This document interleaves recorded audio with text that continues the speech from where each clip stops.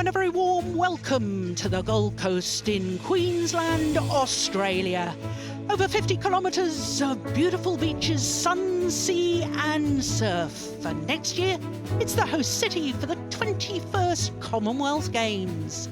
But this week, we're here for the 15th staging of the Total BWF Sudirman Cup, the World Mixed Team Championships in the sport of badminton.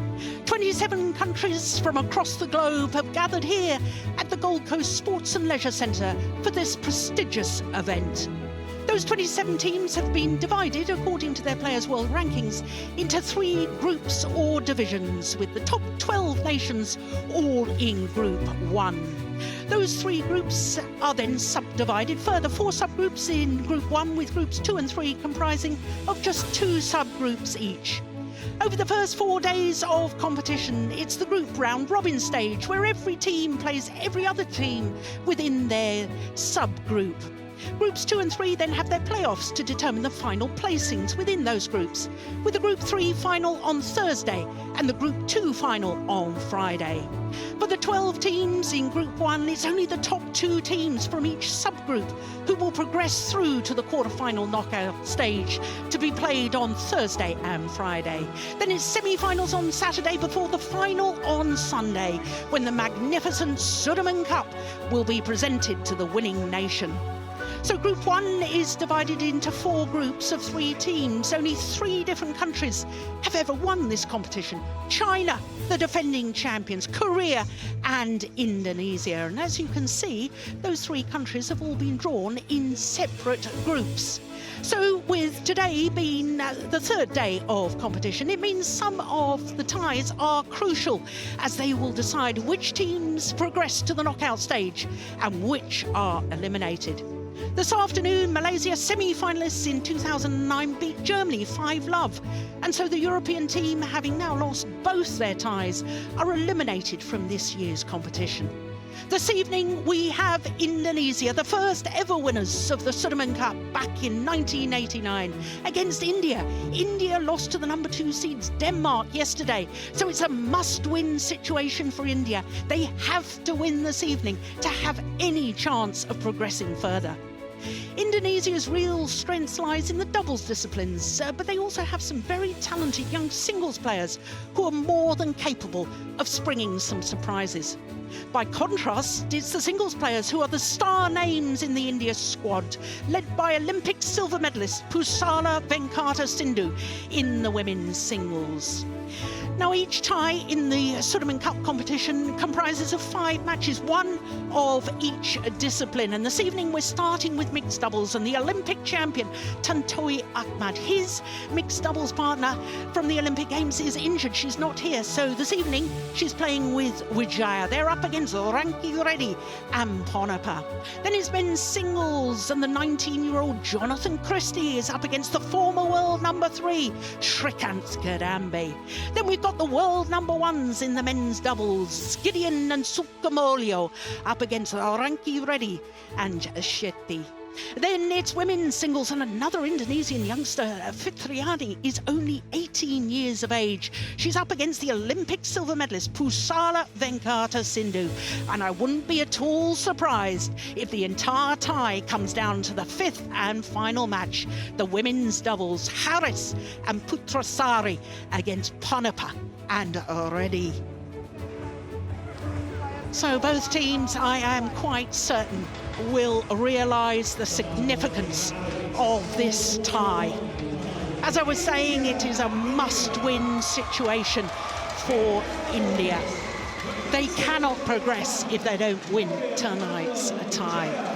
But it's so much to look forward to, and I have to say, sitting next to former head coach of the Danish team, Lars Ulrich, well, we enjoyed India's match yesterday, you especially, because of course they were playing against Denmark. But looking at the lineup, you and I were discussing before the players came onto court, this is any teams for the taking. Yeah, well, we are facing a very interesting team match here with some very open games, and I hope your prediction is right that it will come down to the ladies doubles in the 5th match. Yeah, wouldn't that be fantastic? Well, mixed doubles selection, we were surprised yesterday when this pair from India were selected. 16-year-old Rankireddy. We had never seen them in international competition before as a pair. Indonesia is and closer to here than India, so India may choose black or red. Well, the umpire, red, Frick black for you. Cox, just doing the toss of the coin. This young Black. pair from India went serve. the full distance, 21-17. On that They were side, beaten in the deciding game in 1 hour and 10 minutes against the former world number ones, Fischer Nielsen and Pedersen. They really did put up a magnificent fight. But equally, I think it's a bit of a surprise, the Indonesian mixed doubles pair, because of course Indonesia also boasts the former All England champions, Praveen Jordan and Debbie Susanto, but they've gone with this man, the Olympic champion, Tontowi Ahmad, 29-year-old from Banyumas, southwest of central Java. Of course, his Olympic winning partner with whom he has also been world champion and world number 2. But his partner today, Gloria Emanuelle Widjaja, 23 years of age, a former world junior champion in the mixed doubles discipline with Prasetya. She's from Bekasi in West Java. Now, don't pay any attention to their world ranking, their current world ranking of 134. They've only got 2 tournaments towards that world ranking, and really to get any sort of a realistic ranking, you need at least 10 tournaments, so don't be deceived by that.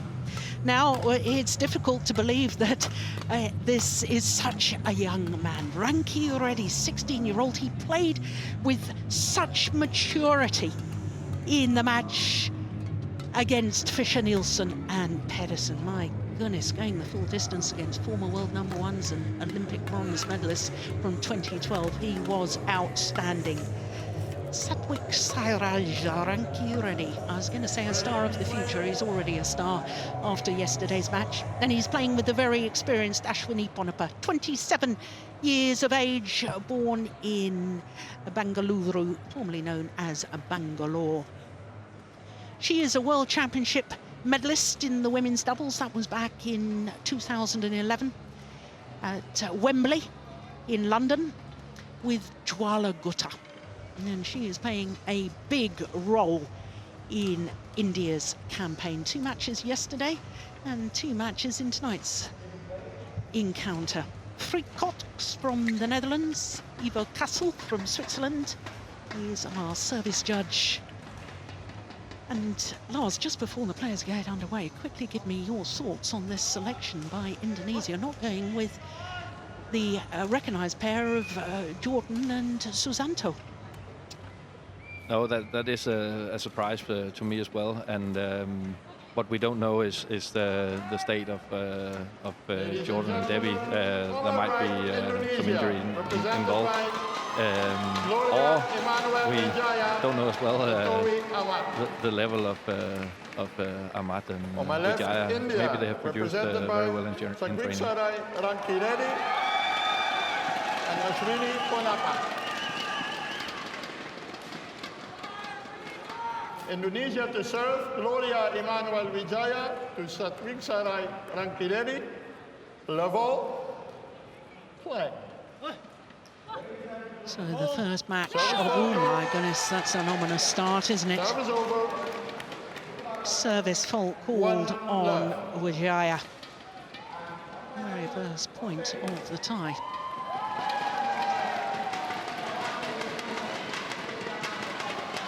She's a very tall lady, is Widjaja. 182, just about 6 foot tall. 1-all.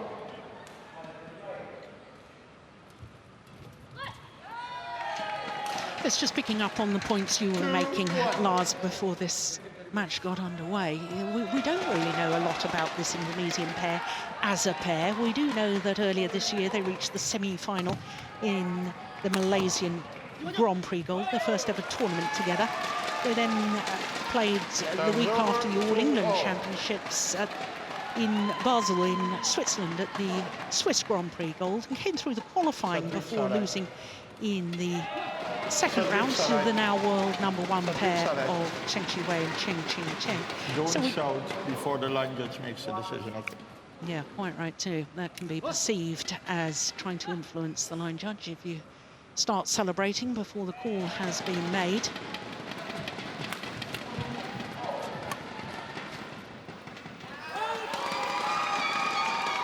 Service over. Yeah, when we don't know much about them, then of course the opponents won't know much about them as a pair, but that's equal on both sides of the net because both pairs are very, very new pairings indeed.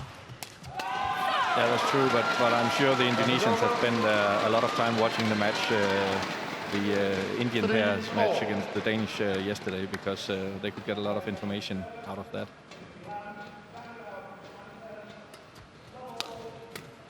Oh, that's nice.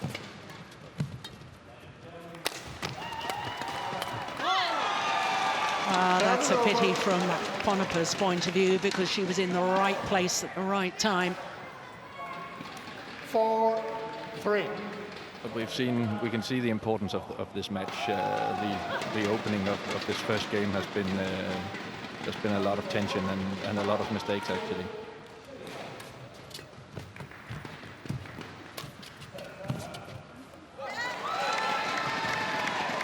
Service over. 4-all.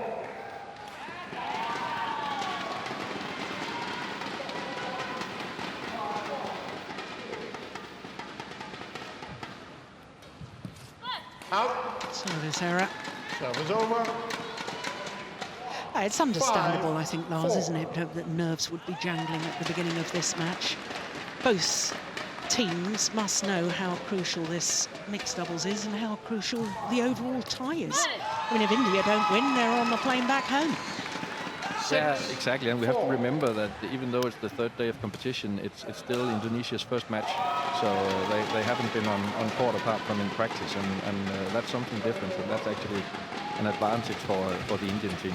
Yeah, very good point. Serve is over. 5-6.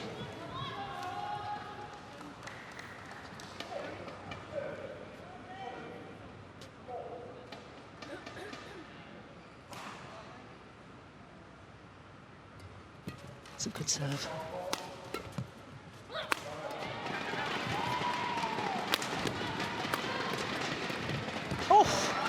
Oh, it's just long.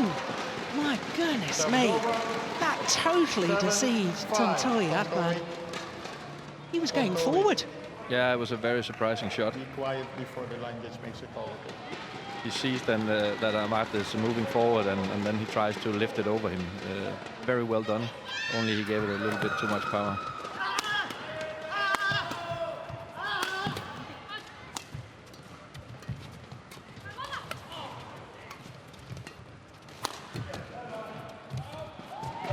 That's a good rally.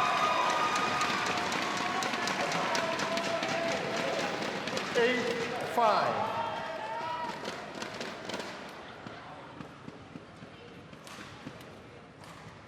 Change it.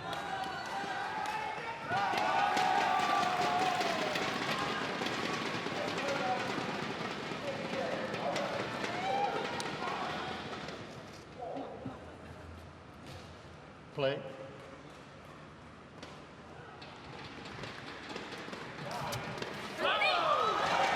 Serve is over. Yeah, got the lucky net cord on the return of serve. 8. So I know you coaches keep telling me that it's not lucky, that players really practice to such fine margins that, in essence, is what they're trying to do. Getting as close to that net as possible. Yeah, and especially if you know from your video analysis where the service will be placed, then I would say at least 3 out of 5 times if they go for it, it's possible to hit the tape and play it over. So it's wow. It's not very lucky, no. No.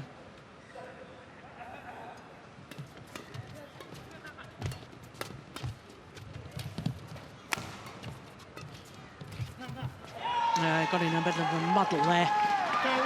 Rankireddy and Ponnappa.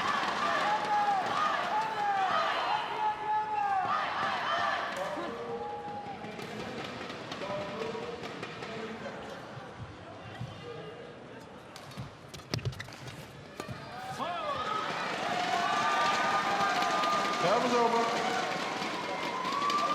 7-10.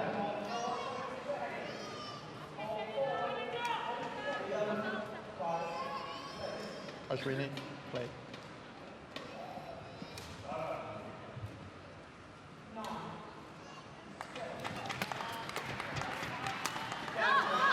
Yeah, that's clever again, isn't it, from Rankireddy? Yeah, and that's also what we saw yesterday, that he plays with a quite impressive maturity, and to be able to do this already 2 times is very impressive.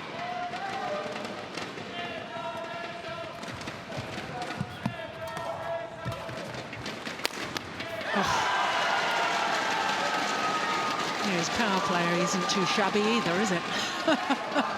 That's impressive. 9-10. No, he hits it with a lot of power when he gets time to get behind the shuttle and can make the full power smash.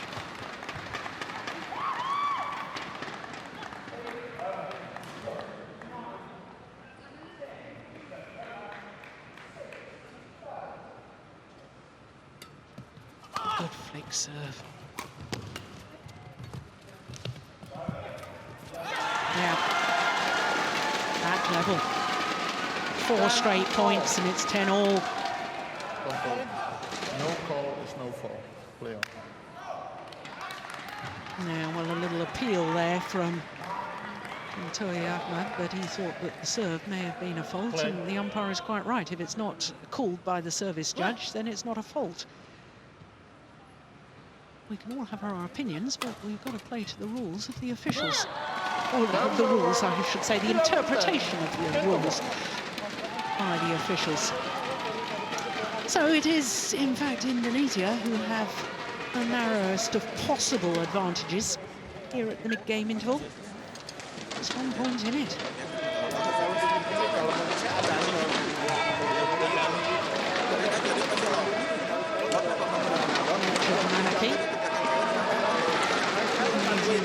Mixed doubles coach.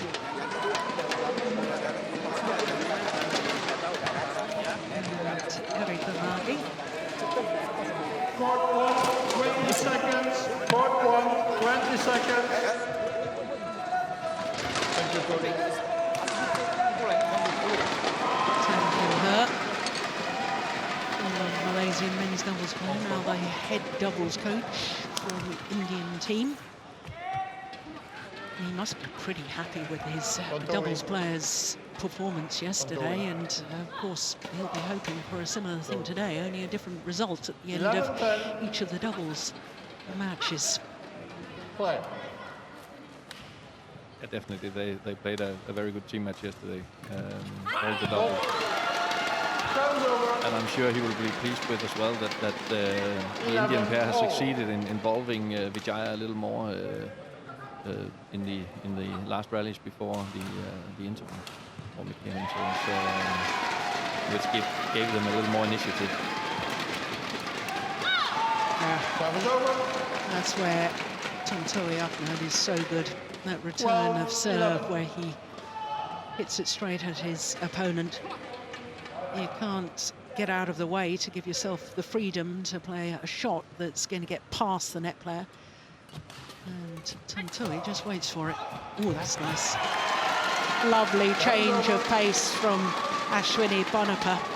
But I think, Lars, the thing that's so impressive, and what really impressed me yesterday, we were talking about it after the match and earlier today as well, Ashwini Ponnappa, her tactical awareness, the instinctiveness to be in the right place at the right time. But not only that, the vision to see the gaps, where she should be playing the shuttle. That was very impressive yesterday. Indeed it was, and in this situation we were talking about in the rally, the previous rally, it was amazing that she could control the shuttle as well, because that's much more difficult than it looked on the TV.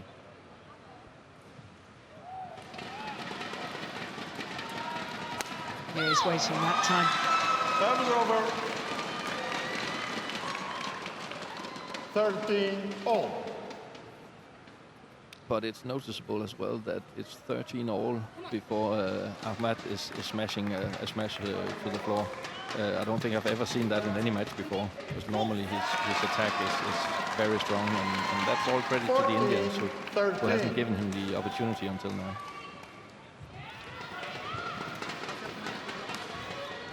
Yeah, that's a nice angle.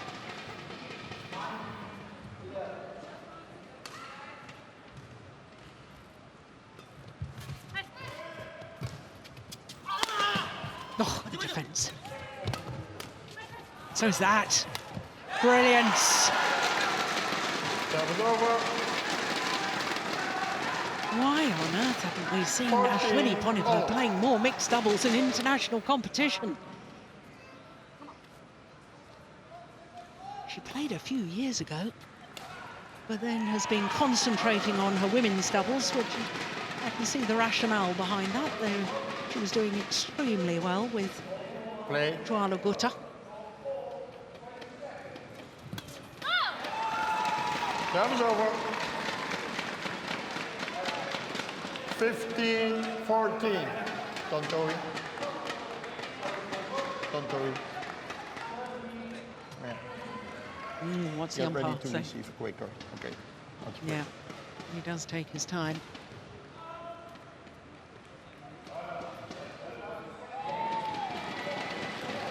Play.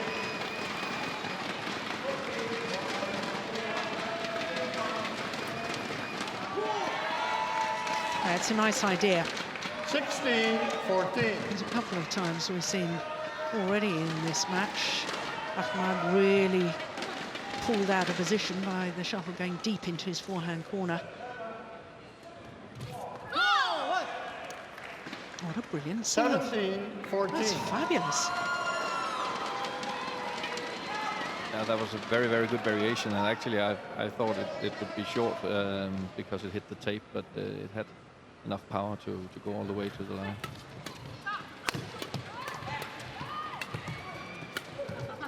Oh.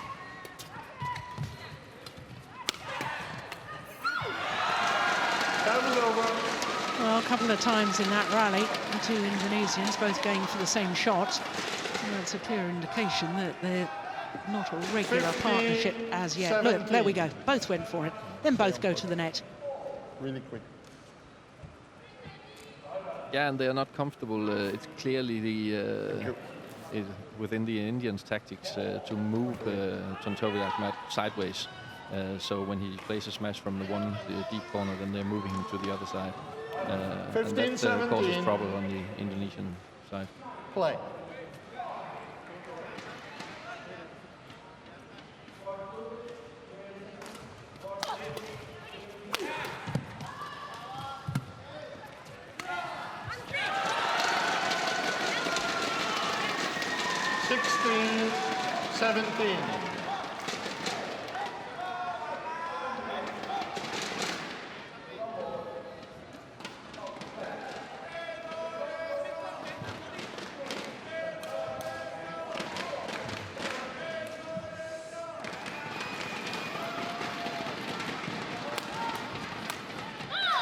He's really looking for that flick serve now, isn't he? Tontowi Ahmad. And it was a little bit too, maybe a little bit too short, so he was able to go back for it. And do you think she's maybe flicking a little too often to him at the moment? I think the last three serves have been flicks. Yeah, because when he knows, and with the power he's got, with the smash power he's got, then you can't give him a lift where he knows it's going to come. But they're struggling, both serving to Ahmad. He has killed the low serve the last two times from Rankireddy. So I think they need to come up with a new solution to when they're serving to him. Yeah.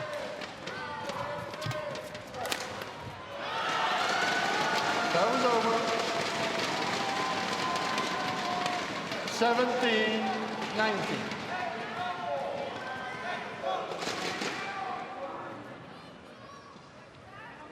So what's he going to do this time with his serve?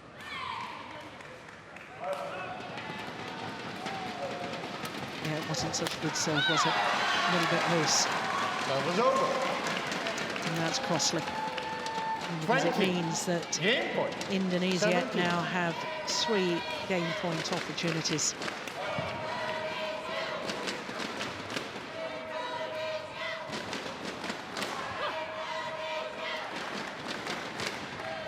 Play.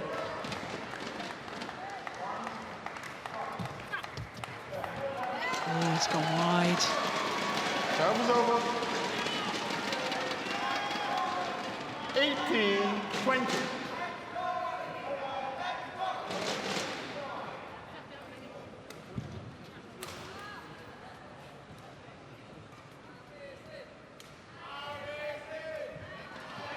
That's a good serve.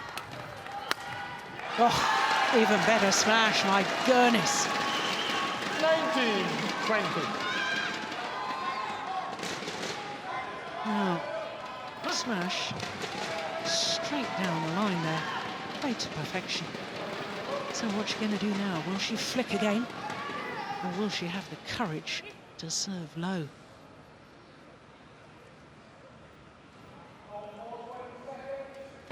Yeah, she had the courage, and it's gone wide.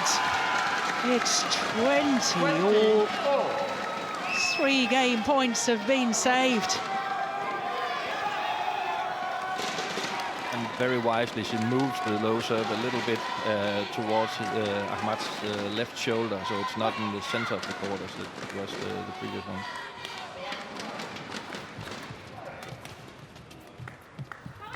Brilliant, brilliant.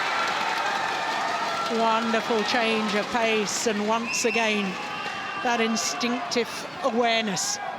Look, she'd been covering her forehand side and then moves instinctively to intercept towards the backhand side of her court. 20. So on a run of 4 straight points now, India have a game point.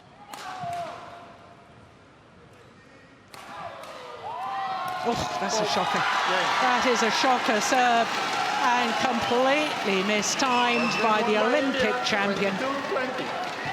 22-20 on a run of 5 straight points, saving 3 game point opportunities. And India had taken the opening game 22-20.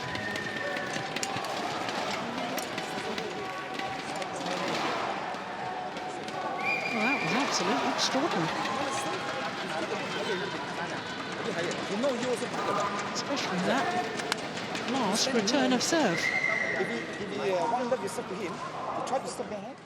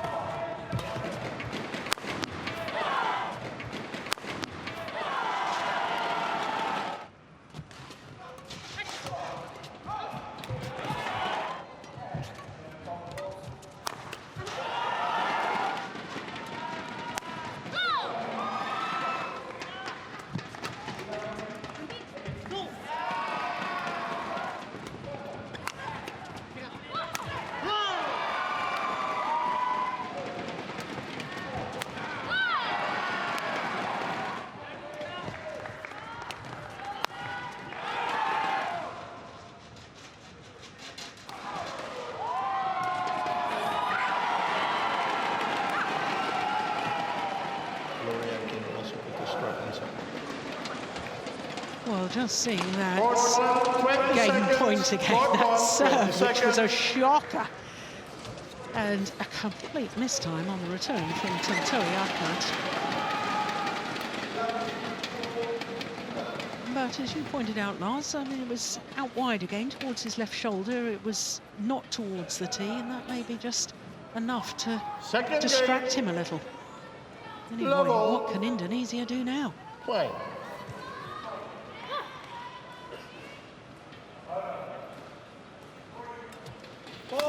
Oh, service fault called. Struck above the waist, says Ivo Castle.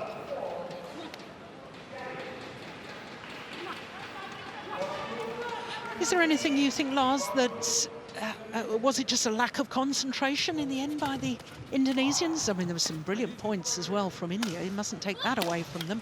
But is there something different tactically that the Indonesian pair should be doing? Yeah, well, I think first of all it was very impressive play by Ashwini Ponnappa, who in the beginning of the game made a few mistakes at the net, but kept her confidence and kept playing and was finally decisive towards the end. And she solved the problem of serving to Ahmad. Maybe she was a little bit lucky. I don't think it was intentional that it was that high, the last one, but it ended up being a very, very good choice. So the Indonesians, they have to play more of the court, so they keep her a little bit more out of the play, not entirely, but they have to put more of the play towards Rankireddy, as they did in the beginning of the match, actually. Good rally. Oh my goodness me. Fabulous rally. Oh, good judgment. Real intensity in that rally. Yeah, and good quality, and this coverage in the round ahead of the net from Widjaja is very, very good and very important, because that means that the flat drive doesn't go to Ahmad's backhand, so he can concentrate on covering other areas. Good interception from Ponnappa. And again, as we saw several times yesterday, she manages to lure the opposition by playing a neutral shot, and then she's covering in over her head. See? This one, it's actually Rankireddy who plays the first shot, but she's ready in over her head, and it's almost impossible to get past her there.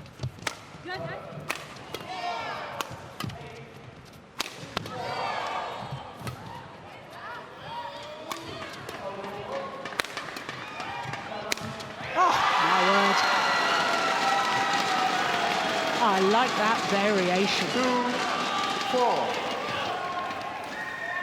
2-4. There's a half smash. Then the real angle to finish.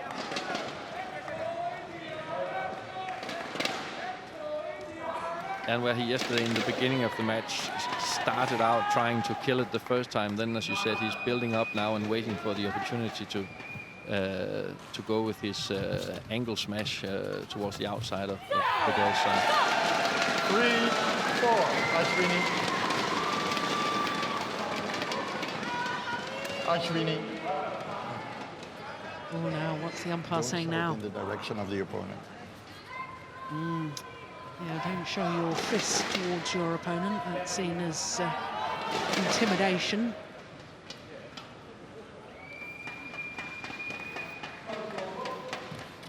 Out. Well, it's Serves over. 5-3.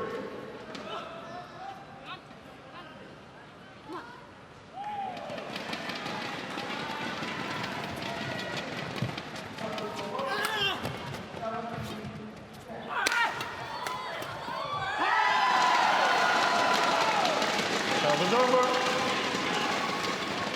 Yeah, no wonder they're happy. Indian coaching bench. Look at that delightful block from Ponnappa. It's nice the way she moves forward afterwards as well, isn't it? Yeah, and it's actually very impressive, this one, because there was a completely mistimed smash from Ahmad, and normally that's when it comes over, it's very hard to return, because the timing is totally different from what you would expect.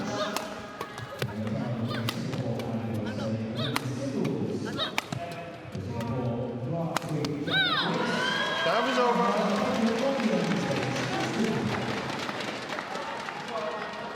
6-4.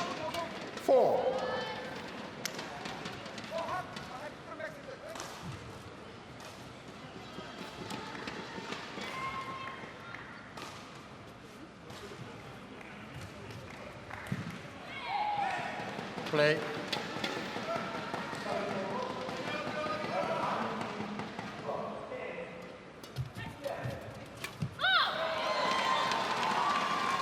Seven, 4.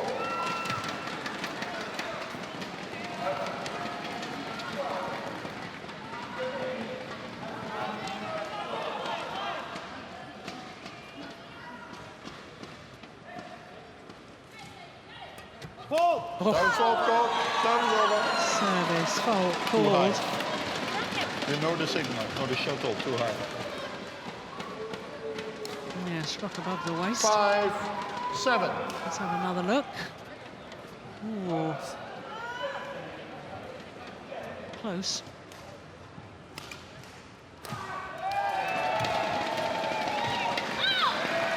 Service over. 8-5. Rankireddy, stay on court.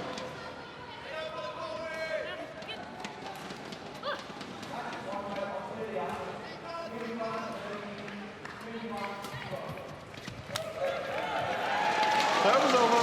And that's a brilliant variation from Ponnappa here in the service return, because they have used the half-court return to Ahmad's backhand a lot, and he has been ready for it the last couple of times. So very well played, and that's why he's so surprised that it comes to his forehand. 7-8. No. Play on. Play on when you're serving. You can sense a bit of frustration on the Indonesian side of the net.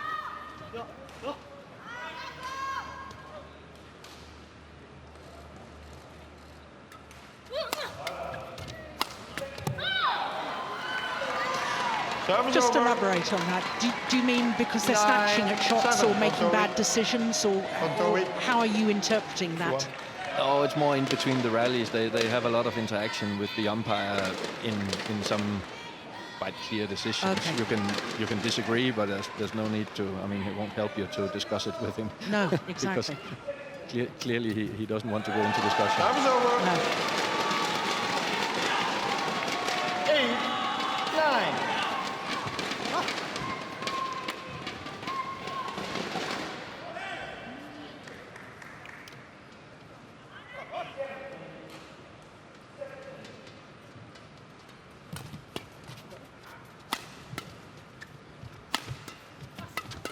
That's amazing anticipation from Ponnappa.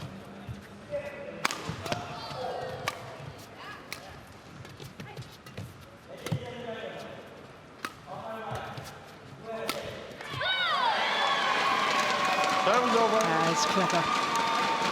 Very clever. Took a bit of pace off the smash. 10-8.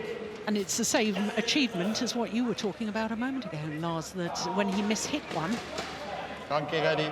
comes at a different pace from what you expect, and then the timing's off. Exactly. And to his credit, this one was on purpose. Yeah, exactly.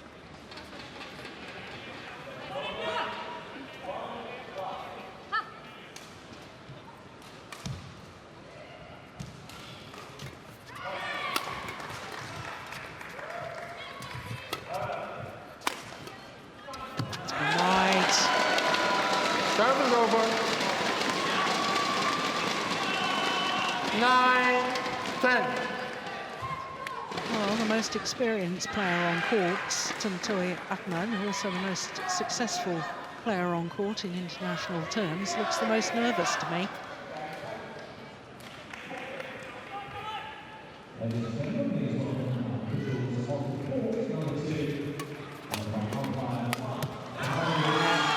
But they have the advantage at the mid-game interval.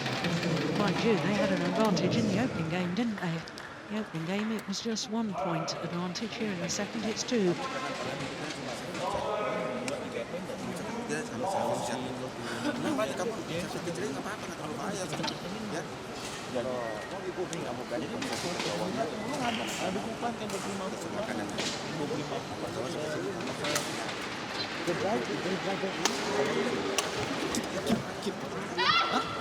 Other than that, if everything is good, don't go forward. Go to everything. Court 1, 20 seconds. Court 1, 20 seconds. Thank you, coaches. It's very nice the way that Ponnappa is just smiling at her partner, giving him reassurance, encouraging him. On court Taking now. the captain's role within the partnership.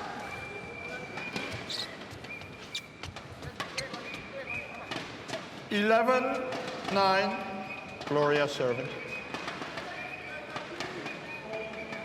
Play.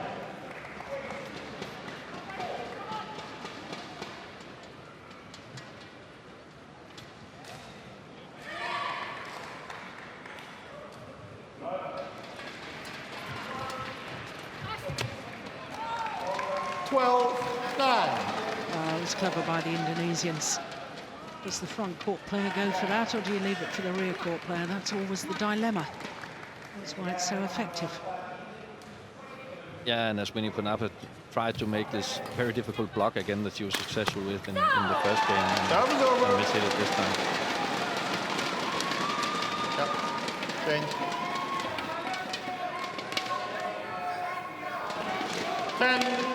10-12.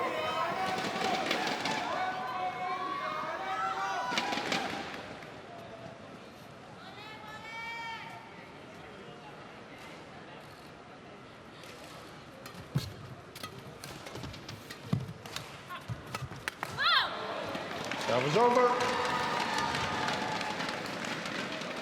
13. Well, she's very, very good at the round the head intersection, but on occasions like that, where it's so flat over the net, I wonder whether it'd be better to try and play a backhand. Yeah, it probably would. That was over. But there's no time to change your decision. 11, so she has, when she moves towards the shuttle, she has to decide whether she wants to go it around the head or with the backhand. Yeah. The only option is to leave it, and I'm pretty sure Rankireddy was not ready for it had she left. Oh, that's good. That's good. Hustle from the front of the court. Yeah, he reads the game very, very well there, Ahmad, and just forgets about the backcourt and rushes to the net because he has a feeling that that's where Rankireddy will play.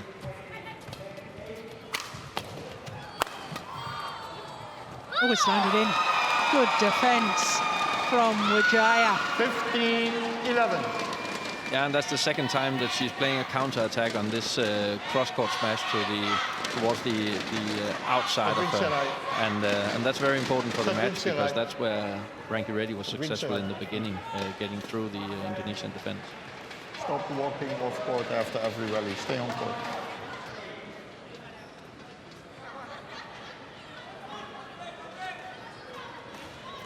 (15-11).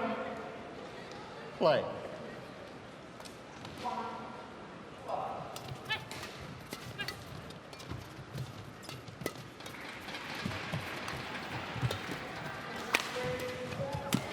Yes, well worked.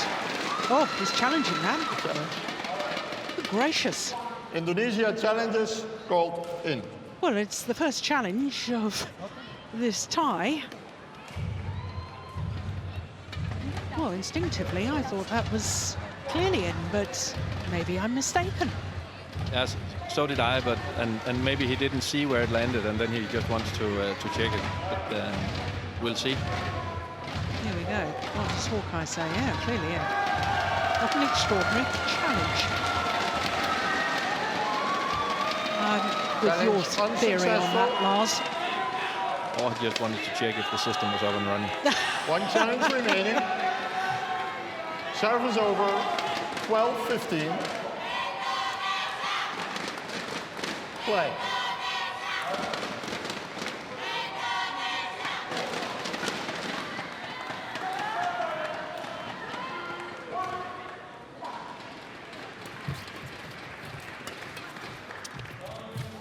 Oh, that's nice.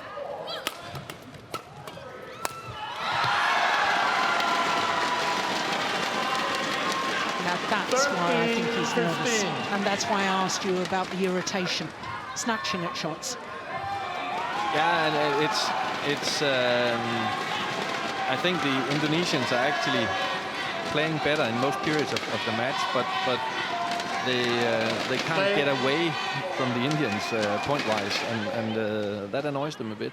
And I think can the Indian pair stay within reach like they did in the first game, then they can become very dangerous in the end. Yeah. Oh, that's well taken. Seven over. But Rankireddy has shown very good touch at playing these net shots or blocks from the midcourt, but he has to vary them a little bit because now, especially Ahmad is very aware that he wants to play them all the time and is rushing to the net and Ashwini is receiving. trying to punish it. So he needs to play it flat or over sometimes as a variation. Change.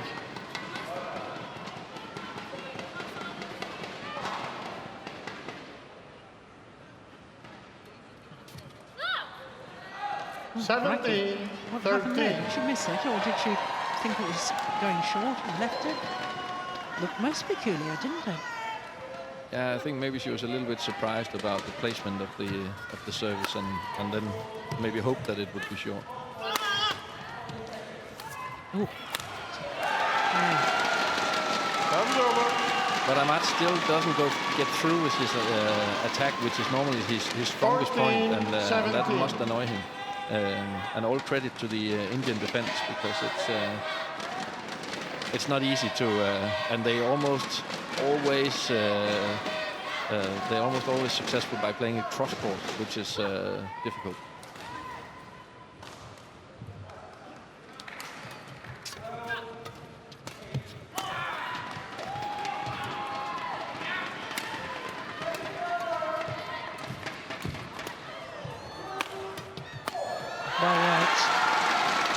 Almost like a level doubles there. She's so 15, competent 17. and clever from the back of the court, Ashwini Ponnappa, that it allows her partner Rankireddy to go forward to the net when he feels the need to. Back on court. And Tontowi, put the strap inside. Strap. Yeah, and she has a lot of smash power from the backcourt, so it's not so important if they change the formation and Rankireddy is at the net. Play.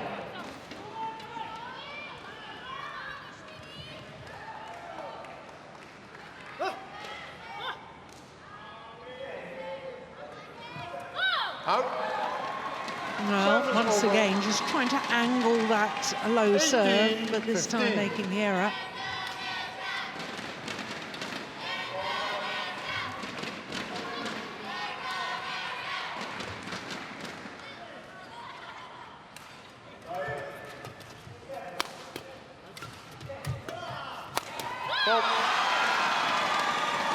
Well read by Widjaja here.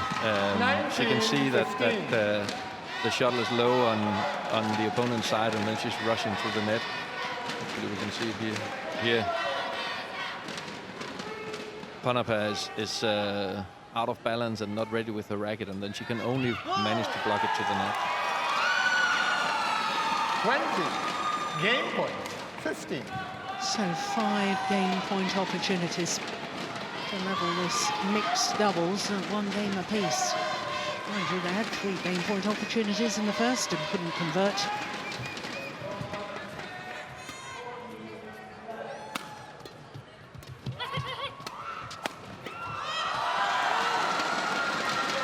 Serves over. 16-20.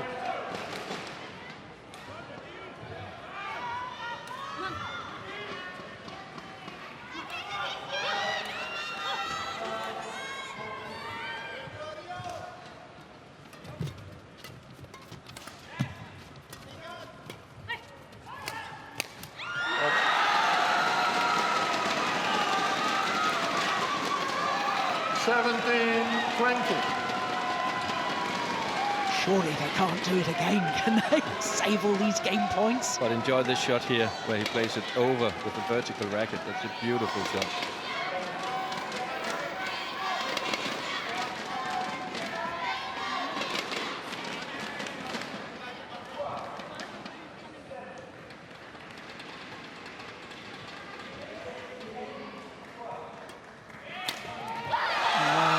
Sierra's waiting for the flick serve, and it is 1 game all. 21-17. 21-17, 1 game all. Yes, we will be treated to a 3rd and deciding game.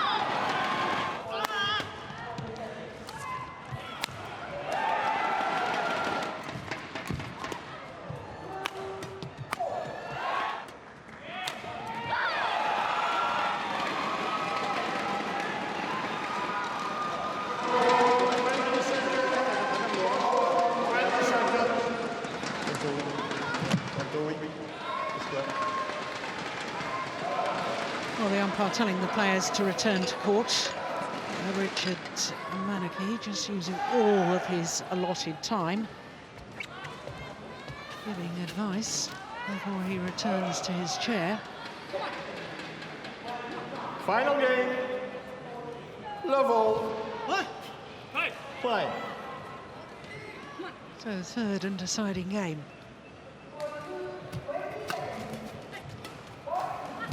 Now, all logic, Lars, tells me that the experience of Tontowi Ahmad, current Olympic champion, former world champion, 3 times All England champion, but with a different partner, that his experience now, that it's 1 game all, he should settle those nerves that we've suspected. Oh dear, there you are.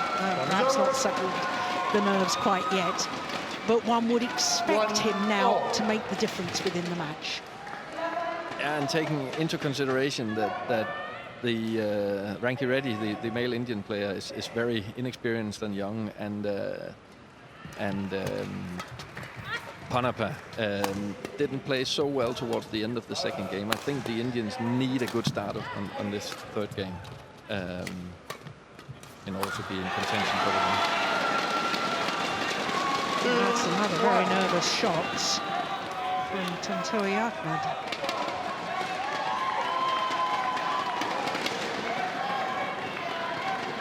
It's interesting, Lars, because you and I were discussing yesterday about the dynamics of playing within a team. When you come from an individual sport, which is what badminton is, you get thrown into the team environment. Some players are inspired to raise their level even higher, and some players feel a little bit intimidated. We talked about Chen Long's record in team competitions, the World Olympic men's singles champion. And I'm now looking at Tontowi Ahmad, and I'm asking myself the same question about his reaction. Is he feeling the burden of responsibility? He's the Olympic champion. He's supposed to be the banker, and perhaps that's affecting his play. I think it does, and I think he knows the importance of this first match. And right now, when of course it was nice for them to win the second game, but with 4-1 down, it's definitely not a good start to the third. So he'll be thinking, what will I do now? And he doesn't get the help from his partner as he does with when he's playing with Liliana Natsir. So he knows that it has to come from him probably. And let's see how he reacts towards that, and if he can figure out what to do. Yeah. That was over. And it's not that we're belittling Widjaja at all with her skills, but I think Liliana Natsir, 3-time world champion, twice with Nova Widianto. I think within the partnership, she took the captain's role. And I'm not sure Widjaja has the personality to take that captain's role, as indeed Ponnappa is doing within the Indian mixed doubles partnership. No, you can't expect that from her with her age and lack of experience. So it comes down to Tontowi Ahmad to keep the quality from the Indonesian side. Yeah. 5-2. Play.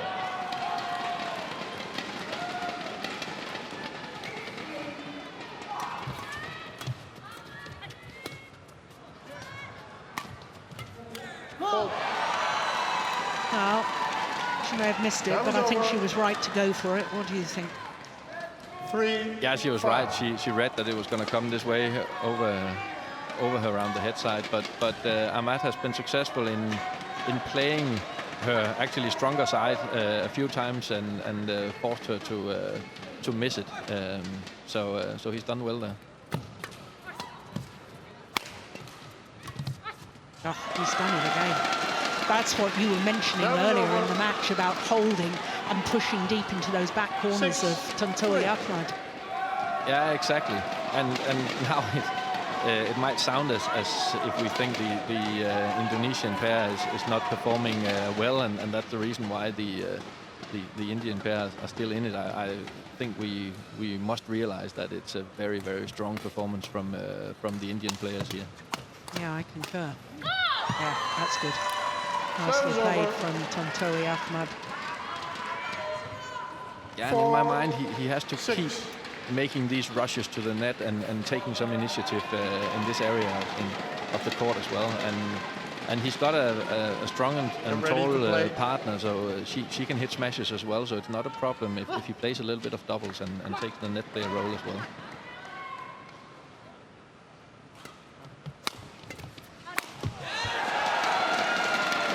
That was over. 7-4.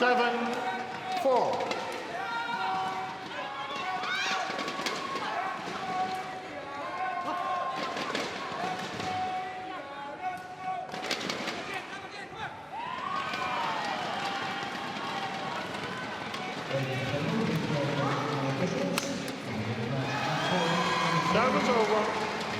Well, once again, Ponnappa was in the right place at the right time.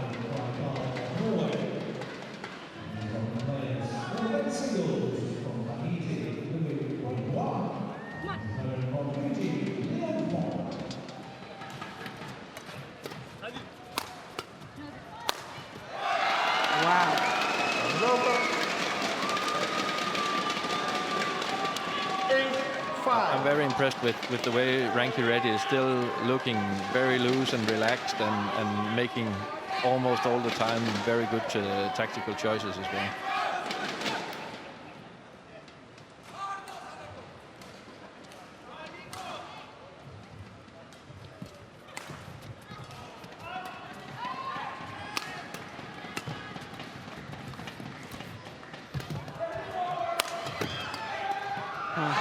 Fabulous badminton. 9-5. And again, Rankireddy shows the touch from the midcourt to play the tight net shots, and this time cross-court where the gap is. Yes, that mid-court shot played across court was the one that set up the whole rally, wasn't it? Exactly, that turned it around.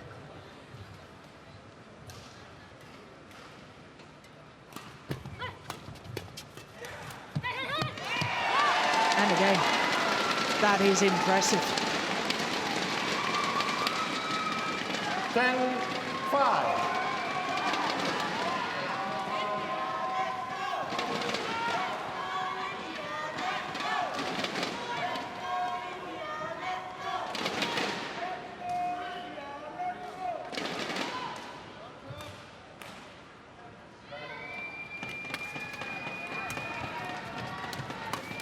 Yes, very, very impressive. And it is India who have a 6-point advantage at the change of ends here in this deciding game. 50 minutes into the match.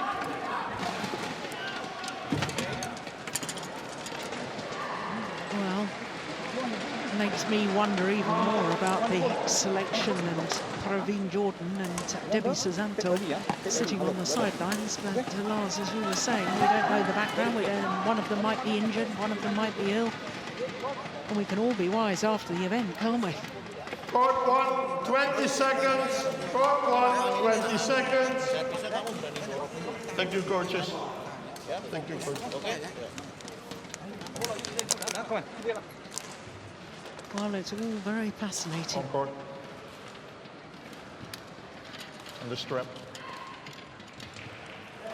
Gloria, on court now. Tontowi. Yeah, and the first points here after the interval will be very, very decisive for the rest of the match. 11-5. Gloria's receiving. Play.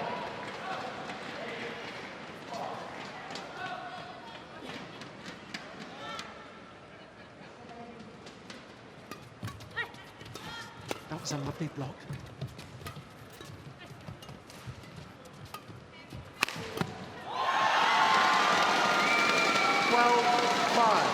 Yeah, and unlike earlier in the game, Ahmad, when he's been to the net and received one of the blocks, then he's running away, hoping to get it to the backcourt, and he won't. Rankireddy won't play that. He will play the block again, so he should stay because otherwise he won't get any lifts. Serve is over. 6-12. We'll make that her second service error. Being faulted once as well.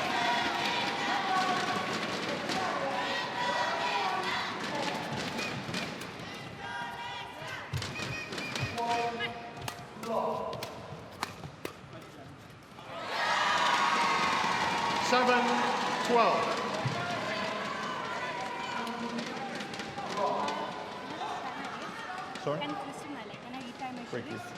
Thanks. Asking to retie her shoelace.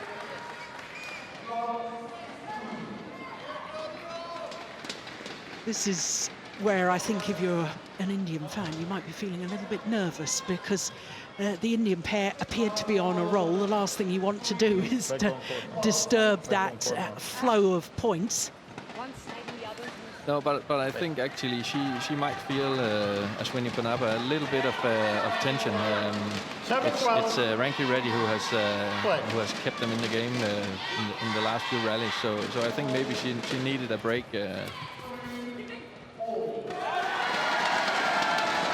Or she actually needed to tie her shoelace.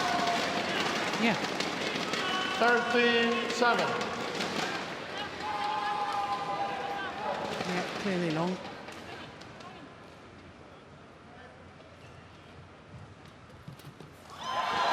Wow. 14-7. And from his expression, we can see on Rankireddy how important it was for him to put a low serve to Ahmad that Ahmad didn't kill on the first shot. It was a very good one too, and very close to the tee this time.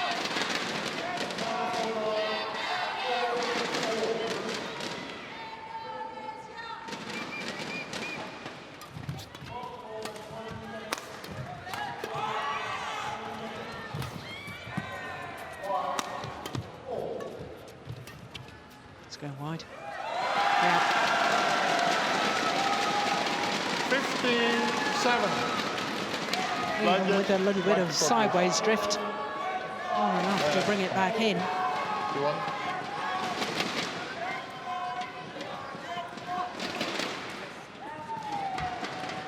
But he plays with great confidence and patience, Rankireddy. It's very impressive.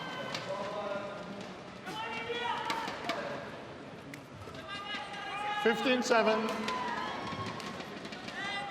Play.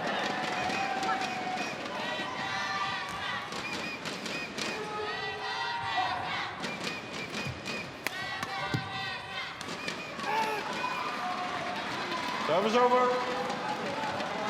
8-15.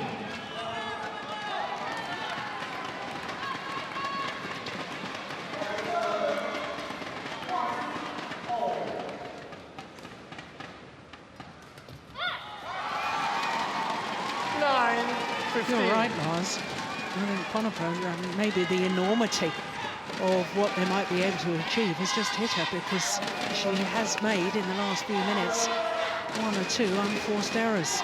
And prior to that, she'd been outstanding. Yeah, exactly.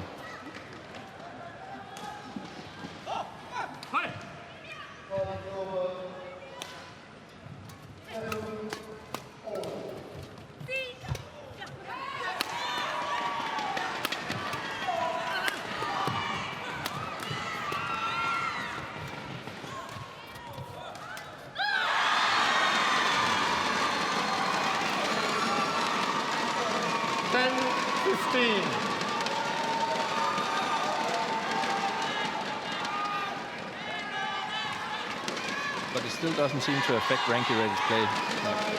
He's still making very good decisions and playing great quality. That's again very impressive.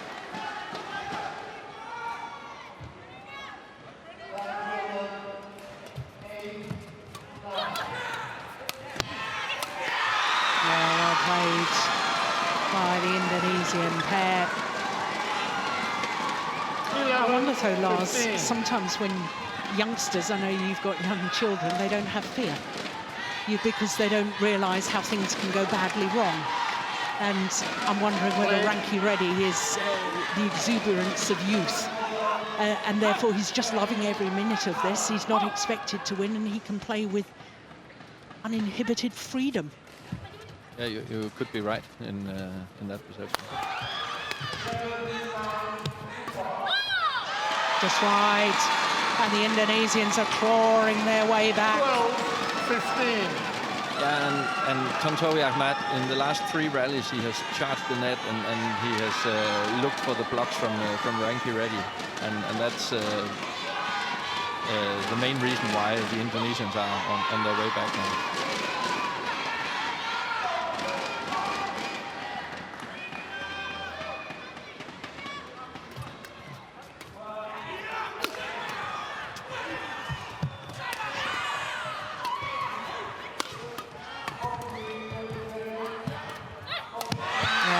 Taken. My goodness me, this is a thriller. 13-15. 6 straight points.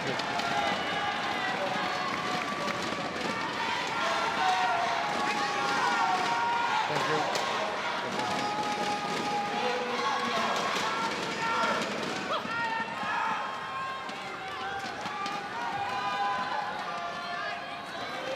And I don't feel the Indian pair is playing bad now. It's just the Indonesian pair who are playing up to their ability now. It's 7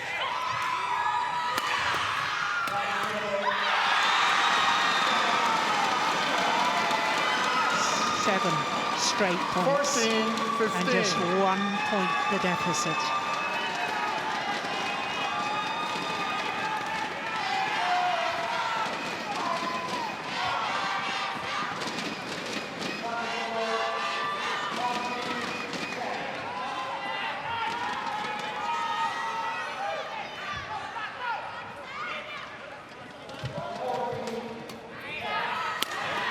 Swing's gone, hasn't it?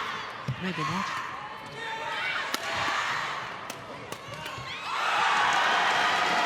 Over. No, I think the racket was fine. Just sounded a little funny to me. 16-14. Oh, a little respite for the Indian pair. They needed that point.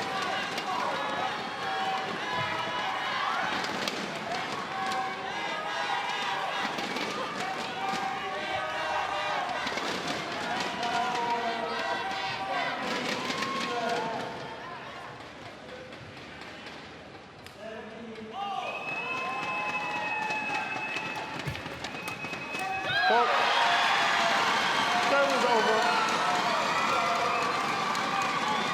15-16.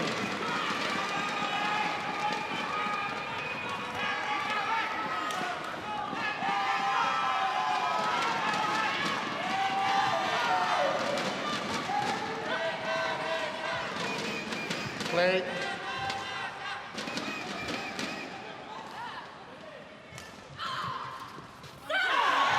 Service over. Indian pair keep their noses in front. 15. was a good return of serve, wasn't it? Yeah, that was a very good variation and very soft actually. This meant that Ahmad had to give it more speed than he actually did. Clever. That's great awareness from Widjaja. 16-17. Saw that Ponnappa was waiting, committed to that backhand defence.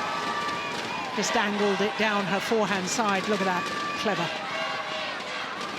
And with a touch of slice, that makes it a little bit softer and steeper. That is over. 18-16. Yes, you won.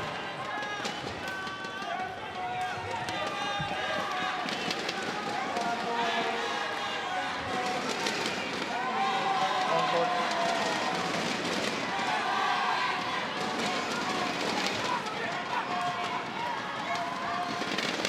18-16. Play. So we've just gone over the hour mark for this opening match in the tie. And still anyone's for the taking. Good smash. 2 points away from taking this mixed doubles. Oh, Rankireddy and Ponnappa.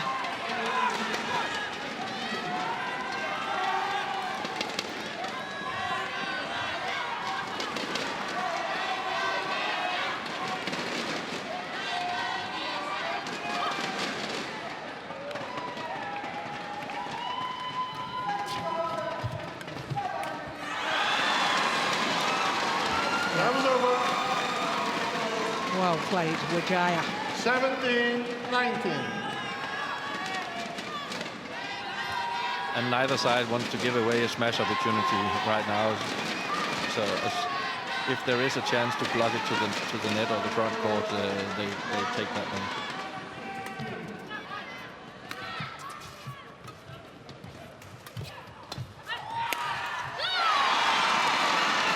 That was a lovely little push from Gloria Widjaja. This one coming up now, that one. And every time the shuttle is below the tape on the Indian side of the court, then Widjaja is rushing to the net because she knows that their first choice is playing the block, which is very clever. 18-19. So once again, just 1 point in it.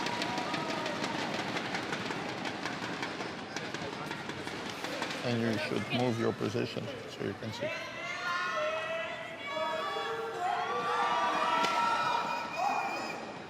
Play.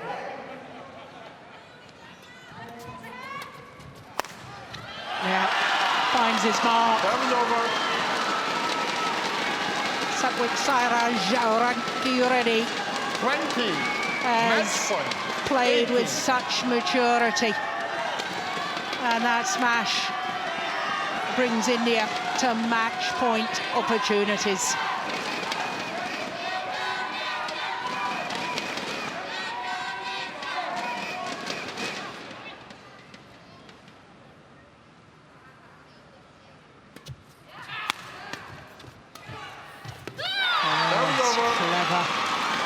Goodness, I thought he was going to smash that as well.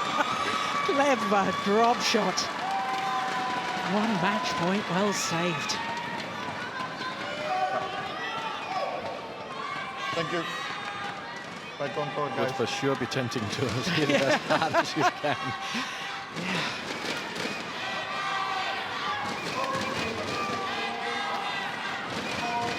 Yeah. 19-20. Play. 19-20. Still match point for India. Good serve. They've done it! Would you believe it? The 16-year-old Rankireddy has come of age here on the Gold Coast He and Ashwini Ponnappa have won the opening match within the tie. Next time, go to your opponent first. Against Indonesia. Well, Match he won by can be India, forgiven for his 22-20, exuberance 17-21, 21-19. in celebrating before shaking hands with his opponent. What a result for this Indian mixed doubles pair, beating the Olympic champion Tontowi Ahmad with his new partner Gloria Widjaja. 3 thrilling games. 21-19 in the deciding game. Well, that was absolutely extraordinary. They had to save 3 game points in game number 1 before winning it 22-20. They then lost the second to 17, but in the decider, India came back so strongly and closed it out 21-19 in an hour and 6 minutes.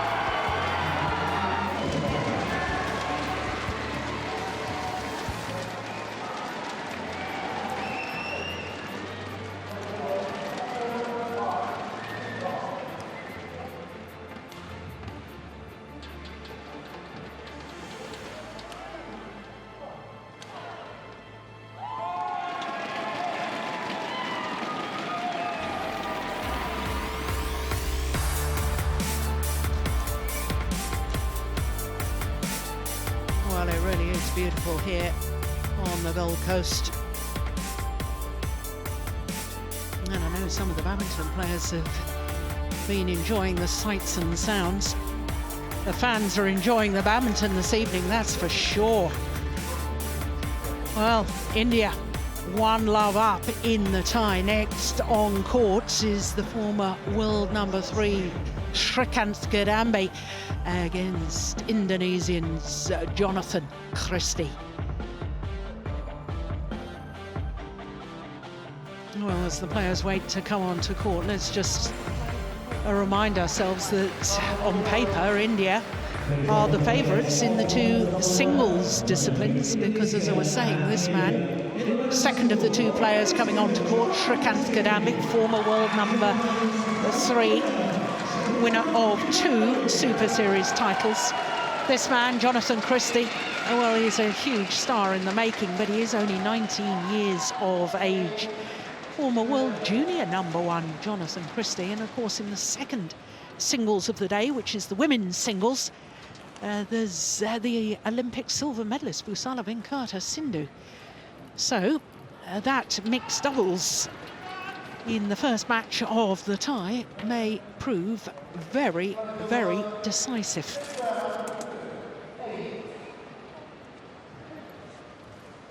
Well, just to give you a little further background information about Indonesia, not only did they win the first ever Sudirman Cup, they've been in 7 finals all told. And in 13 of the previous 14 Sudirman Cups, they've reached at least the semi-final stage.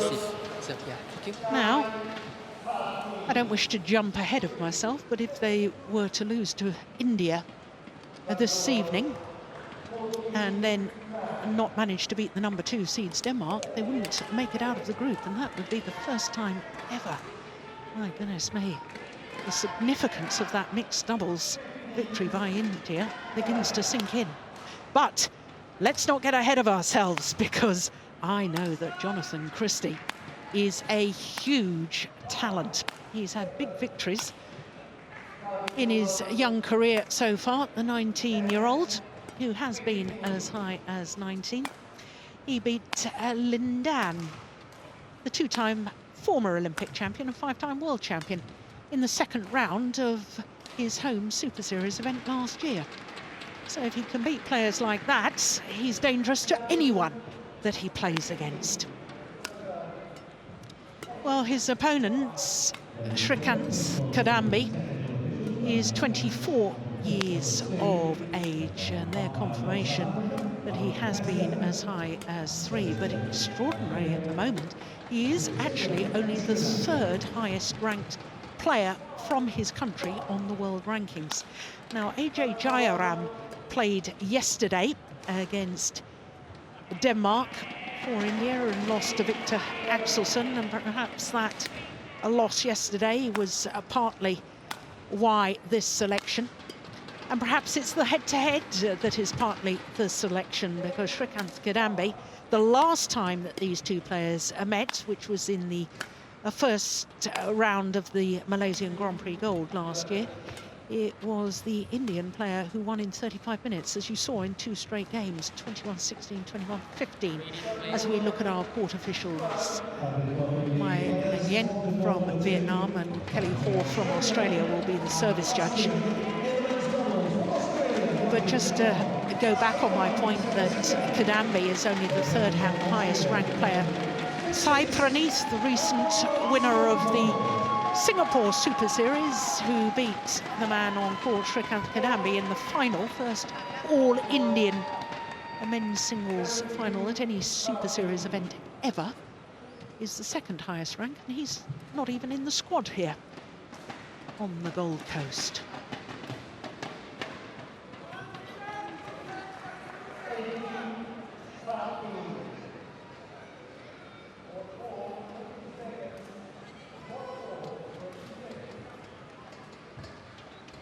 Ladies and gentlemen, on my right, Indonesia, represented by Jonatan Christie.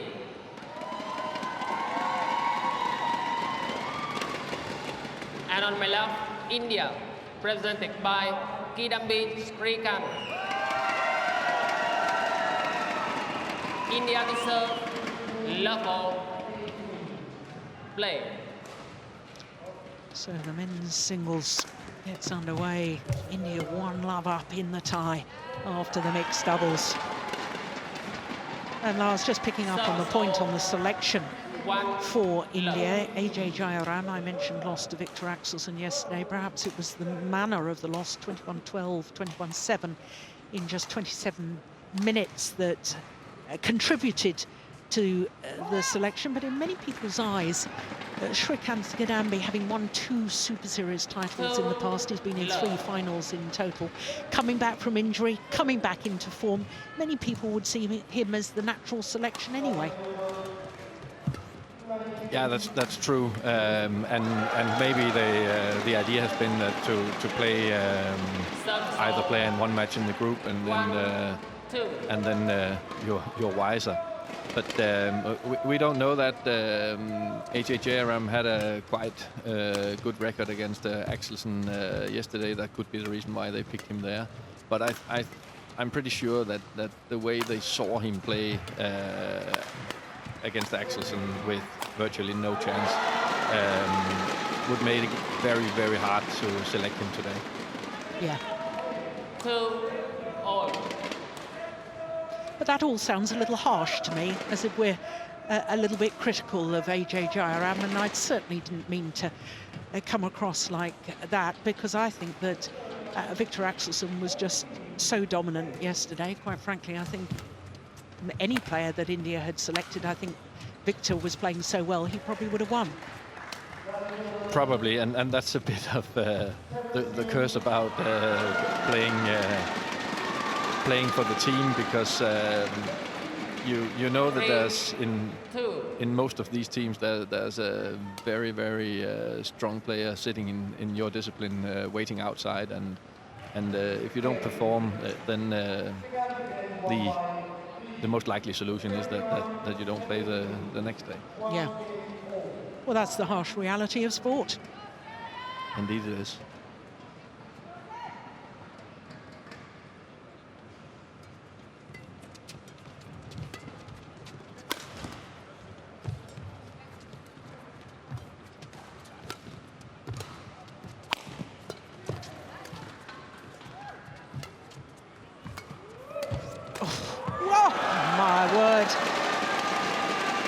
What a backhand. I thought he was in severe trouble there, Srikanth Kidambi.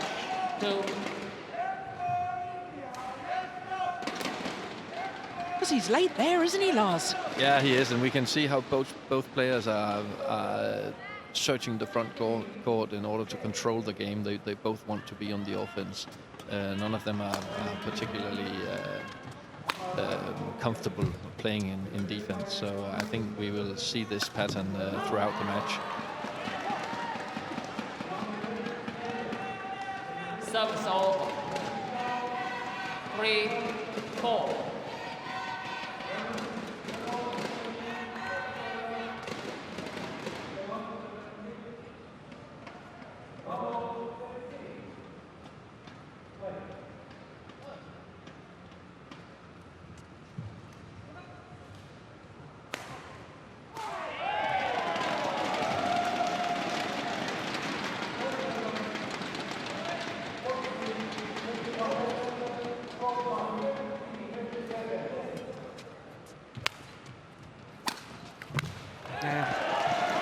Took it early, deep in his forehand corner. Srikanth Kidambi. Service over.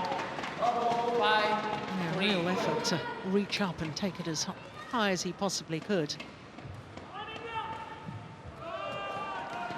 Yeah, and then his attacking shots are normally very, very accurate, close to the lines and hard to defend.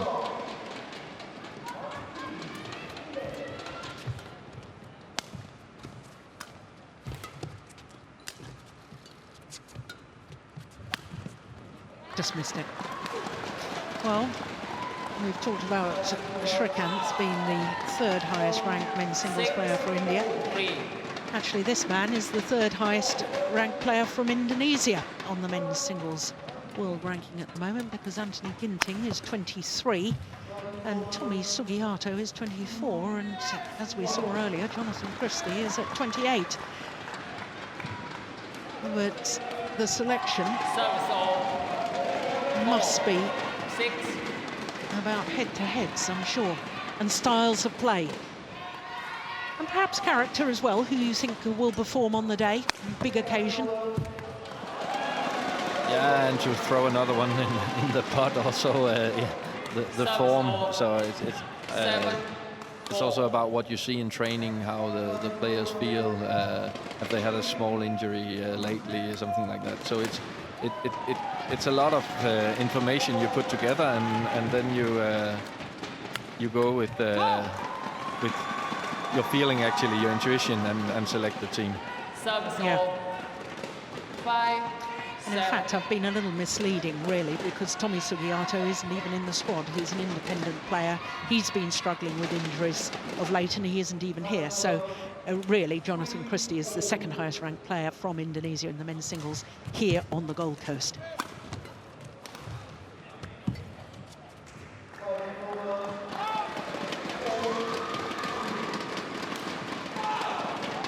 Service all. 8. It's very interesting to me, though, Lars, that you talk about you as a coach watching players in training, seeing how they're feeling and so on, because so many players, I think, maybe rely too much on, well, I've won this tournament, or I played this event or that tournament and I got to the third round or whatever. And you're putting emphasis on the whole development of the player. If you see the attitude of the player giving 100% and playing well in the training environment, that also counts towards your opinion of that player within the match situation. Of course it does, because obviously you want to put your strongest team on the day.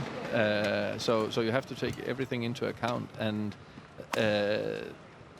like your world ranking won't affect the match or won't win the match for you, and your previous results won't win the match for you, as we saw in the mixed doubles. Yeah. The Olympic gold medal didn't help them, the Indonesians, to win the mixed doubles. So it's much more a matter of the form you're in, and of course the character. And then you could say the experience of playing at this level, and also playing this type of matches, representing your country in the team. Yeah.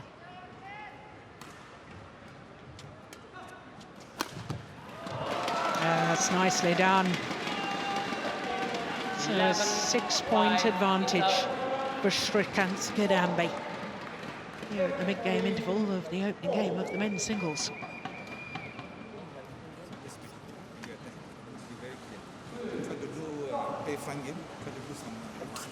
Now, Srikanth Kidambi has become a big star in Indian sport.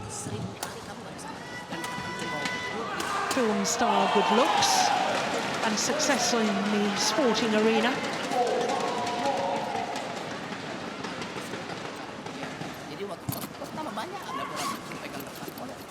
Hawk 1, 20 seconds. Hawk 1, 20 seconds.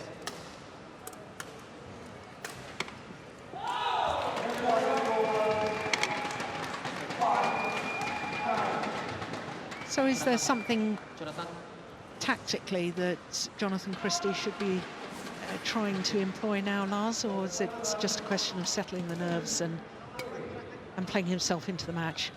No, I think after a good start that he played a little bit too much Kidambi's, or the way Kidambi wanted to play, so I'm pretty sure he wanted to try to take more initiative now and try to be higher in the front court, and maybe play some tight net shots as well in order to create some lifts 6, for himself. 11. Wide by a whisker, that one.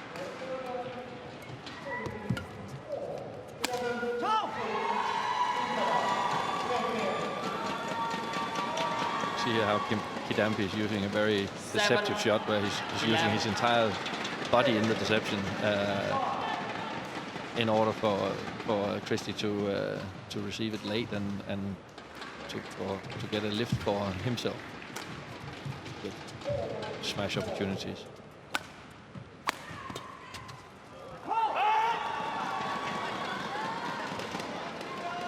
He's a very powerful mover, is Jonatan Christie, isn't he? For a youngster, for a teenager, very powerful legs.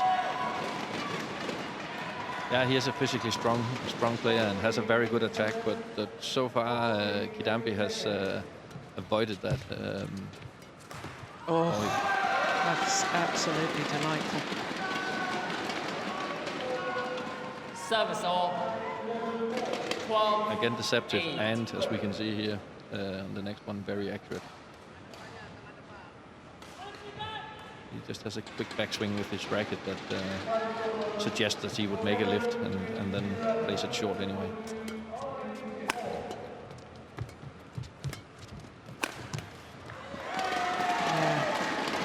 Good variation. Body smash. 13-8. Yeah, towards that right hip.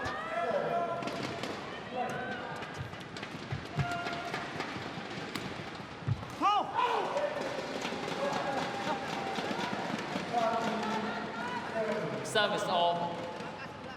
9-13.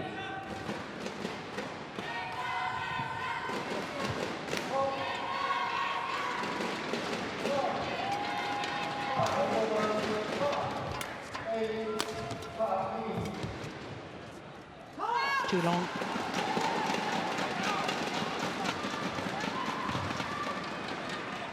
Ten, 13.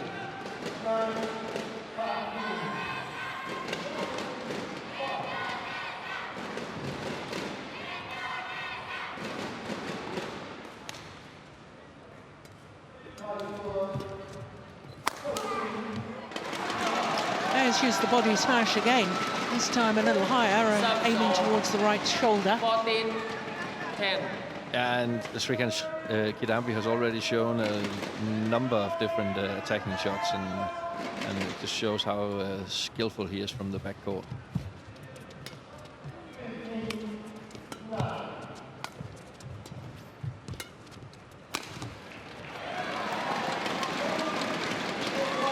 Yeah, he was out for 4 months at the start of the year due to a stress fracture in his right ankle.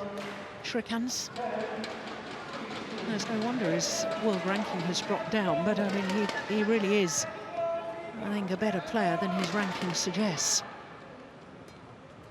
He definitely is. Oh, that's nice. Earned his own luck there.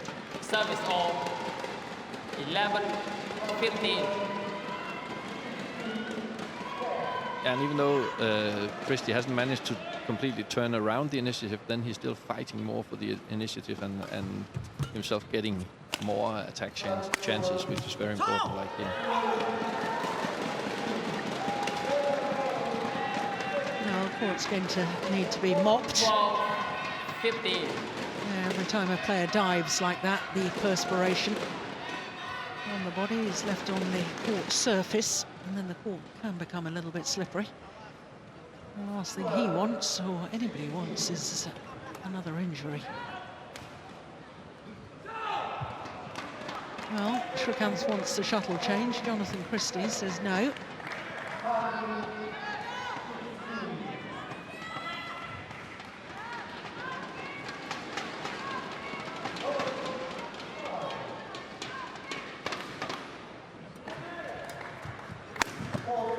Oh, look at that. That's amazing defence. Took that off his right hip. There was nothing wrong with the placement of the smash. It was just brilliant defence. No, and Christie chooses this smash towards the body in order to avoid this type of angled defensive shots. So it was brilliantly played. 17-12.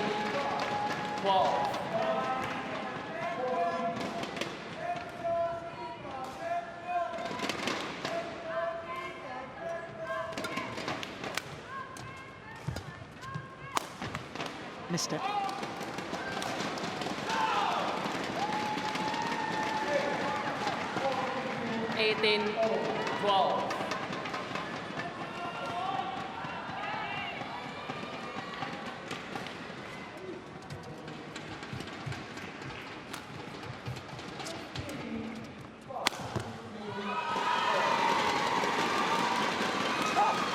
They're both using the body smash. Service off. 13-18. Yeah, and that's, become a normal shot in men's singles, and it's coming more and more in women's singles as well. And it is a very good shot as a variation to the smashes, to better place smash towards the sidelines. And normally it's very hard to play an angle, play the defensive shot, the return towards the side. So you're pretty sure that when you smash, a powerful smash to the body, that the return will be somewhere around the center line of the court. strings went again. Yeah, that's why he made the error. Service of 19-13. And that was a pity for Christie because he played a really good rally and controlled it and had some good attacking opportunities.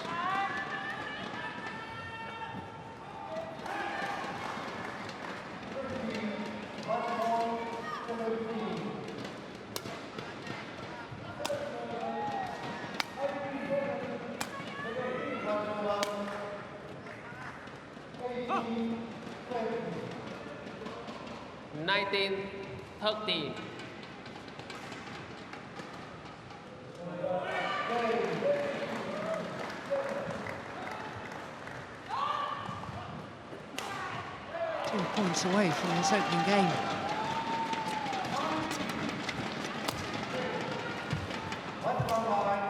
And wide. Game point opportunities. 7 of them for Srikanth Kidambi. Game point 13.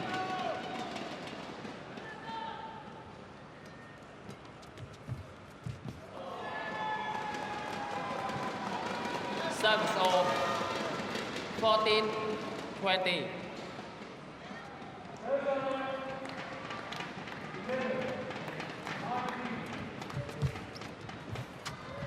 Oh, precision from Christie. 15-20.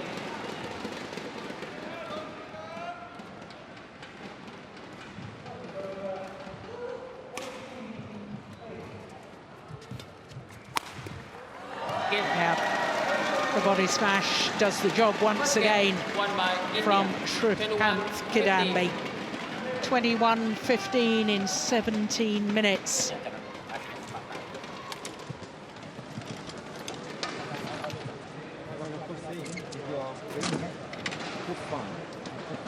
Waiting for him to push you. It's very good to do this. Then if you look past, sometimes position not good. Try not to. I want to chew it. The position not good, don't simply attack. Control it first. Good position there, make good. Pas kamu nggak sadar, kamu nembak salibnya ke silang mati, kamu nggak sadar. Nah, boleh nggak? Boleh kan? Nah ini badminton.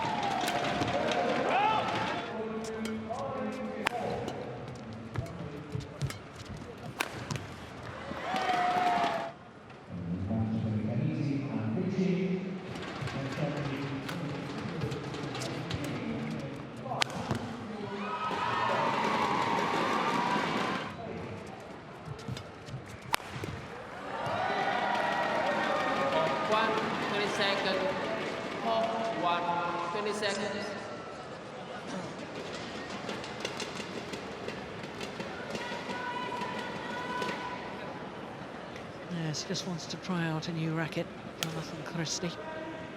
Very much a courtesy amongst the players. Take a new racket, given a couple of hits just to get used to the new racket.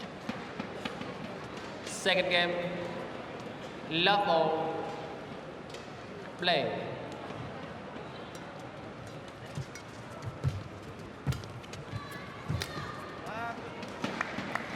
Well, for Indian fans sitting watching this, the excitement must be growing because, of course, with the Olympic silver medalists still to come in the lineup, if India were to go 2-love up, it would be a very, very strong position. For Indonesian fans, well, of course, they've got the world #1s in the men's doubles. They're still lined up. So both sets of fans, I'm sure, are feeling very nervous right now.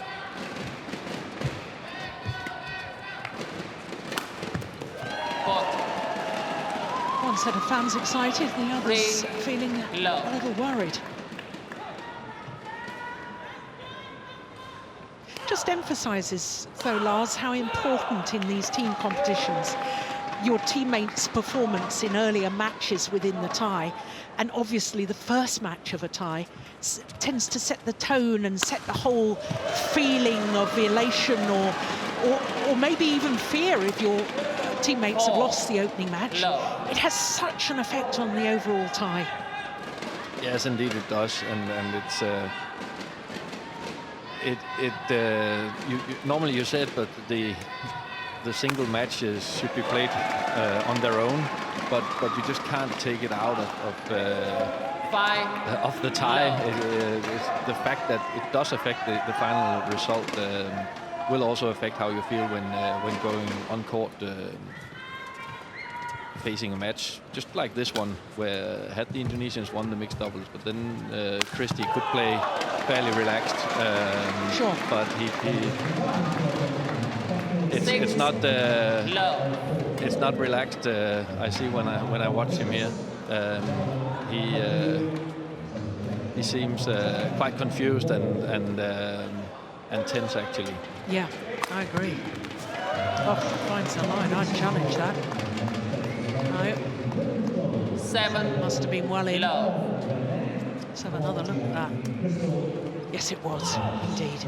Just beautifully placed. And that's what he's so good at, and also what his coach Chan Kim Heo, as I heard him ask him to do in the break between the games, that he wanted him to go for precision in his offensive shots instead of for power.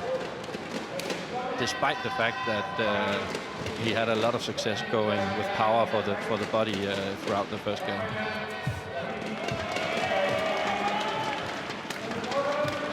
Oh, that's lovely. Well, that's why Chan Kim Heo advised that. I was just about to ask the question, why do you change a winning formula? But when you can hit shots like that, I understand it. Yeah, and now he has opened the body shot again, because when he does it, it will be a surprise again. Yeah.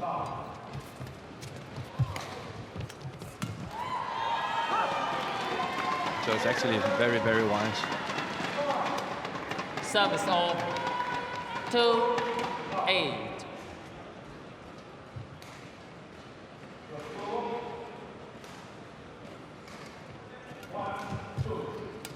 Oh, that's well taken. My goodness, he launched himself towards the net there. Service all 9-2.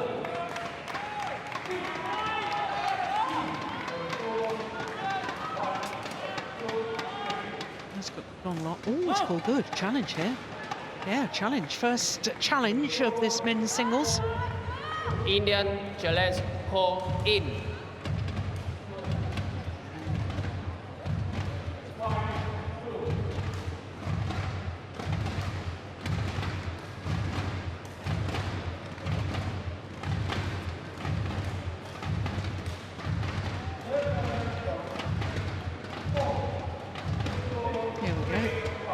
I say, yeah, in. Good call, line judge. Challenge unsuccessful. 1 challenge remaining. Service over. 3-9 play.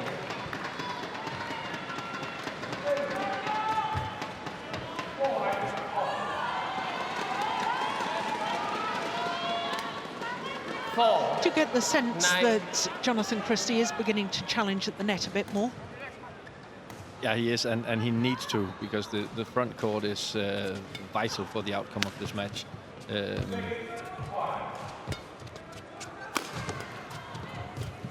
as I see it, it's the only way he can come back, that is taking the initiative away from the net from Kidambi. Service all 10-4.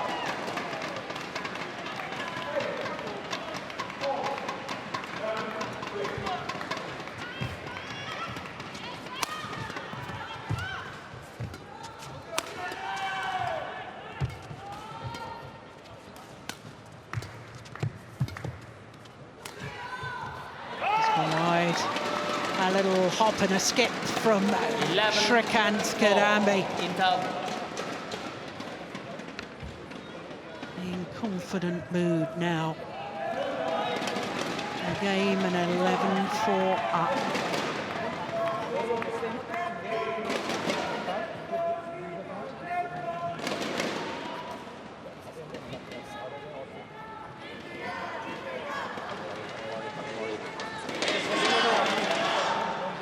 Handoyo, the other coach for Srikanth Kidambi. That must be mixed emotions, as I'm sure as coaches, even when you coach for another nation other than your homeland, that you want your player to win. Of course, Mulyo Handoyo, Indonesian himself, and coached 11-4. Taufik Hidayat to world and Olympic titles.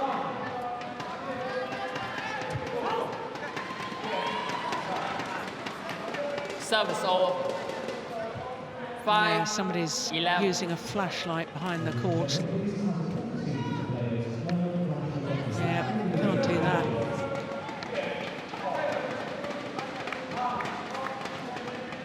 Yeah, finally they realise.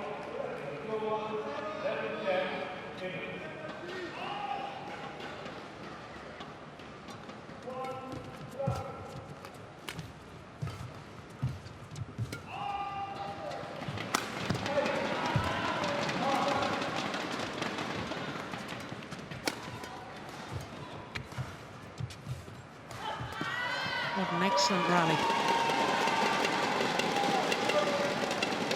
6. Yeah, 11. even though Srikanth Kidambi is playing very skillful shots to the net, then this time Jonatan Christie, he manages to come higher at the net in the end and can make a tight spinning net shot here. Yeah. That's impossible to return for Kidambi.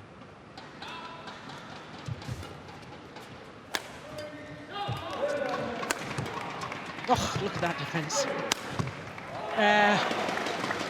Beautiful defence. Then the opportunity to attack, and it is precision, power attack as well, 6. right onto the line. Look at that, sways his body out of the way to give himself the freedom to play the defensive shot. And what a winner to close out the rally. Oh, yeah, now that's good from Jonatan Christie. Service over. 7-12.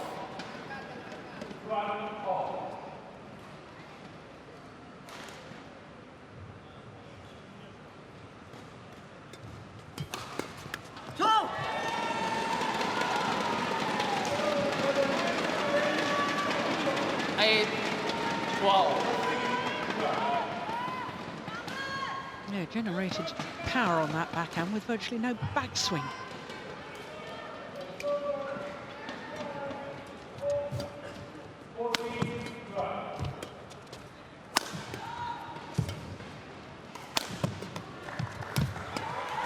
Oh my goodness!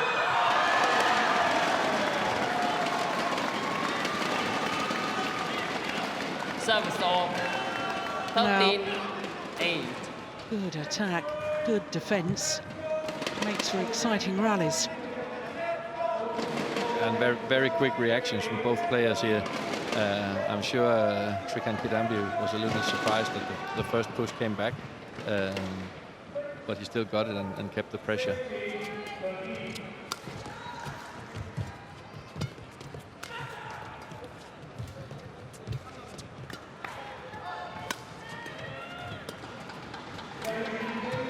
Overdone it.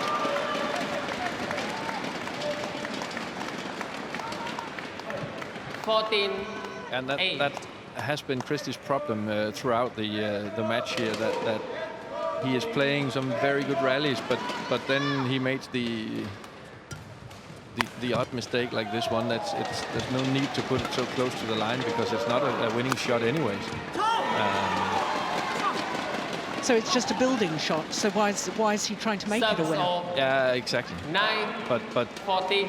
he probably feels that he has to do something extraordinary to win the points, because even the points he has been playing well in, he has lost most of them. Yeah. but he definitely has done better after the interval here in the second game, and can he produce a few good rallies here, then he could get back. But once again, it's a shot you should not miss this one, because it's not a good smash opportunity. It's not a winning situation. Then you shouldn't go for it.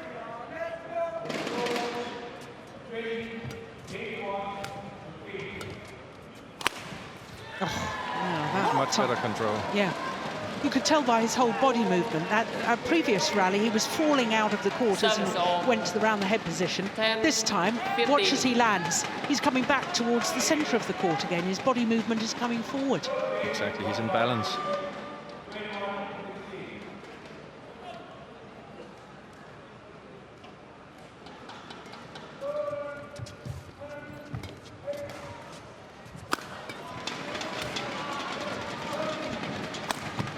Missed it.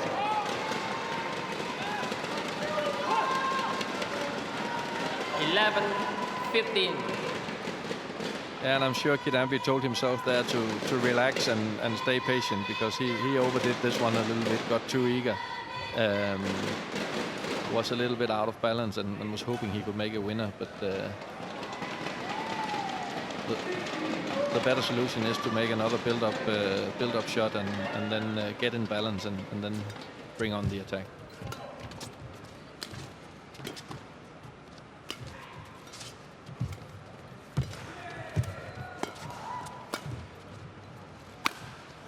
Missed it. Yeah, court will need to be mopped. 12, 15. Yeah, was just wide.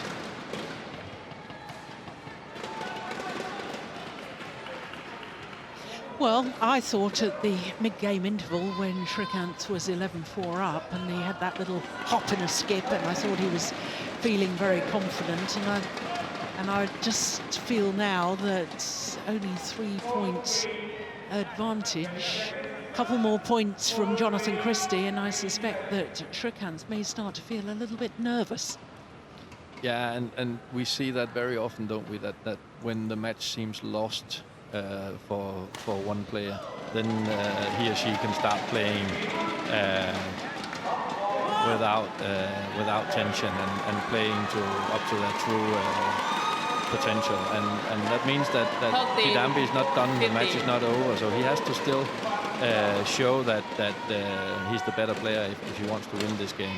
Yeah. Because now Christie is coming back.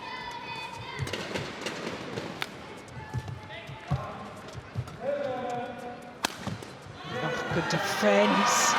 My goodness. He's starting to look for that body smash, and once again, as indeed Srikanth Kidambi had done just a few rallies ago, this time Jonatan Christie sways the body out of the way, giving himself the freedom to play the defensive shot. That's quite magnificent.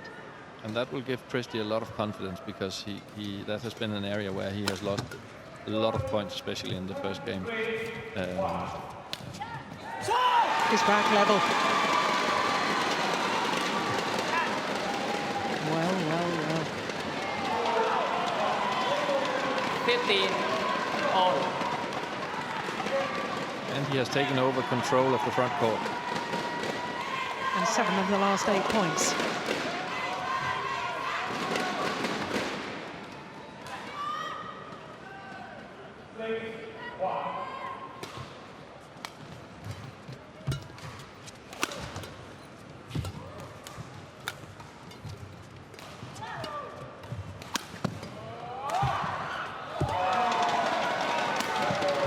What a rally. Super.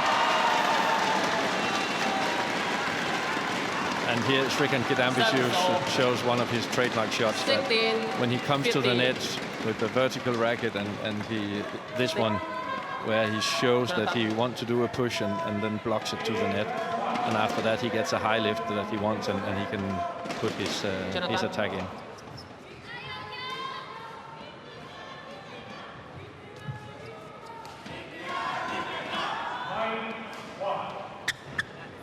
Well, This has developed into a thriller as well, hasn't it?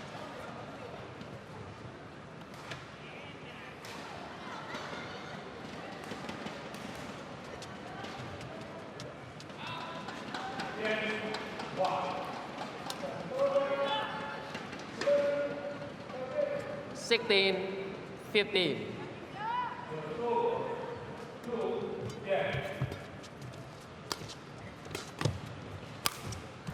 Oh, did the strings go? Yeah.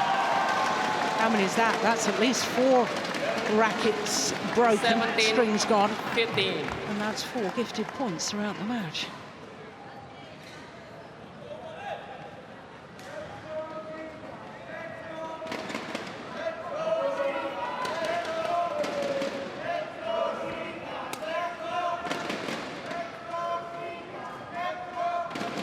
No chance really of controlling the shot once your strings have gone in the racket.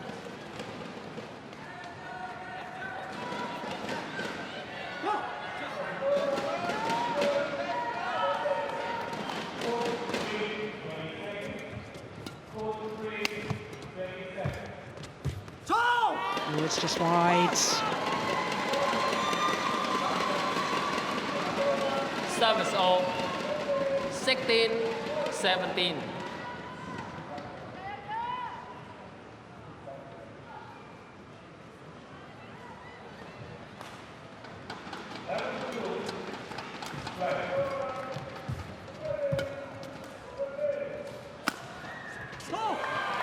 Oh, it's called good. There's a challenge here from Srikanth. India challenge call in. Well, he's already lost 1 challenge in this second game. If he's wrong here, he's got no challenges left. But what a vital time. I think it was worth the challenge, definitely, because it's either going to be 17 all or he's going to have a 2-point advantage. Here, the line call is overturned. So this is vital. Yeah, and it was so tight that I agree with you. It's a good idea to get it checked. Yeah, well, what does Hawkeye say? Says it's out. That's a great challenge from Srikanth Kidambi. Correction out. Wow. Service all. 18, 16. Play.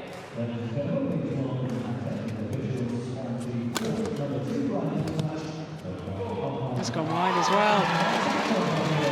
He's 2 points away from giving India a 2-love lead in this 19, tie. 16. Look at that defence, he wasn't even watching it. Just knew where the shuttle was coming and his spatial awareness of where to place the racket.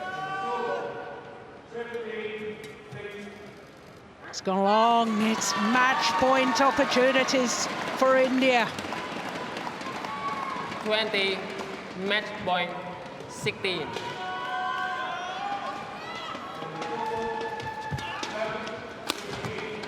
Brilliant defence, brilliant. He knew it was a winner. And Srikanth Kidambi has delivered.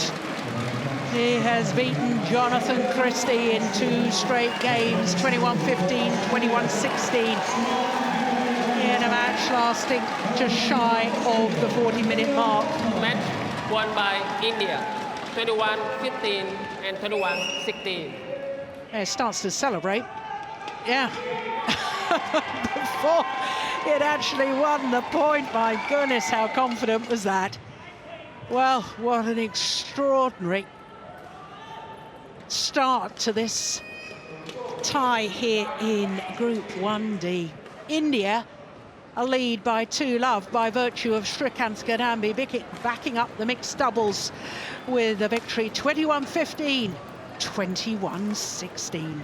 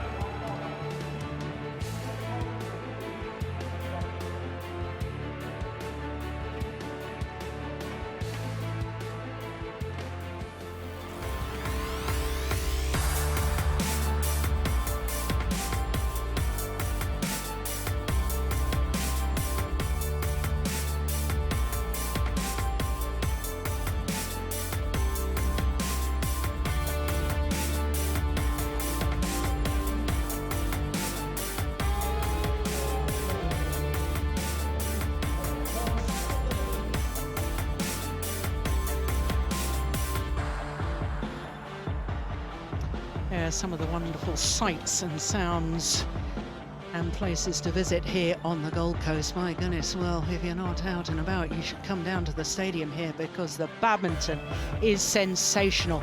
Next on court is the world #1 men's doubles pair, Gideon and Sukamuljo, up against Rankireddy and Christie.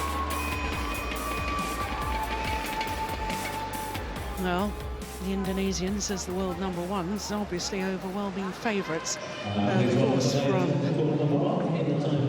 India, Satwiksairaj, Rankireddy has not had an awfully long break because he was on court for the mixed doubles, the first match. And the order of play is set by the BWF, the Badminton World Federation, and it is decided on a set order should players be playing more than one match within the tie. And of course, Ashwini Ponnappa is playing more than one match, as indeed is Rankireddy. So this is the set order that they have to play, in case you think that it's unfair that he's had only, what, a little over 40 minutes that men's singles took, didn't it? So not long at all for Rankireddy to prepare for this men's doubles.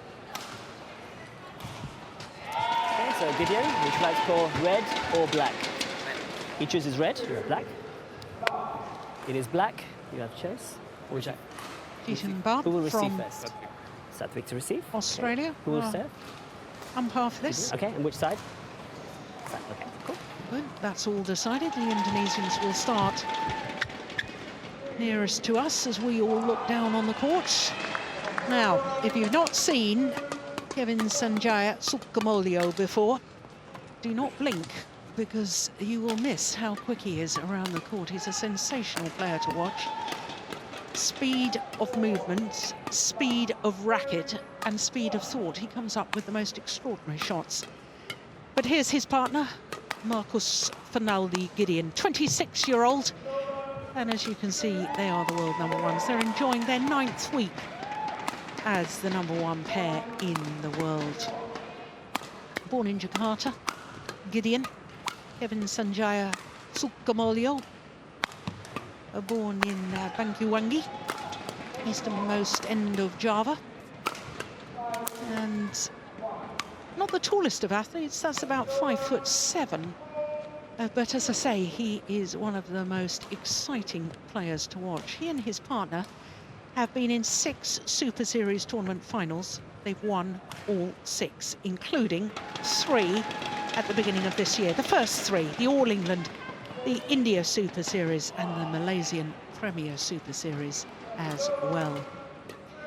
Shiraj Chitti is the 19-year-old from Bombay, as it used to be called. And he, like his partner, is a tall man. Rankireddy, as we saw in the mixed doubles, well, I don't know whether he's had time to not only recover physically, but to come down from the high that he experienced by winning that mixed doubles with Ashwini Ponnappa to then lift himself up again emotionally. Because after every high, there has to be a trough, and then you want a high again. There is our umpire, as I was telling you, Gideon and Freek Cox from the Netherlands will be the service judge. He was our umpire for the first match, so the court officials being kept very busy in rotation.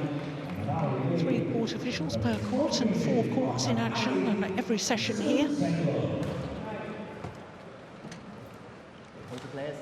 Well, 2 teenagers, and they've already won 5 international titles, the pair from India. 4 last year, 1 this year. The Vietnam International Challenge this year.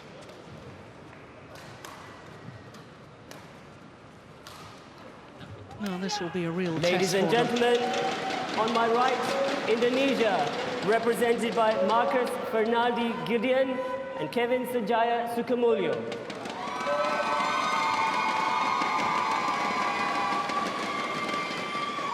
And on my left, India, represented by Satwiksairaj, Rankireddy, and Chirag Shetty.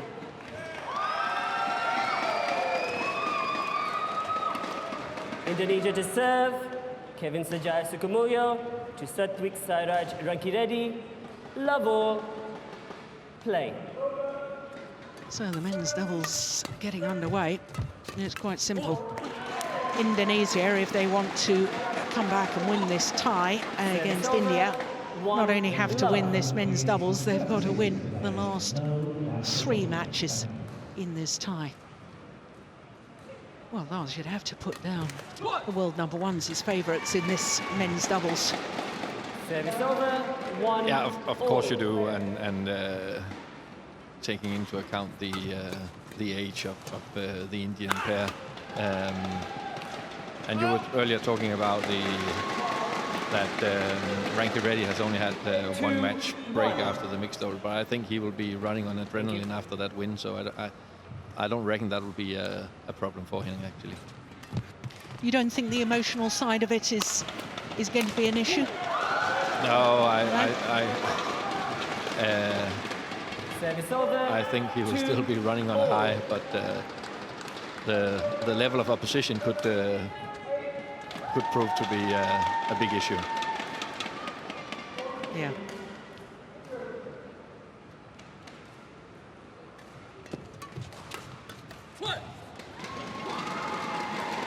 Service over, 3-2.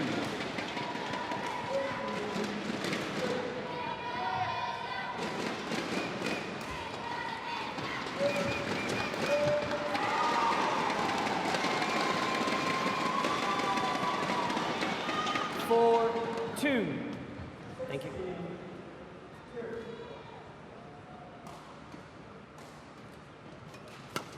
Fault.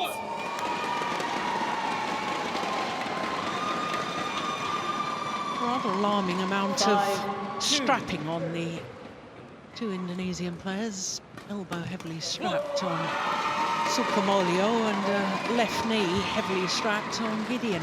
6-2. But as we have already seen in this match, they are very good at winning quick points in and around the net and in the service situation.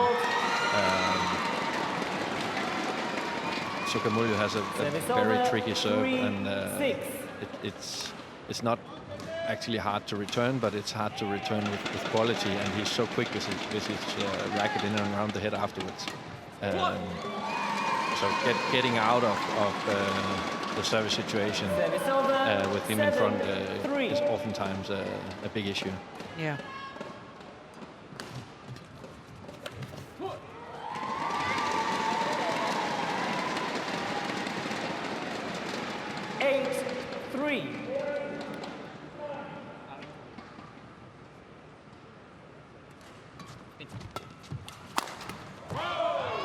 Yes. Big smash from Shetty. Service over, 4-8.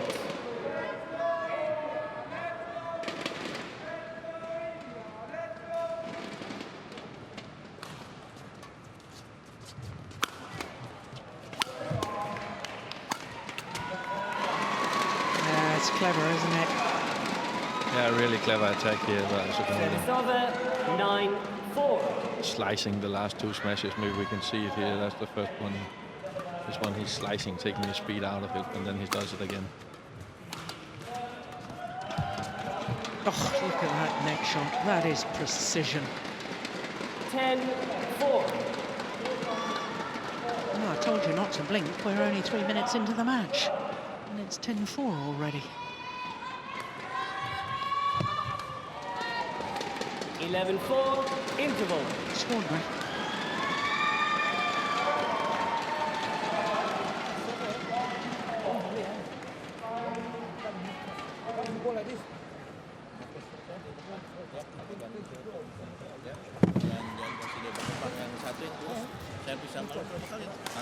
Yeah, he's actually holding that right elbow, isn't he? Sukamuljo.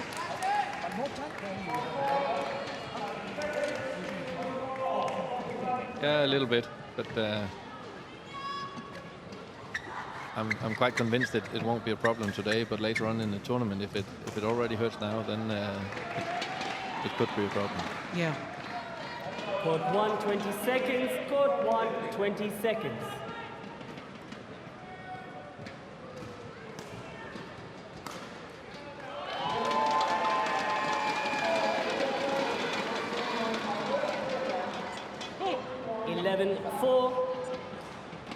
Play.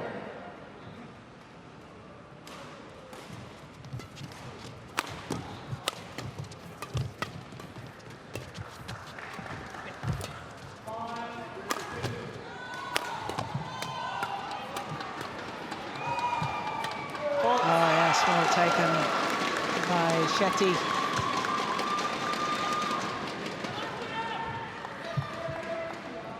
Service over, 5-11.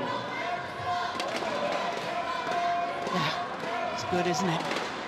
Yeah, it's very good, and it's particularly good for the Indian pair that they get out of the service situation and actually get to rally with the Indonesians, because that's their chance. 12-5.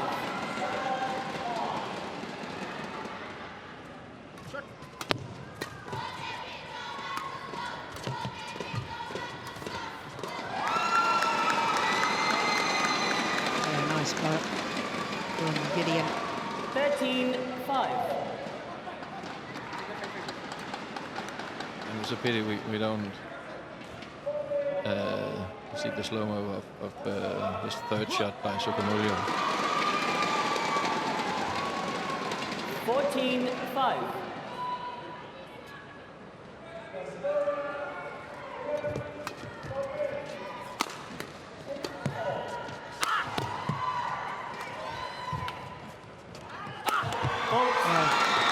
Power play, then the disguised drop shot, then the power play again.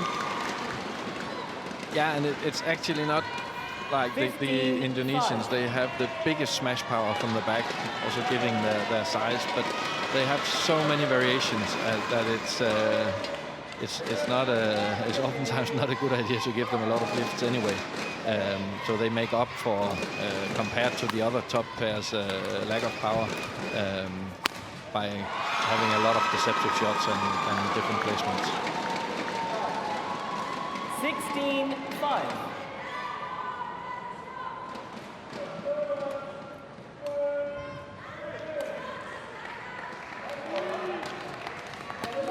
Good return.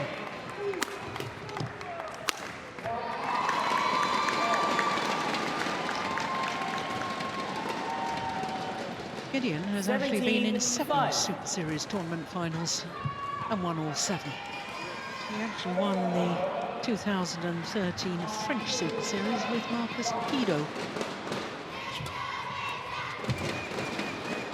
Service over. 6-17.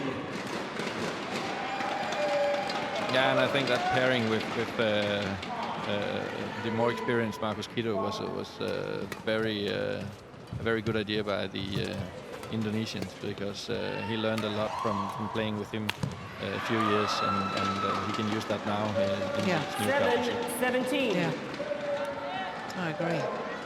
And the Super Series win in Paris is not bad, is it? No, came through the qualifying.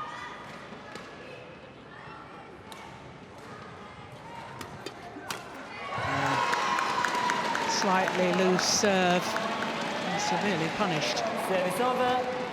18-7.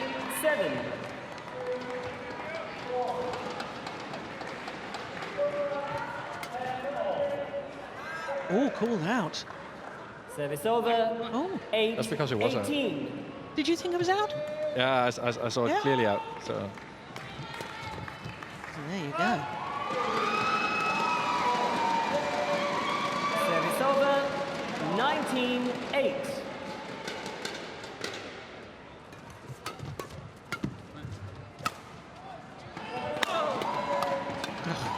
Good interception.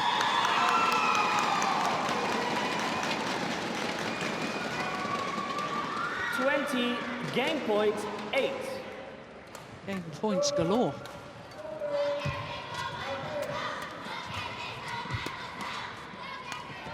Lovely. missed it. Service over, 9-20.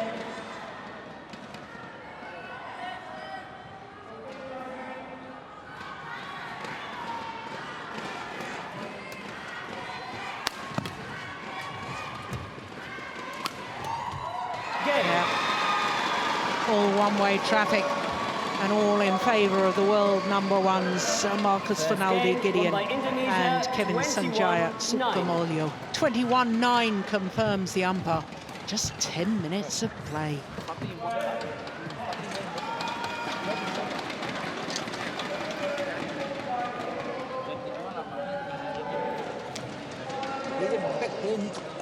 Close to each other. Because the pyramid court, then you take it only with control again.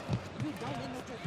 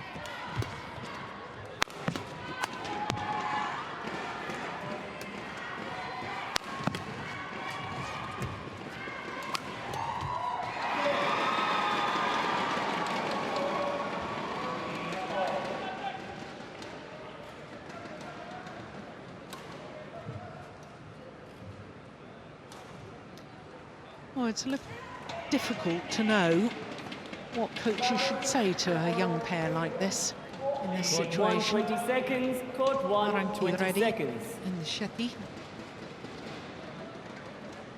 Outclassed really in the opening game. What would you have said? Yeah, they were outclassed, and it is very difficult to find a winning formula here. But I think Tankim here was right with, if I heard him right, that he wanted the Indian players to come closer to each other, and I think also closer to the net. They need to both of them go for the front court, because otherwise they will be in defense all the time, and they're not going to win it like that. We already see them do this in the first rally, and they actually end up getting the offense, and that's really where their strength is.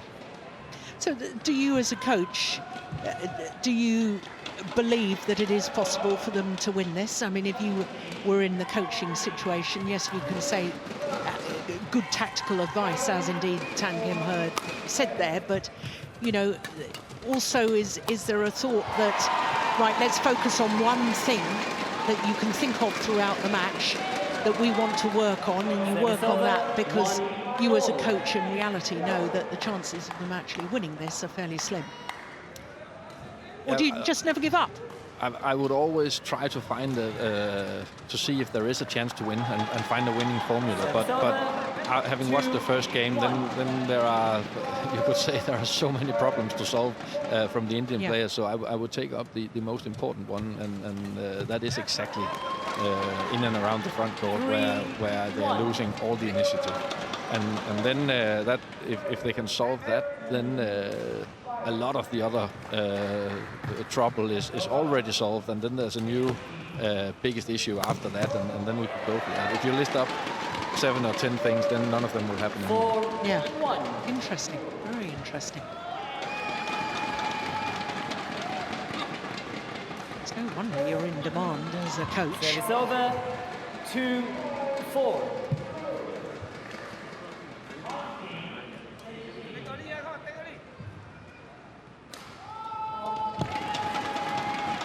Oops, who's going?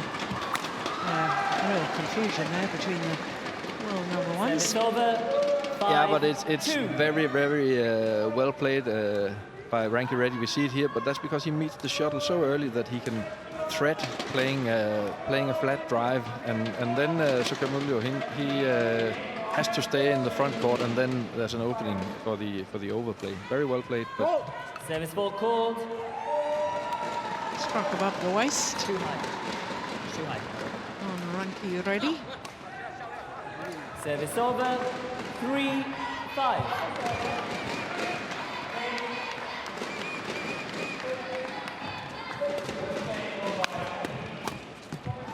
Oh, goodness, how did he get that back? Oh, that's super. What lovely control at the front of the court. 6-3. Look at that defense, first of all. Yeah, that's beautiful. But it's very well read here that he knows that Gideon would like to play the net, and then he starts running before the shot has been played from the opponent. 4-6.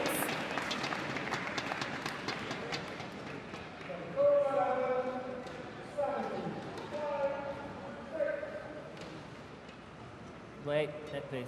You need to serve faster, it's taking too long. Okay. 4-6.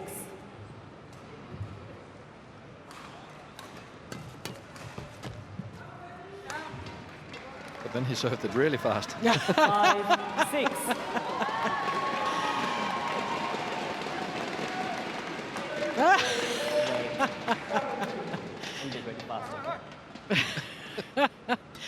Now the receiver's got to get ready quicker. I think any invitation for Sukamuljo to move quicker in anything is a dangerous call. He's already lightning quick. I think he made his point very eloquently without actually opening his mouth at all. Yeah, that's nice. Service over. 7-6. But we see an obvious difference in compared to the first game of how the Indians approach the net, and they stay there. They don't leave the openings for making blocks from the Indonesian pair any longer. Oh, that's nice. Service over. Almost a sort of chop, wasn't it? And in that situation, when Gideon's in there at the net, you have to move it to the other side or over him. You can't play back at him because then he's just too fast with his racket. But it's easier said than done. Again, this was this third shot I was talking about earlier by Sukamuljo. He meets it so early and in front of the body. And with a very short forearm movement, he makes a flat cross-court drive.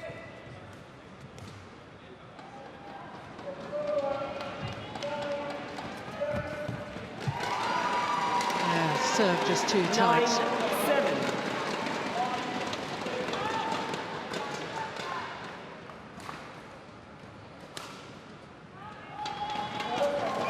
Out. Service over. 8-9.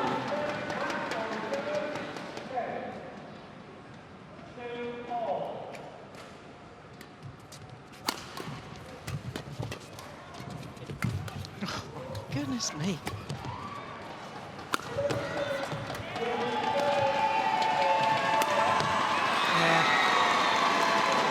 Great to watch.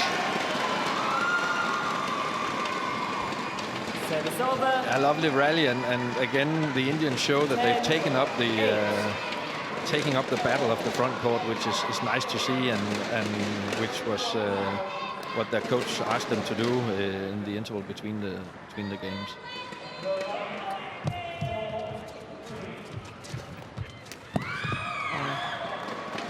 Just a little over-ambitious and overconfident there, I think, Sukamuljo. Yeah, but a very good block. It was tempting to hit it hard, and I think that's what the Indonesians expected. Service over. 11-9. Interval. So, a 2-point advantage at the mid-game interval for the world number ones. And we're only 18 minutes into the match. Ya, kalau yang agak ya, kalau fokus saja kasih dia. No, then you step very deep. Don't step here. He's quite good here. That's one. See, all you play good. Just dribble. You stay. If you stay take early, then you can control also. Once you know, then. Huh? Oh, I need you to fire.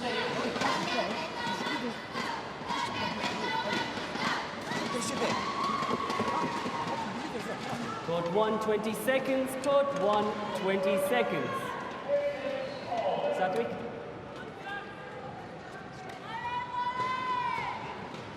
Yeah, they're a stickler for neatness, these umpires.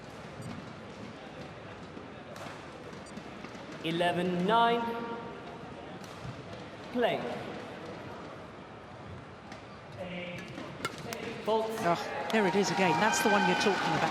How does he do that then? Is it all technique and timing? Because there was virtually no backswing again. No, and then I think it maybe a return they have watched on video that like he seems very ready for this return, and he meets it very early. Yeah. And that makes it possible for him to go slightly over it to give it a bit of topspin action.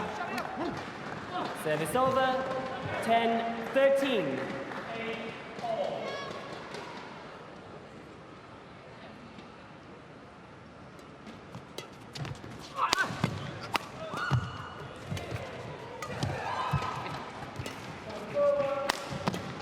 Oh, good.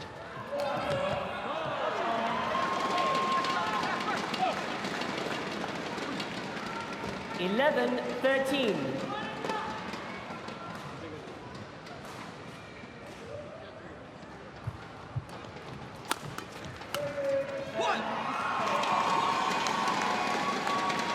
Service over.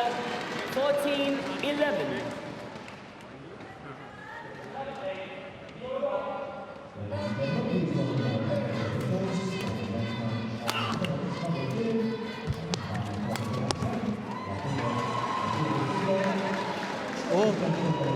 Challenge here. India challenge called in. First challenge of this men's doubles.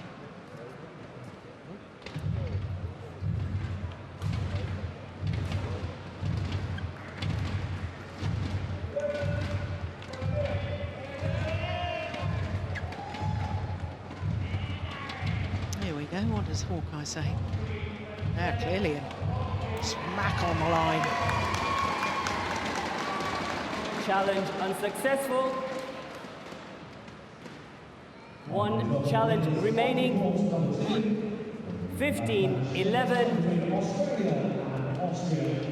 Play.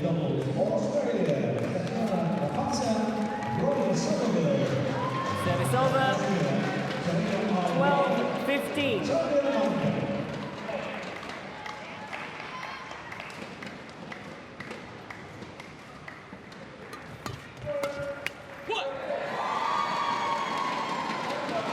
Over. 16. Well, it's very typical of men's doubles nowadays, isn't it, Lars, the fact that we have these short rallies. So much pressure and so much intensity on the first three shots of the rally. Oh, what was that? That was 5. That was at 6. But the longest rally of the match so far, 24. 12. I mean, that's not long at all in elite level badminton, is it? No, that's true. And you could say that most of the rallies are either very short or 13, quite long, 17. Because when we get out of the service situation quite evenly, then it's difficult for almost anyone to score. So then you have to work a while. Yeah. But lots of them are decided within the first 5 or 6 shots. Service over. 18-13.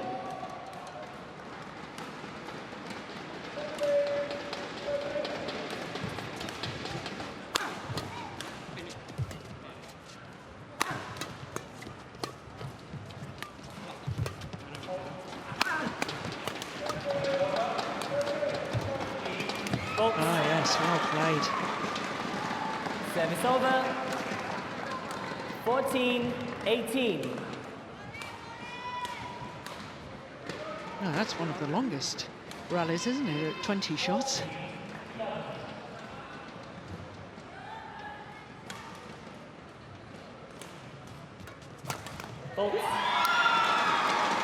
It's just so quick, so difficult. It's that return of serve that you were talking about earlier that sets himself up. Yeah, and Rankireddy, he reaches it a little bit below the tape, and then he has to play it upwards, and it's hard for him to play it with quality to the sides. and that means the only option he has is to go in over the head of the server, and that's almost impossible against these two. Yeah. Oh, goodness. Oh, brilliant. Yeah. And up come match point opportunities. 20, match point 15. 24 minutes into the match.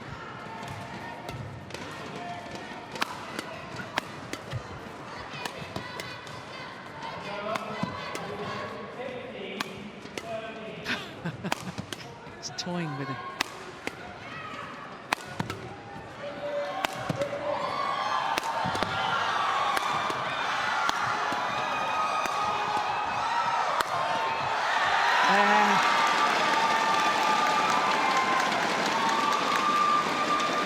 Well done. Persevered. Service over. 16-20. Easily the longest rally of this men's doubles. My goodness, and I think at least 13 of those shots were smashes from Rankireddy. 17-20.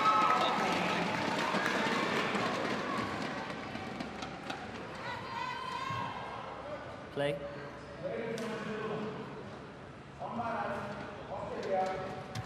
Out.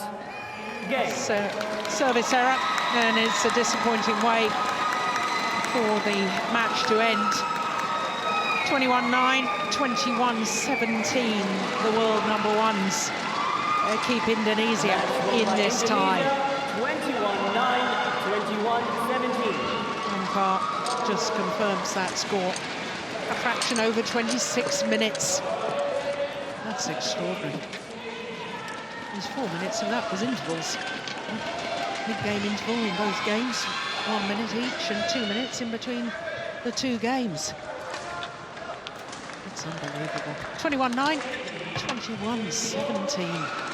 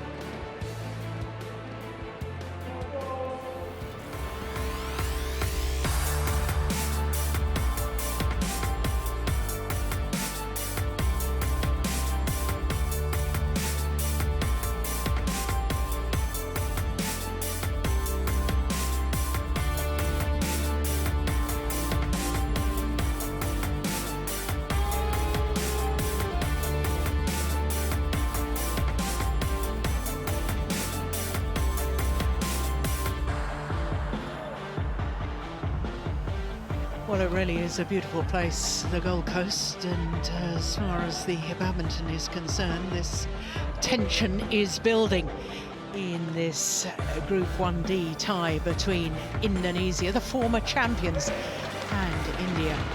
It's 2-1 after the first 3 matches of the tie, and next up is women's singles, Fitriani against the Olympic silver medalist Pusarla Venkata Sindhu.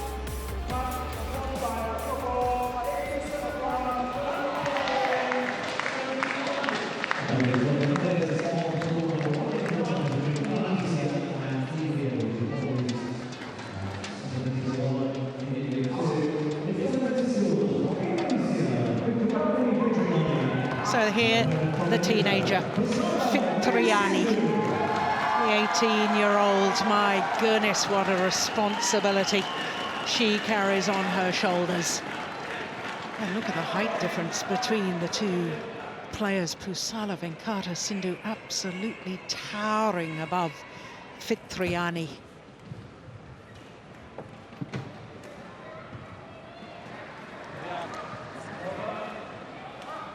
No, she's a very talented individual, is Fitriani. Okay, will toss black or red? Red. It's black. This side. Now that's You interesting. serve? Okay. Pusarla Venkata Sindhu, better known throughout her home country just simply as PV Sindhu, choosing that far side of the court. Now, if ever that was reminiscent of a former great, that high serve, which we'll be able to see a little bit later, reminiscent of the former world and Olympic champion Sukamuljo, who I was chatting to earlier today.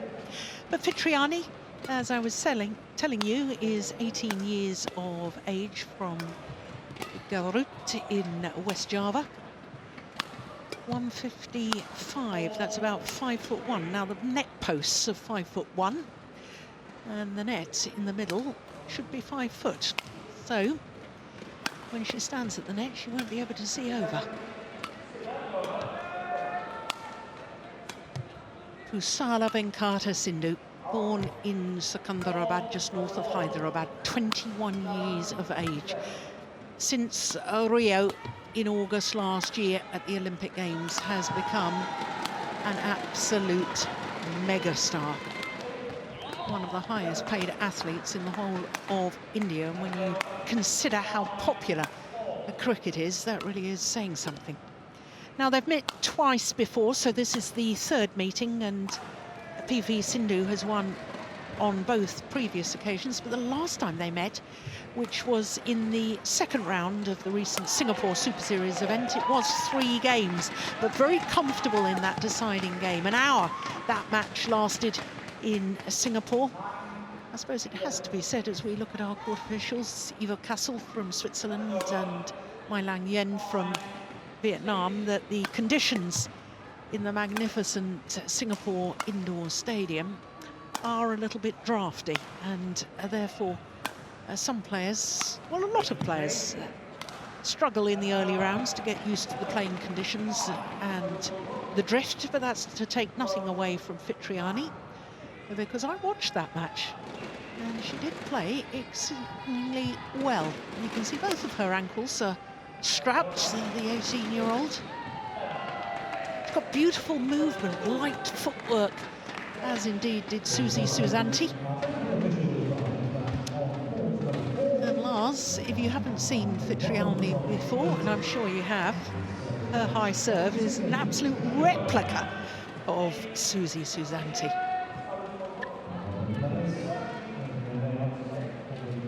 But it is a tall order, isn't it, for Fitriani today? It definitely is, and she really has her back against the wall here.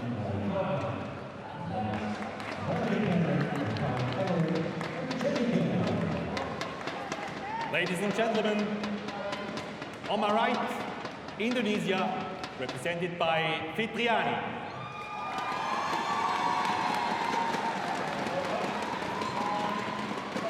And on my left, India, represented by Pusarla Sindhu.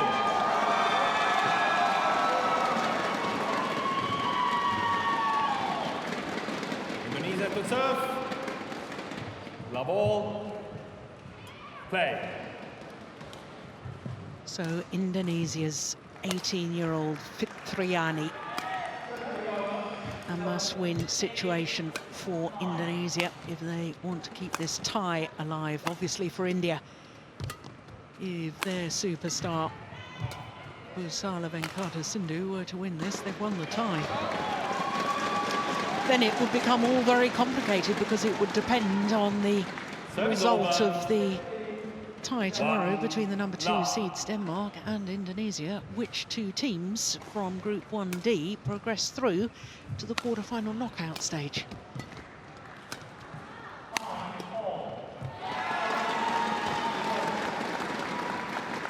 Now, Fitriani, I checked with her recently during a tournament in Lucknow in India, and there is only one Fitriani, and the reason that we sometimes have it showing as 2 Fitrianis is because the BWF database insists on both a given name and a family name.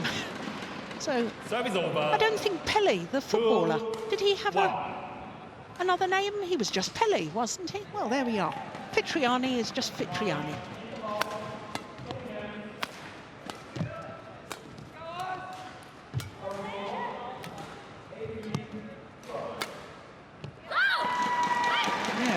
Much pace on that, and the lack of pace deceived Sindhu. Yeah, in combination with a very good placement down the line here.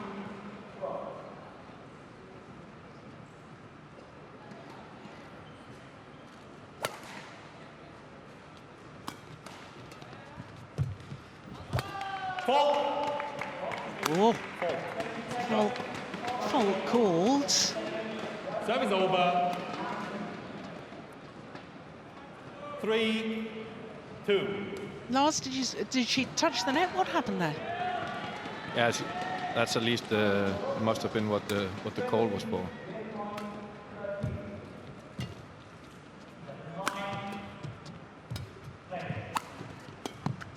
But it's quite unusual to do in a lift.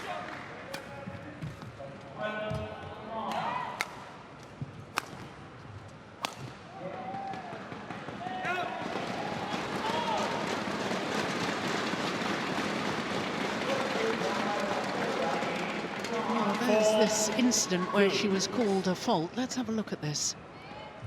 Oh yes, she did touch the net. Great spot by the umpire, Eva Castle. Good umpiring. Follow through of the racket, just brushed the net. Yeah, and it's a pity for her because it's, as you say, it's actually after she hit the shuttle. So yeah.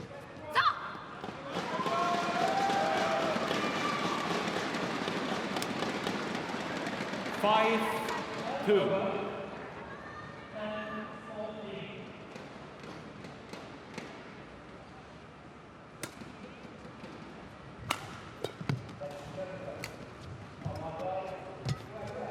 Oh, I thought that was going wide. Yeah, I think Sindhu could have left that one on her backhand side. It may have gone wide, but that's all academic now. 3-5. That one. Yeah, I wonder. Yeah, it seemed wide. But you have to make these decisions so fast that they will come out wrong sometimes.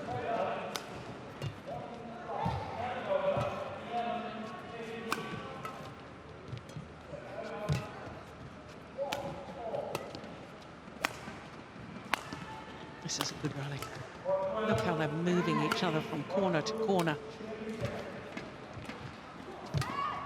Push to the back, brought forward.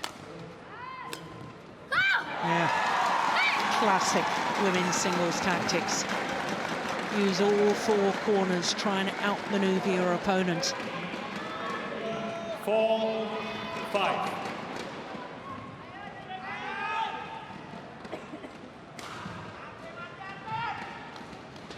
And it'll be interesting to see if Fitriani can keep the speed physically, because she has. It's very difficult for Sindhu to hit through her defense. And if she can go all the way physically, then she might have a bigger chance than we actually thought in the beginning. Yeah. Oh, that's good defence. Oh, good rally. That's just wide. Service over. 6-4.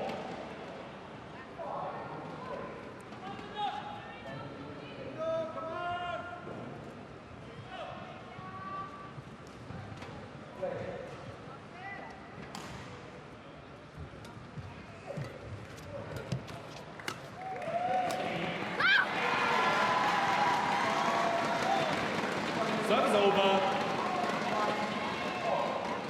5-6.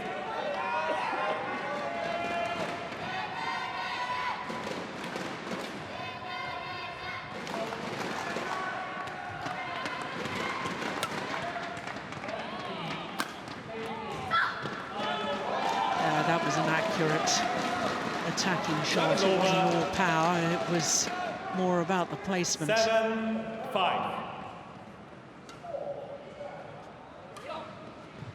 It wasn't that steep either, was it? Oh, she's slicing it a little bit. Yeah, that's magnificent.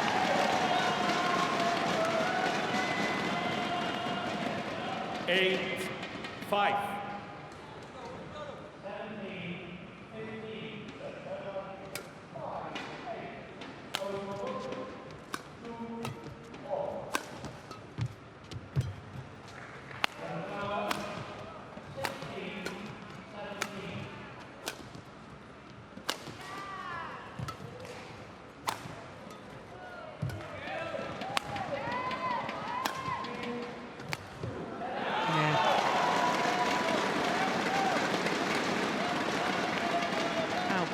Forced to take it late. How many times did Sindhu move her forehand side to the backhand side? Yeah, side to side. Yeah. I didn't count that, but it seems like the pressure and the speed from Sindhu is starting to be a problem for Fitriani. Yeah.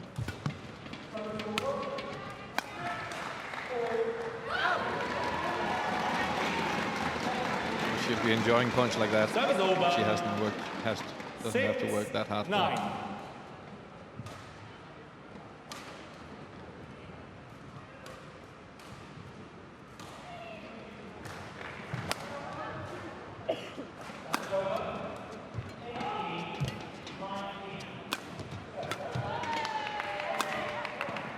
Oh, that's good retrieving.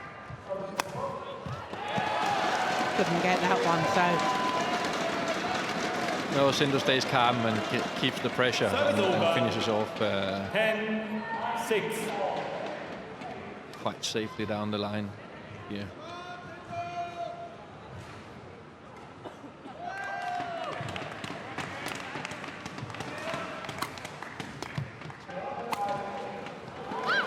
That is utterly delightful. Yeah, two lovely slices. 7-10.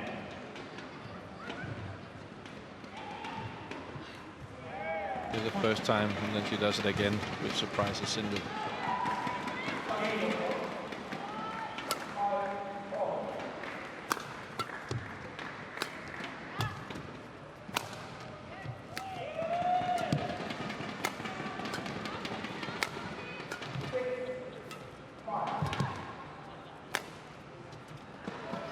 Five consecutive shots there from Sindhu down to Fitriani's deep forehand corner, and eventually forces the error.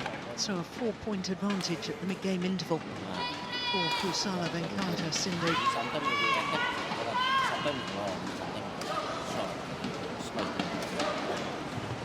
We're only 2 minutes shy of the entire length of the opening game of the men's doubles to the mid-game interval here in the women's singles.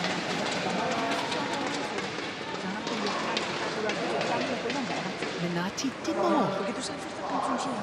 Coach. Jangan aku nanti kemana? Kamu langsung nebak kemana? Ya, dia banyak naik. Tapi di sini sedikit tekan. Olympic silver medalist in the mixed doubles discipline here in Australia at the 2000 Sydney Games. But she was a very fine singles player in her time as well, wasn't she? 11-7.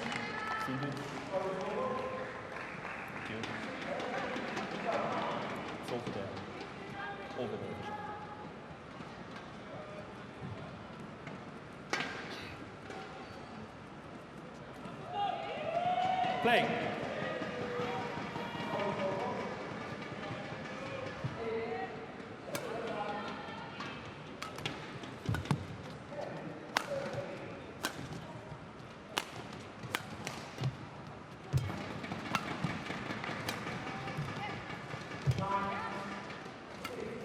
Oh, there was slight hesitation. She thought about leaving it. Fitriani. 12-7.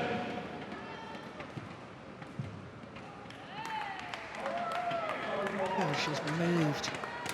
Yeah, no, I think she was right to play it.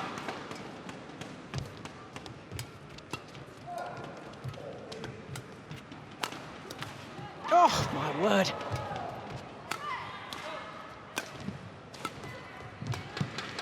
What a good rally. It's a pity. It's a pity a rally like that ends with a shot like this, because it was very, very well played by both girls.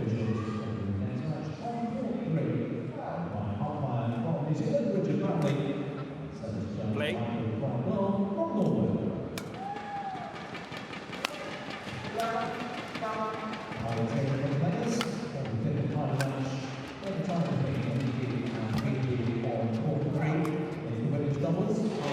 Nice. She does love that round the head cross-court angled drop shot, doesn't she? Exactly, and she's tried similar shots a couple of times and made mistakes on them, but she chooses well here. It's a bit better position than the previous two, and then she gets success, and then probably later on we'll see her do it from situations where she's more under pressure, because now she's got the confidence again.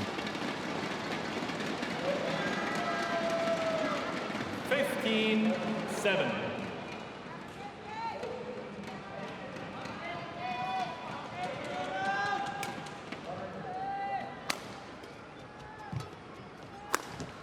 Missed it. Service over. Yes.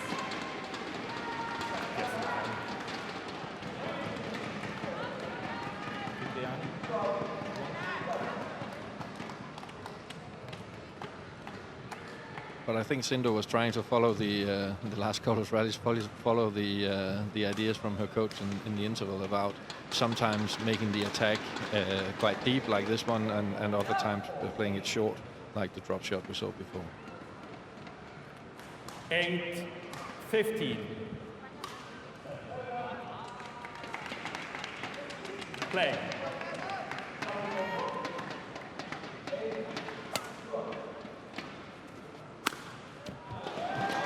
Serve was a little short and got what it deserved. Service over.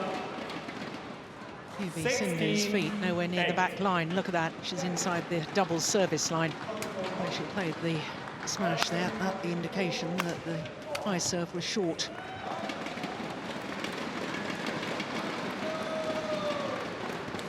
$17-8.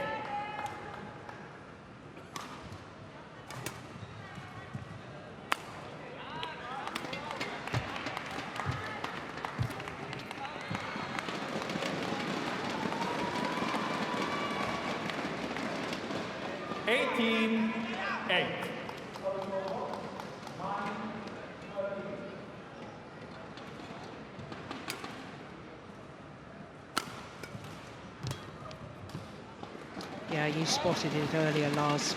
You said that Fitriani was struggling to cope with the pace of each rally from Pusarla. And I've been watching ever since you said that. And that's when the Indian #1 started to really pull away. 20 game A whole points. host of game point opportunities now.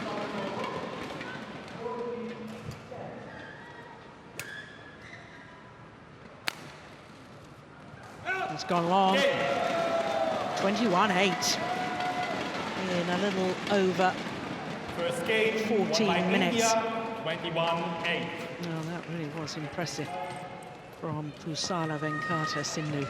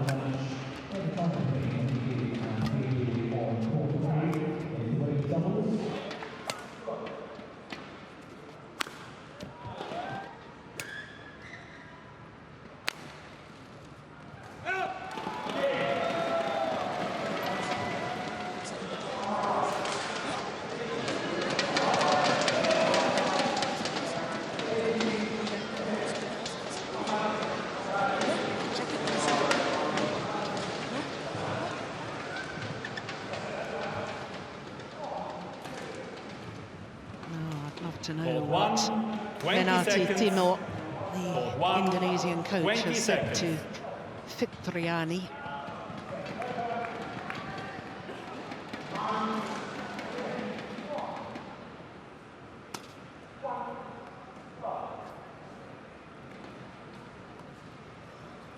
Second game.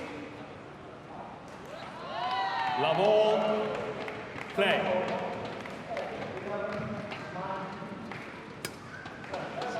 India just one game away in this women's singles from actually securing the whole tie and beating Indonesia. Oof, she could have left that, surely. That's unbelievable. Oh, and it's landed in. There's a challenge here from PV Sindhu. India challenges called in.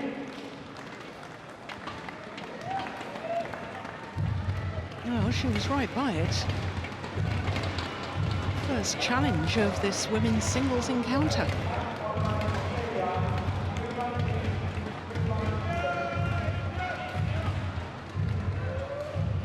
Oh, line judge was right again. Challenge unsuccessful. One challenge remaining. Service over. 1 love. Play.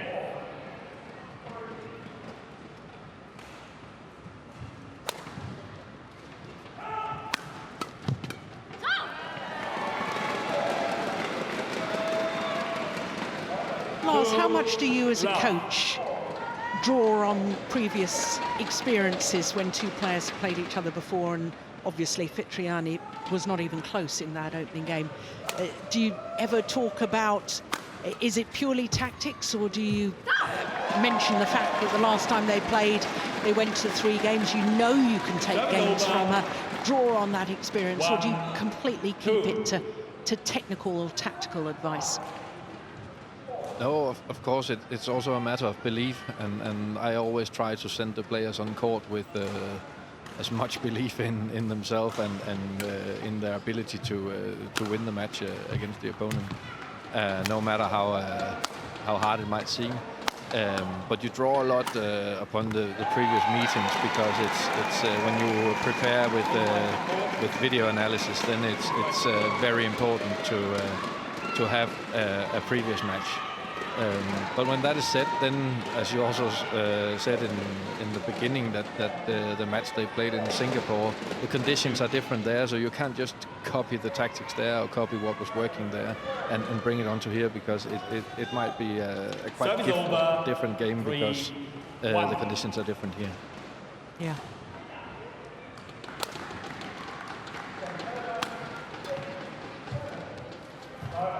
It's gone wide.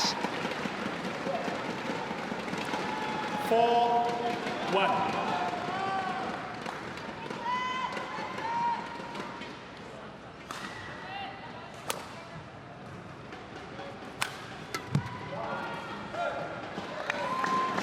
Yeah, so too is that.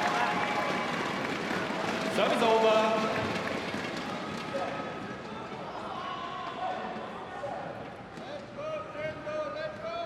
Two, 4. But like she did in the first game, Fitriani, she has started the second game well, and now for her, hopefully she can keep going a little longer than in the first game. And of course, you made a good point earlier in the evening that for Indonesia, this is their first tie here at this year's Sudirman Cup. Of course, Sindhu had the advantage of playing yesterday against Denmark when she beat Lina Kjærsfeldt in 2 straight games. So Fitriani, perhaps just needing to settle into the conditions. 5. Yeah, exactly, and that's a big advantage for Sindhu, because it wasn't a particularly tough match yesterday, so she won't feel it physically, and but she was playing the right speed, and she was doing the shots in match, and by that getting much better used to the conditions than you do in the training prior to the tournament. 4-5.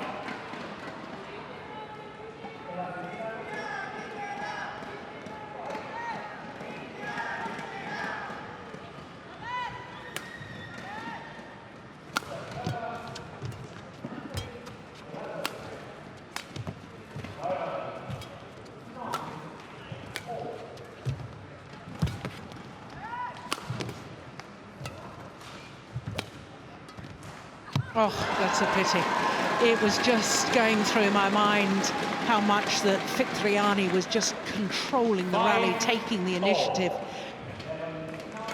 really pushing Sindhu from corner to corner.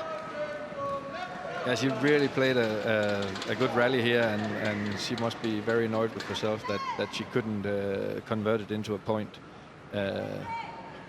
because at least she would feel that she deserved that.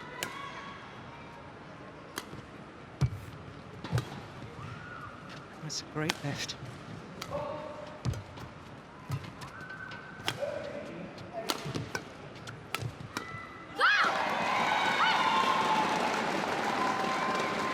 Yeah, some big gulps of air being taken in by PV Sindhu. 6-5.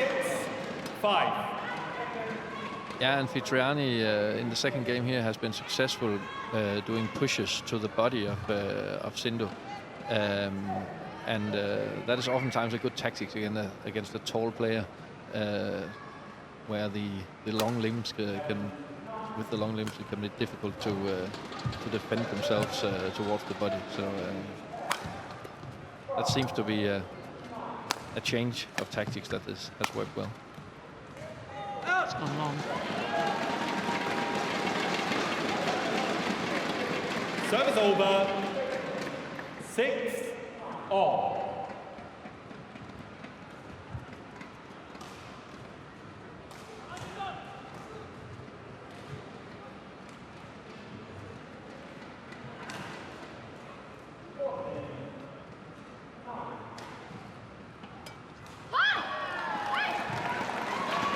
Service over. First service error of the match by either player. 7-6.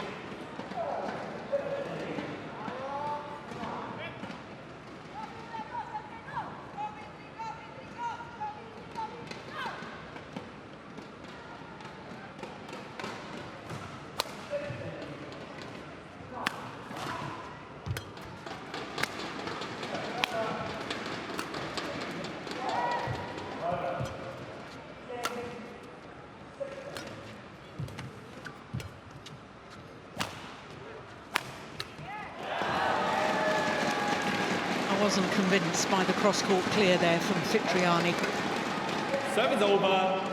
No, and she's in the beginning of the game she played still moving Sindhu around, but with a little bit higher pace. Whereas now it's quite slow shots to the backcourt, and Sindhu gets behind those shots, and she can play her very strong attack. and that will become a problem for her. This punch clear is much better than what we saw in the previous rally. Service over. 8-7. Yes, please wipe the ball.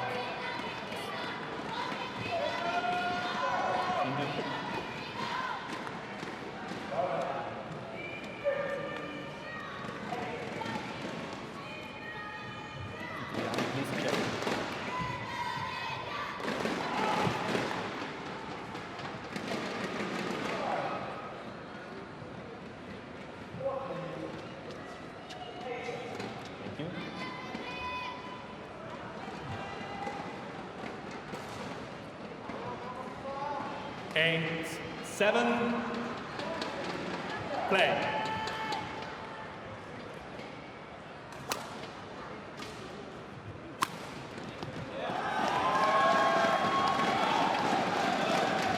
Service over. 8-all.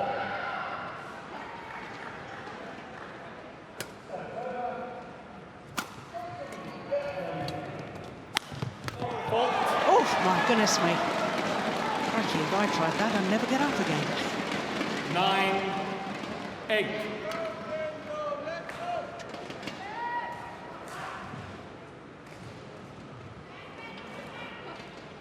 She's going for it. We have to give her that. Yeah.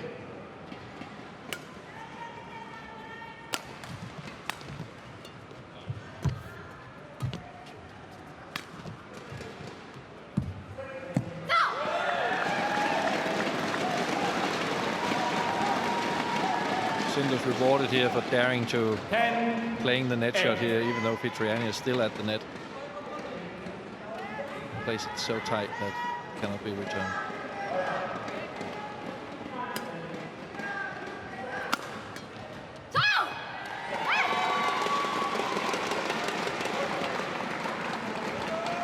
Service over. 9-10.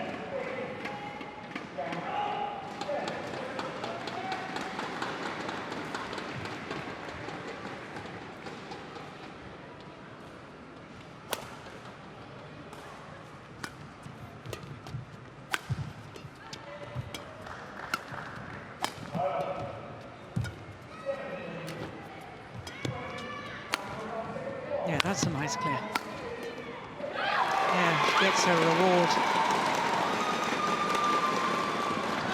Exactly, and I think it's vital for her to put a little bit of pressure on these shots around the court. She has to move Sindhu a lot. She doesn't have the attack to win it in a few shots in the rally, but she has to open and move her around quickly, because otherwise there will be no openings.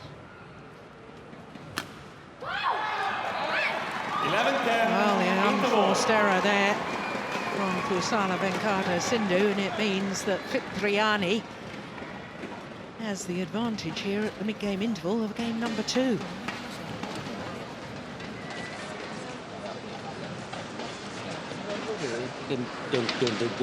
If you control much at the 6 corner, cannot they also follow you.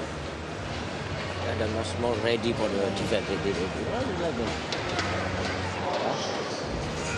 You are lifting no good, Must be more ready for the angled shots. Did I hear that correctly?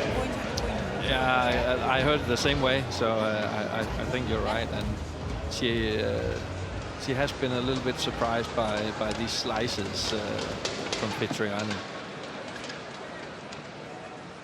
11-10.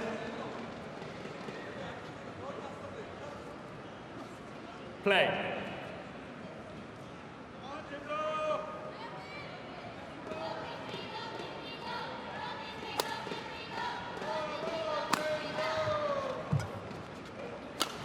Oh, that's perfect. That is perfect. Straight down the line. 12-10. Great counter-attack, where Sindhu's still a little bit late after the first good block.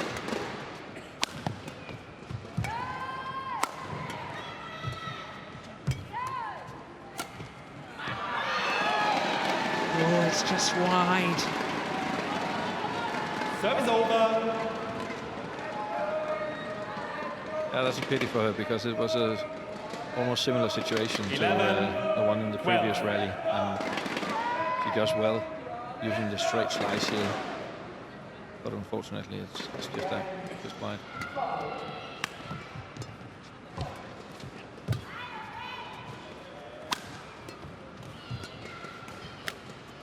Short.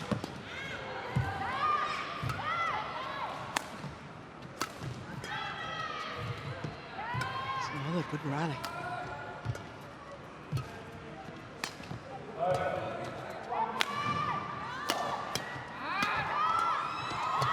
That's a fabulous rally. Probably the longest rally of the match as well.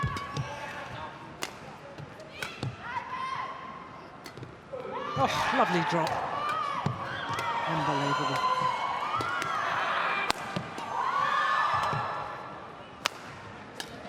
Brilliant. Oh, she's got it back. No, it must have hit the floor first, did it? Did it hit the floor? Not as I saw it. No. She got it. I think she got it. But the point's been given to Pusarla. It must have hit the floor. 50 shots. Whoa, that was amazing. Oof, crikey. Well, I'm still not convinced. But a beautiful rally and very, very hard work by both girls here. And what's interesting now is to see who recovers best from this one, because you can be sure that both girls can feel this previous rally physically. Play.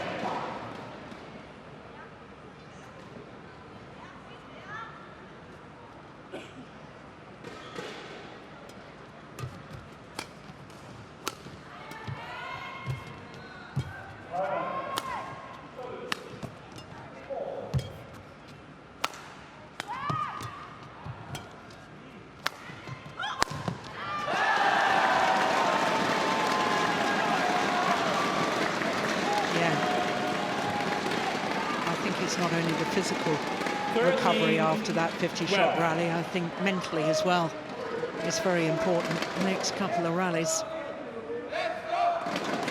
Indeed it is.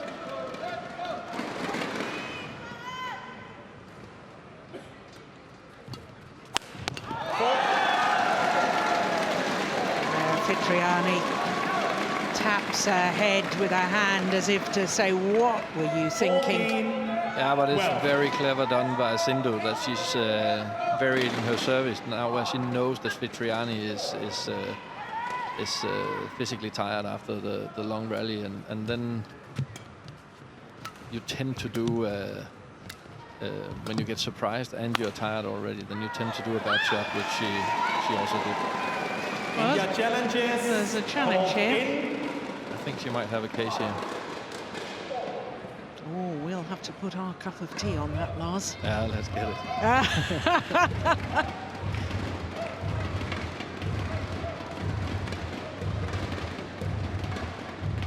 What does Hawkeye say?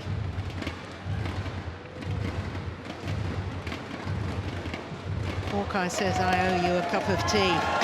That's lovely. Correction now.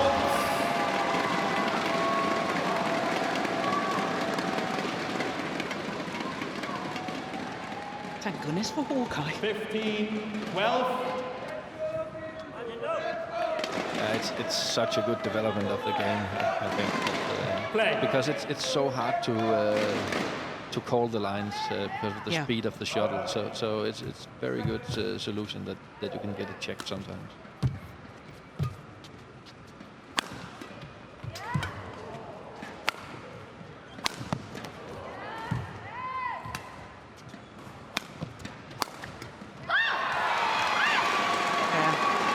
That was courageous. That's good character coming through. It is indeed, and very good defense. And I'm sure that Service over. she's fighting on her physical limit, Fitriani, but she does it very well. And she has to.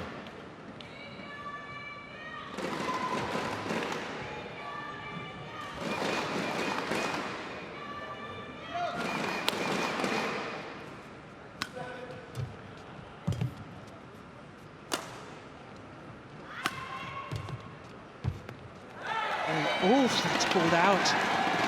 Oh, there's a challenge now from Fitriani. Indonesia challenges called out. I think she might have a case as well. So you can win your tea back if you're there. I'm not wholeheartedly convinced she should have been allowed to challenge, because she actually looked to her coach and her coach said challenge.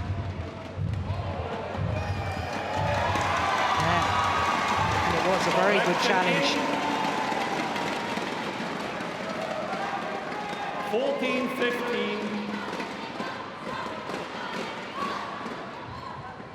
But if you're right, then it was a very good spot by the coach, because she's not in a very good position for that sideline. No, not at all. And the thing is, Fitriani, how often would she have played on a court that has the option of challenges? No, that's true. Sometimes because there are so many other things you have to focus on that sometimes you forget. So it's actually a very good call by her. Yeah. Yeah, well worked from Sindhu. Service over. 16-14.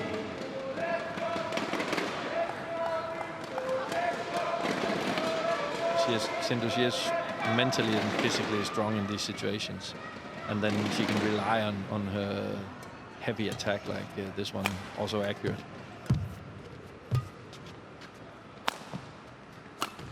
Oh, she does play that well, doesn't she? Straight slice from around the head position from Fitriani. Yeah, very, very snappy. And it takes Sindhu by surprise completely.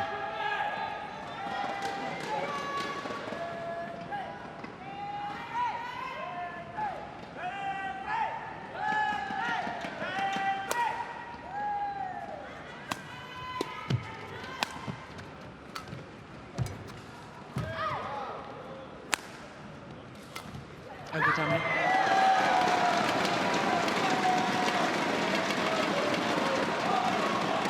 Service over. 17-15.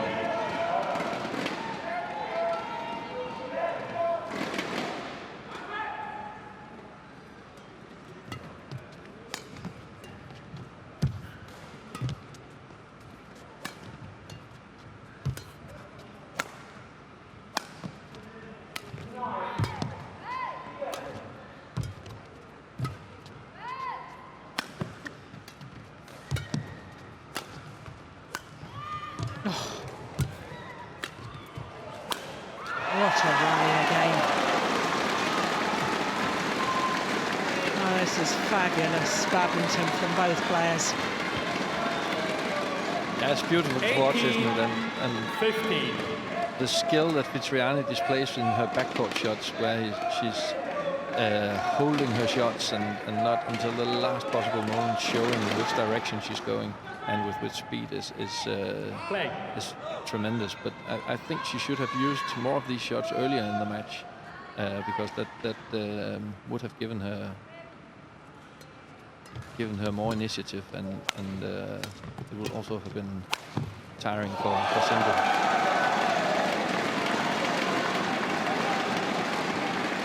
2 points needed.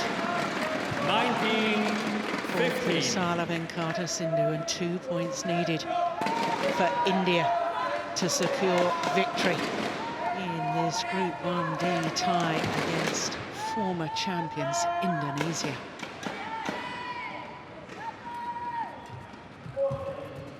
Oh, that's well taken, and that's brave too. Yeah, it's a very good choice. Service over. 16. And it's nice to see that she dares take the risk of staying at the net and killing this one.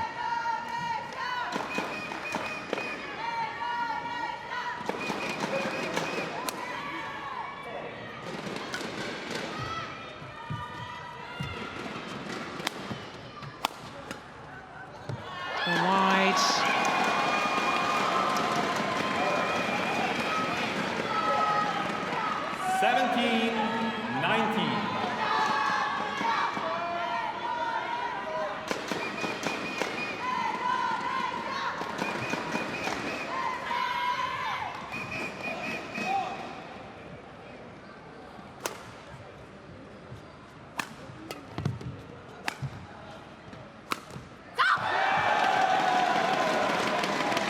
Finds the net, and therefore 3 match point opportunities 20, match point, PV 17. Sindhu to secure the tie for India. Oh, that's well saved, my goodness me, brave again. Service over.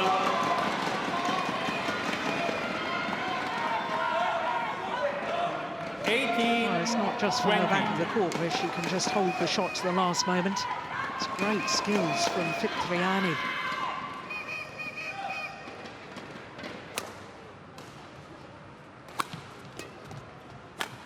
It's gone wide. It's a little bit too eager, Sindhu, now to finish the rally off in a few shots. 19-20. Fitriani? No, lay on. Yeah. PV Sindhu wanted the shuttle change. Fitriani says no. Umpire agrees with Fitriani.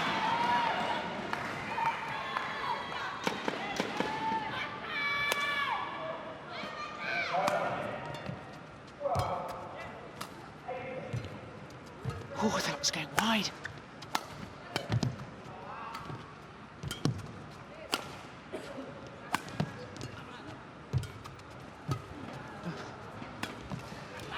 Unbelievable, what tension.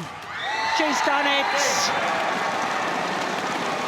India through Pusarla Venkata Sindhu. Secure the 3rd point within the tie.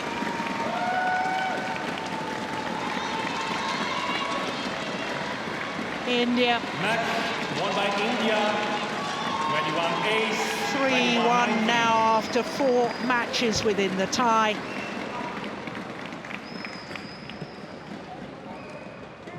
What a great women's singles this was. Full of tension, full of skill. Second game, superb. Final rally and the moment of victory. 21-8, 21-19 in 42 minutes. And India have secured victory in the tie over Indonesia.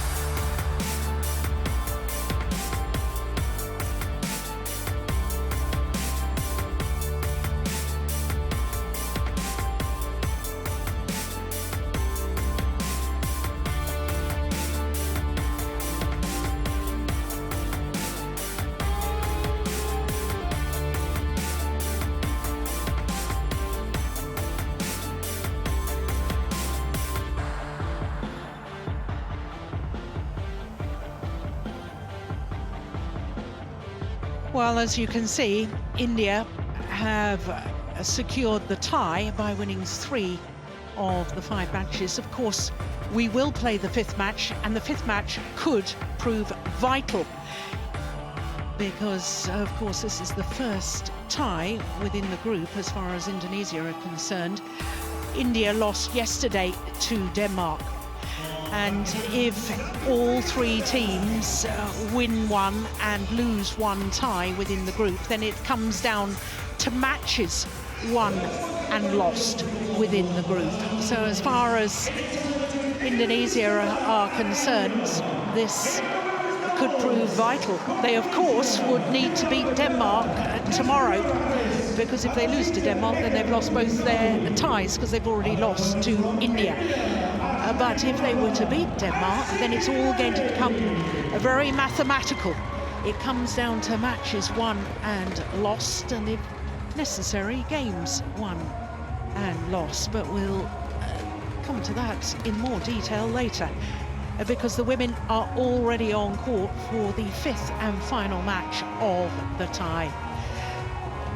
In the all-black kits, the Indian pair of Ashwini Ponnappa and Reddy. For Indonesia, Della, Destiara, Harris, and okay, as Indonesia is closer to here than India, Sari. India may choose red or black. Red, black for you girls. It's red. Service. Who will serve? Will serve. So, who will receive and which side? Reddy, the which side? left-hander, That's it. will serve first. The Indonesians have chosen the side nearest to us to start the match. I'm now doubting myself. Is that black kit or is it navy blue? Anyway, it's very nice, whatever it is. Indonesia quite clearly in the red shirts, the red of the Indonesian flag. So, as I say, this women's doubles could be vital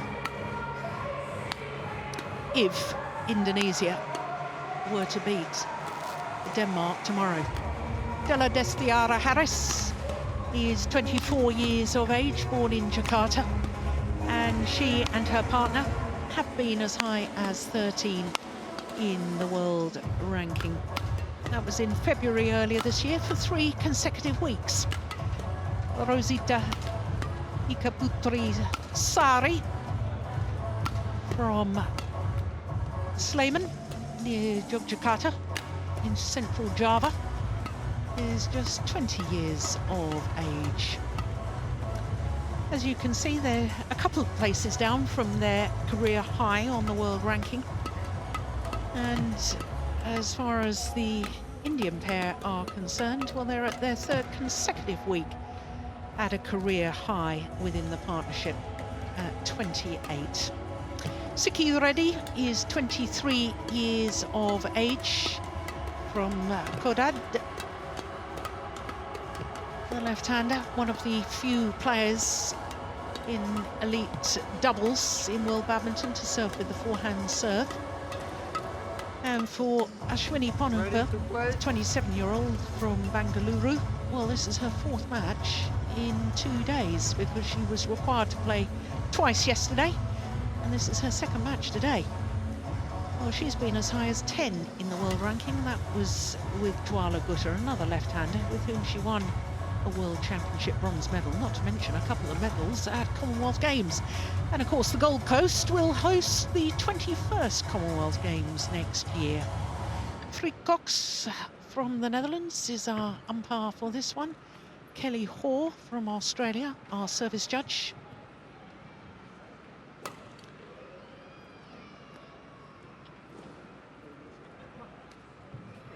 So, whilst this particular tie may be decided as far as which country has won the tie, Ladies and this is gentlemen, vital, or could on be my vital. right, Indonesia, represented by Della Destiara Harris and Rosyita Putri Sari. On my left, India, represented by Ashwini Ponnappa, Reddy and Siki. India to serve, Reddy and Siki to Della, Destiara, Harris. Level, play.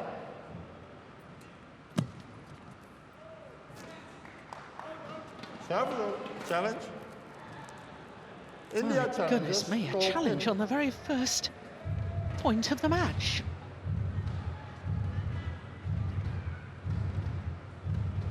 I seem to remember Novak Djokovic doing that in a final a couple of years ago.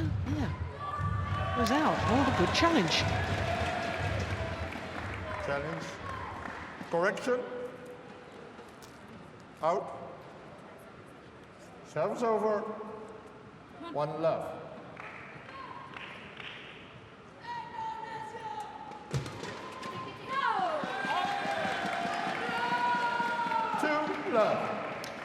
So Lars, just to clarify things in my own mind, I think as much as anything, if India were to win this 4-1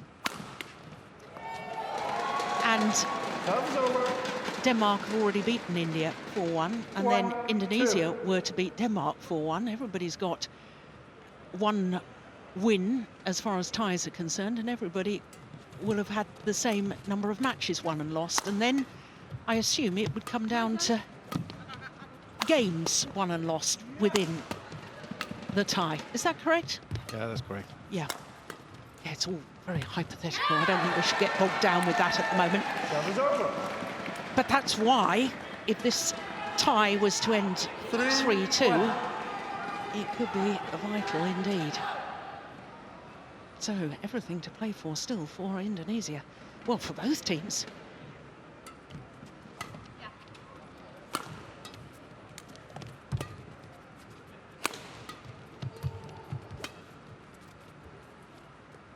Good judgment. 4-1.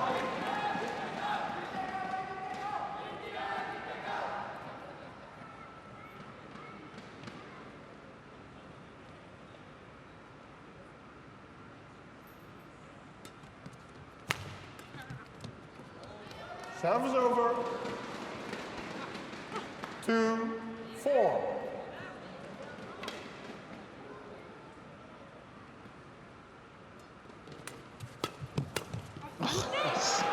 Very, very good. And it's a very good combination here where Ponnappa makes this deceptive return push to the corner, and it's very difficult to play anything but straight there, and then Reddy is ready with her left hand and can kill it.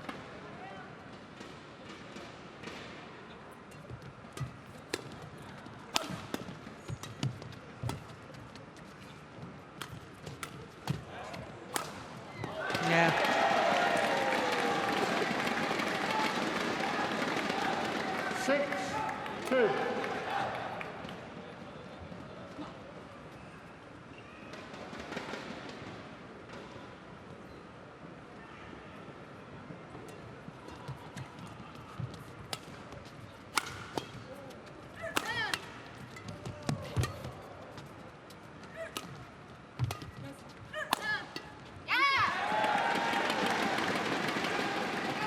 And again, we can enjoy this block by Ponnappa. Hopefully we get it again here, which is very, very difficult because she's in...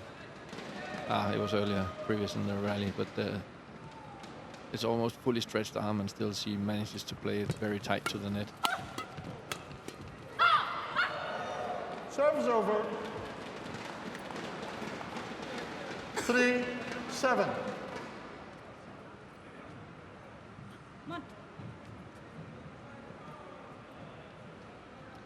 Well, the Indonesian pair have been playing together for over 2 years now, whereas the left and right-handed combination from India only formed their partnership last November.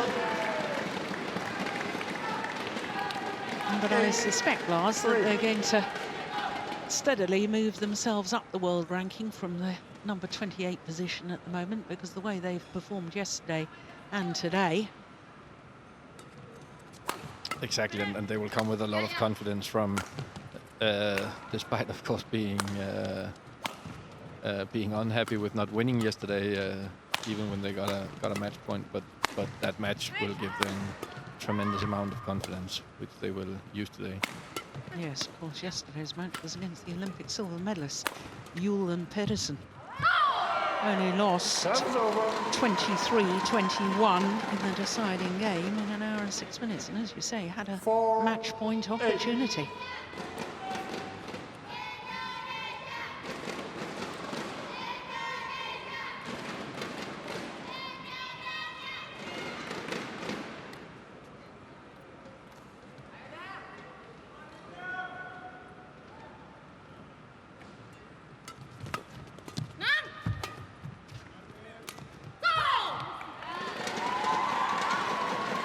Right idea, wrong execution.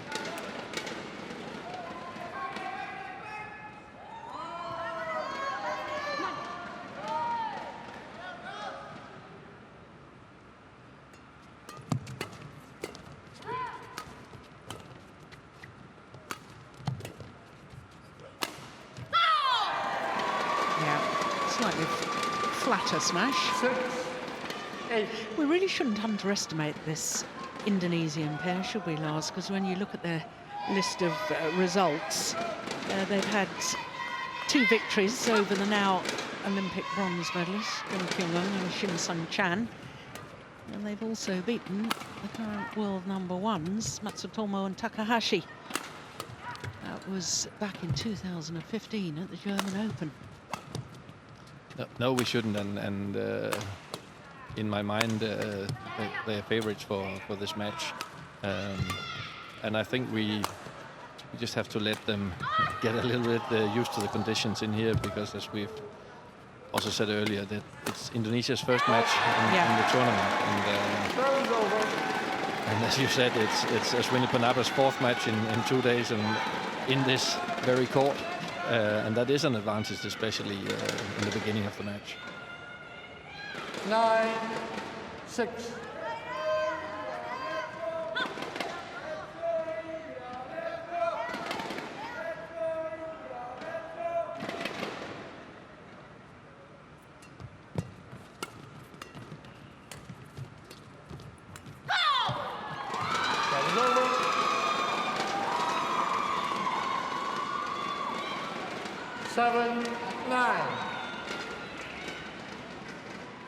Were you in Germany at the German Grand Prix Gold in 2015 when this Indonesian pair lost to Pedersen and Juhl in the final?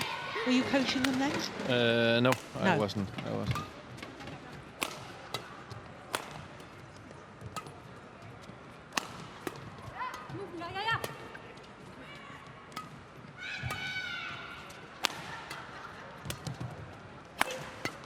Oh, that's good defense.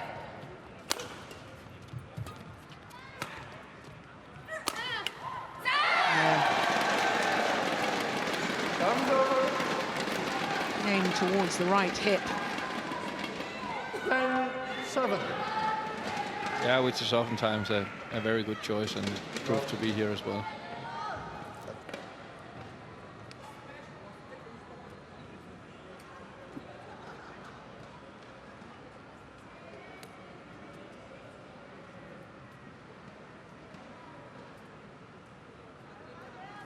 Play.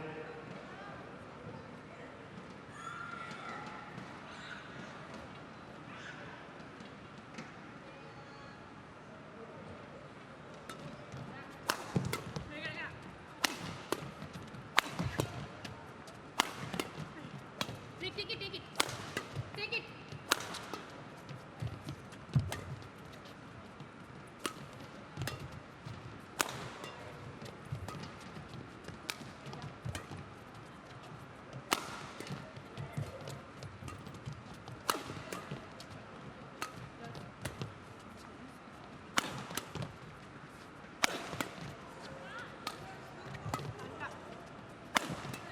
Oh, that's a nice block.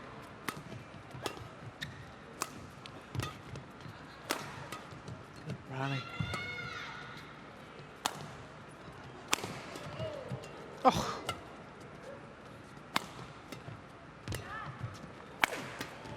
Yeah. Both pairs vying for the attacking play. solid in defence, but still trying to turn defensive play into attack.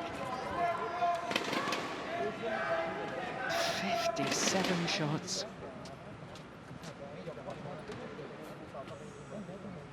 So it is the Indian pair who have the advantage, a 4-point advantage here at the mid-game interval.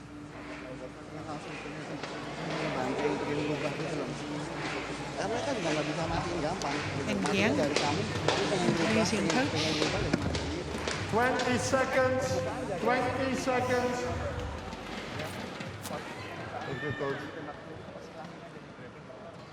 I did wonder, Lars, and that long last rally, 57 shots, I didn't think there was enough variation on the attacking play, perhaps, from the Indonesian pair.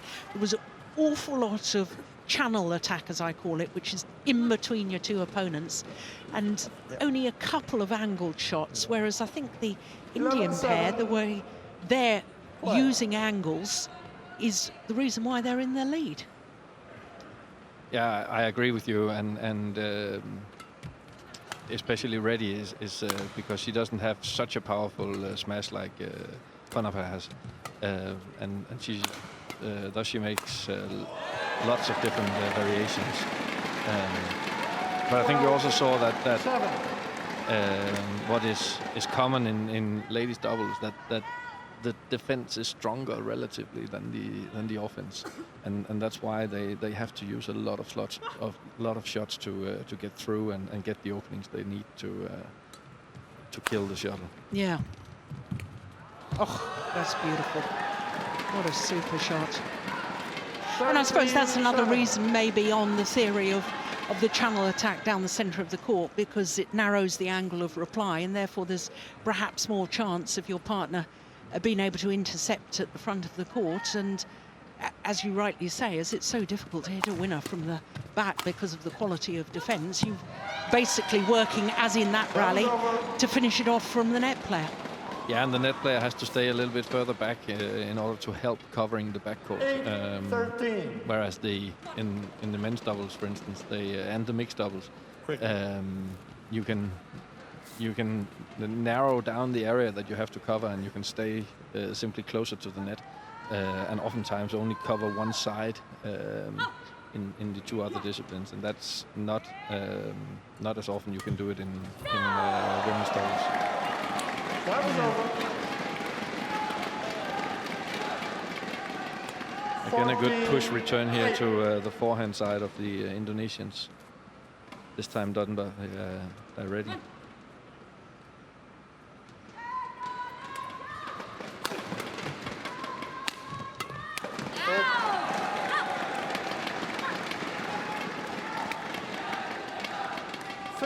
So in women's doubles, really, what you're saying is that the attacking play has to be even more accurate, because the power is not going to get you anywhere. That's a little harsh, but I mean, the fact is that you really have to work for the openings. It's no good just hitting at an opponent. You've got to be precise. It's got to be towards that right hip or the left shoulder, or wherever you think the weakness might be. Yeah, and in addition to that, it has to be in the right situation, because if you hit this power smash when you yourself is a little bit out of balance, or your partner is a little bit out of balance, or the lift is too good, is too deep, then it will more often than not, it'll get you in trouble instead of give you what you were looking for, a better chance at the net. Yeah.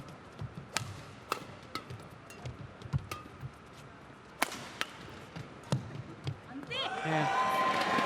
Super change of pace. 18. Indian pair are running away with this opening game. Yeah, they are, and they have used the transition between defense and offense a lot to get into some positions where, like this one, they can make a block or a kill from the net.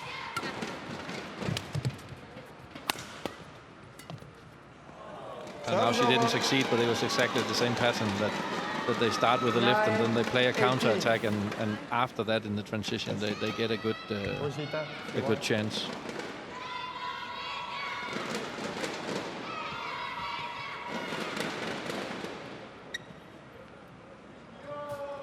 Quickly. Ready.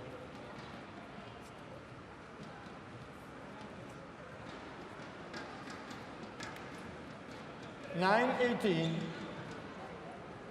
Play.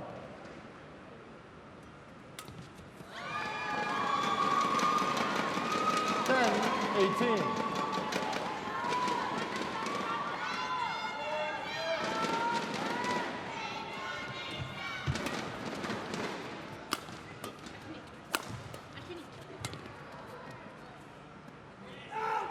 Oh, just wide.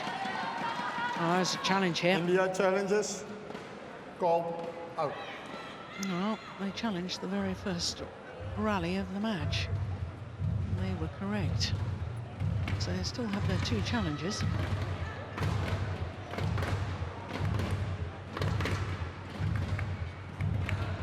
They weren't correct Challenge this time. unsuccessful. 1 challenge remaining. 11-18. Wait. Did I say play? One. Play. Yeah.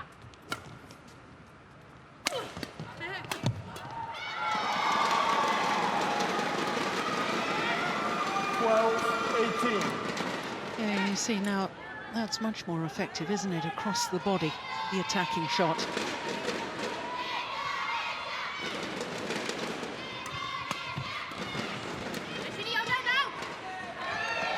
Good call from Reddy. Serves over.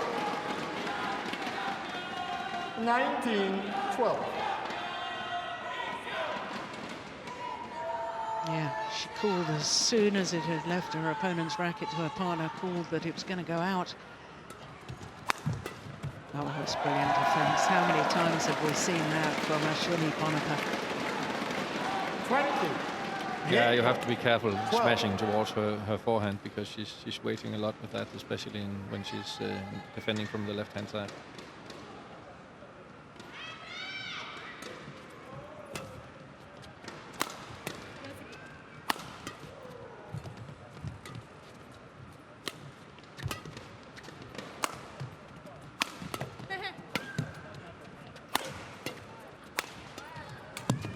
Well taken.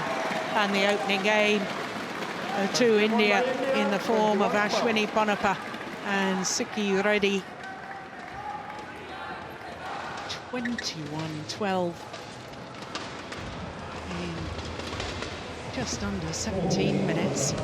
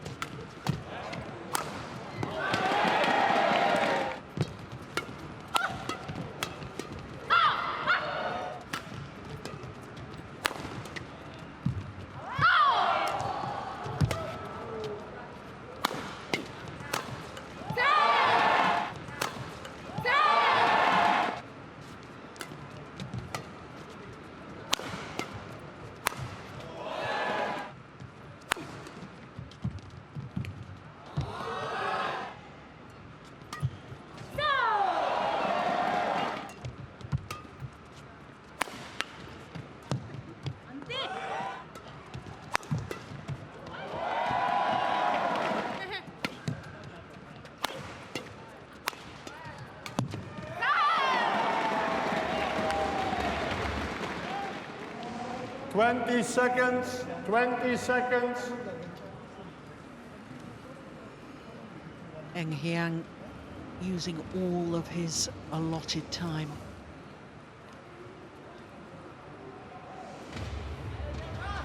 Second game. Level. Play. Well, it must be awfully difficult for this young Indonesian pair. Try and lift themselves emotionally after the disappointment of Indonesia having already been beaten in the tie. Yeah, for sure it is. But they had a slightly better period towards the end of the first game, which can give them some confidence to bring on to the start of this game.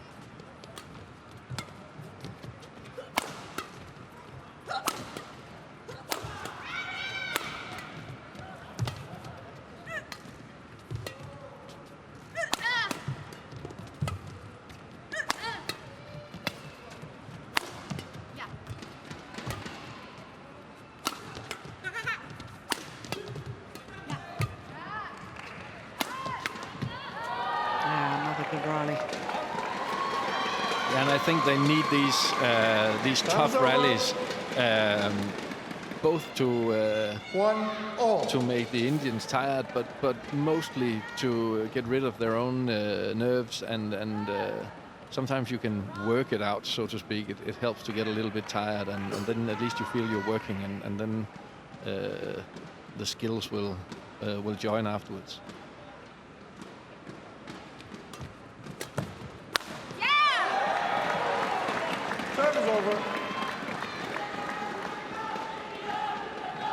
Really has got a very powerful smash, Ponnappa. She has. And most of that must be technique and timing, because she's not the biggest of athletes, is she? 165 tall, that's 5'5". But a powerful smash has nothing to do with size. It's all a matter of timing and technique. Use the right muscles at the right time and hit the shuttle very clean.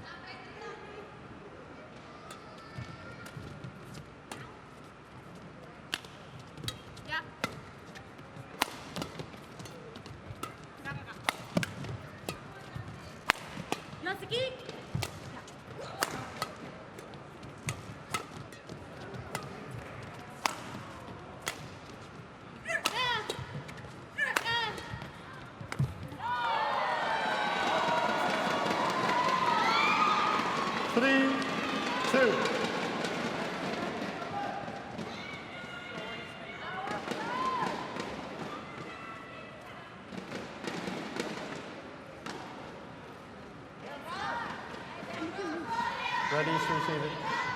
Reddy is receiving. Yeah, good spot umpire.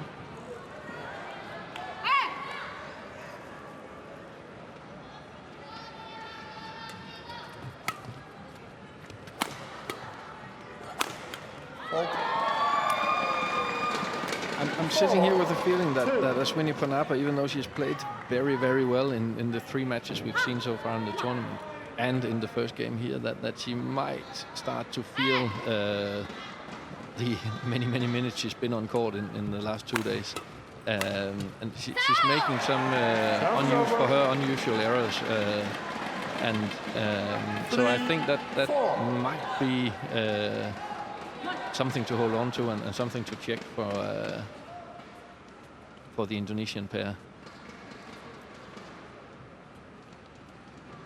Yes, 3 hours and 22 minutes on court before the start of this women's doubles. All 3 previous matches, 2 yesterday and 1 today, all over the hour mark. Yeah, she likes playing here, doesn't she?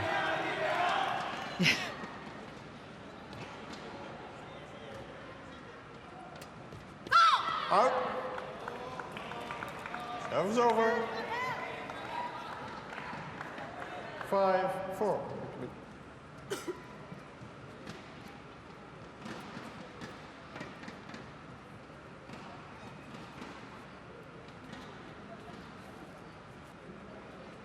Play.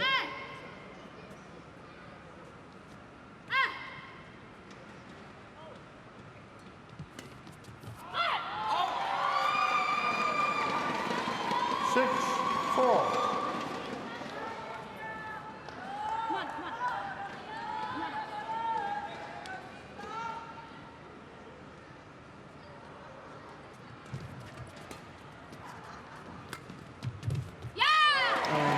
Service over. Well, both the Indonesian players going for the drop shot down the centre of the court, and both leaving it for the other in the end. Look at this, yeah. Yeah, and that's simply because they don't know who should take it, because they're not particularly fooled by that shot.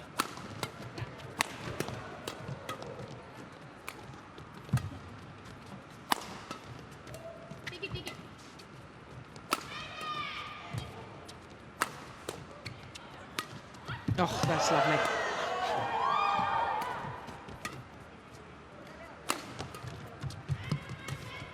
Brilliant!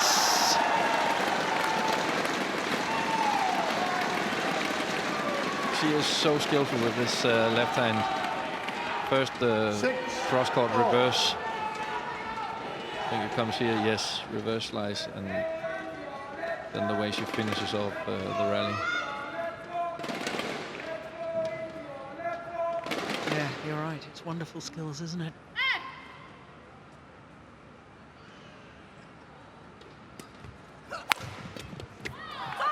Service over. 7-6.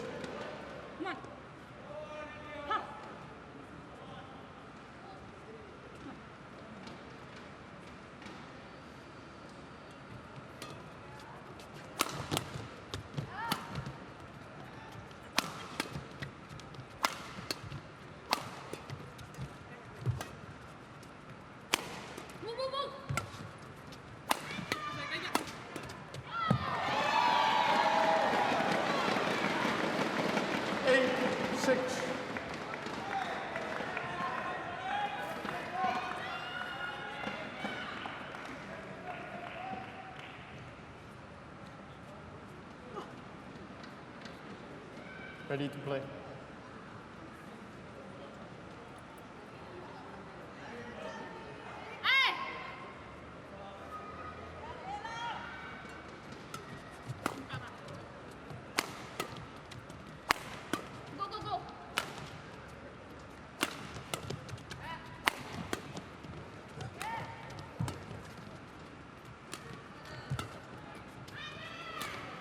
Oh, that's nice. There's more variation in the attack now by Indonesia. And again there. Oh, and that's gone long. I don't think she meant to leave that. Putri Sari just missed it. And it went long.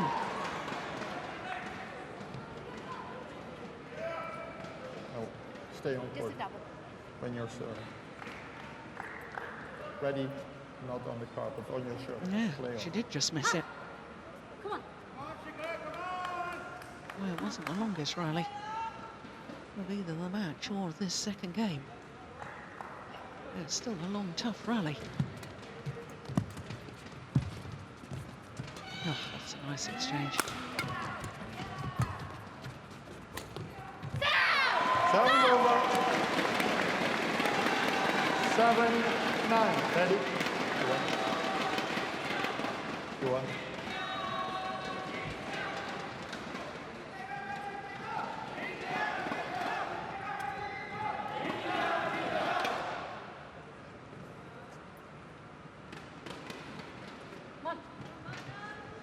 A little skip of frustration.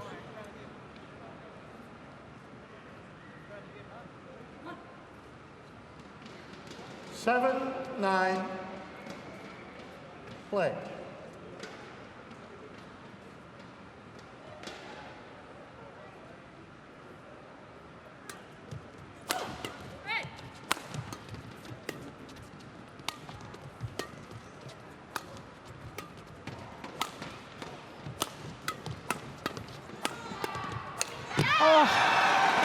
Well, that's a pity from an Indonesian perspective because they'd worked the rally so well.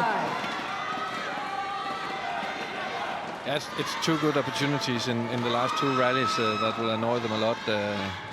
Maybe both now, but Indonesia. Also after the match. They will feel they've given away 2 points, and it's a crucial time right now.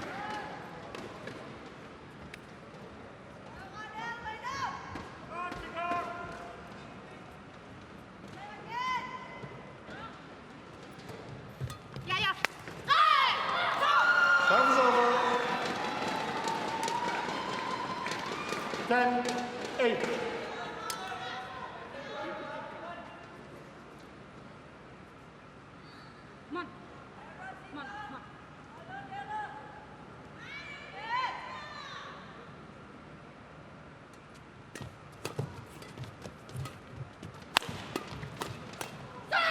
Oh, yes. That's well taken. Interval. Alert. 3-point advantage now to the Indonesians.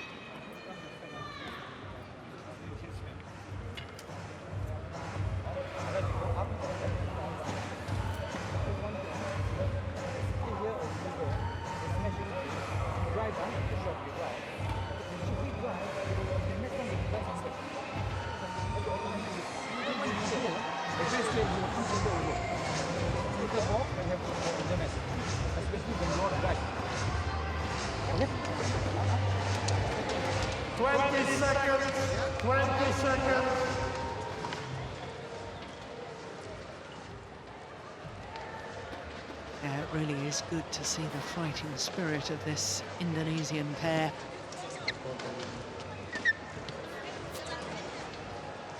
Did you manage to catch anything that Tan Kim Hur was saying to the Indian players? Oh, not really. 11-8. He was definitely talking about some kind of attack, but I don't know if it was their own attack or the opponent's attack. Yeah. It could be both.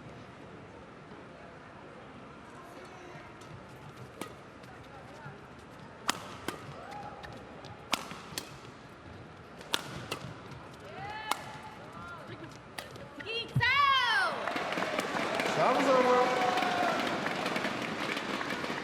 9-11.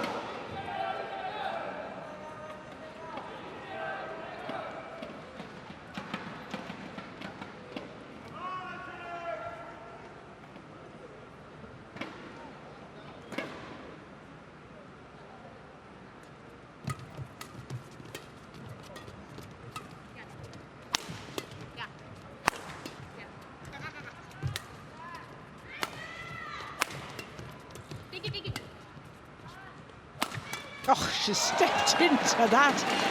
Ashwini, Ponnappa. 10-11.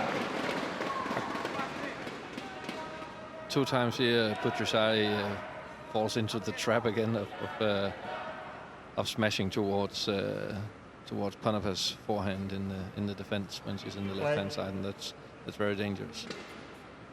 The last few times she smashed a little bit more towards the center of her body, and then she can't make these counter attacks. 11-0.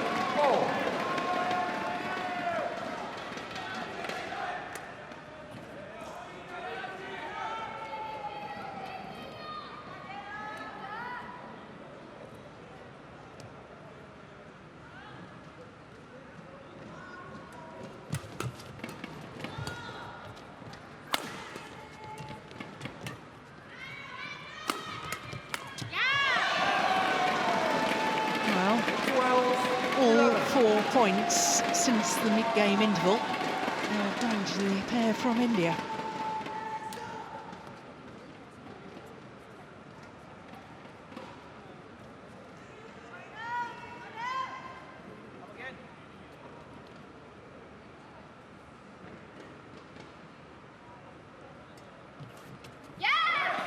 Make that 5 straight points.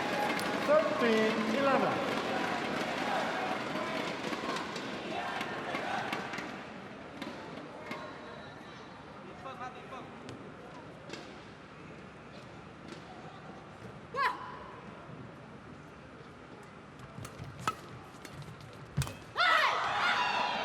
Well, the run comes to an end. 12-13.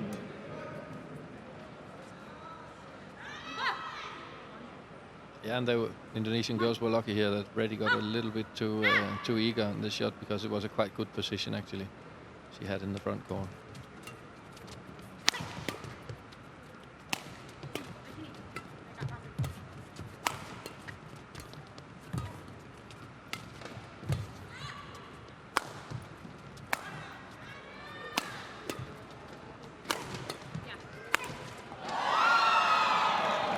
That was a tired-looking shot to me.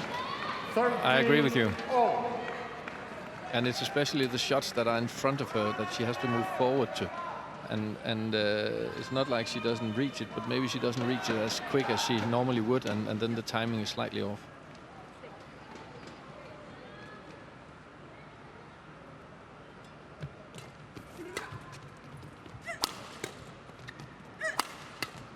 Oh, a little bit of luck on the net cord there from Della Destiara Harris. Quick. Yeah, it thunders off the top of the tape.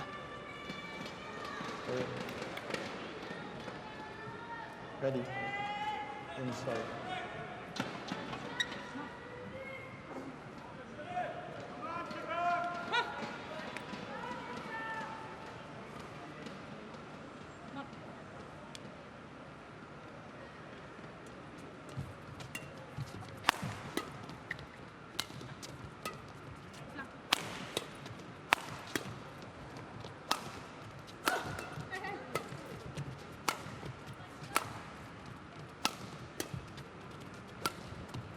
That's a nice angle.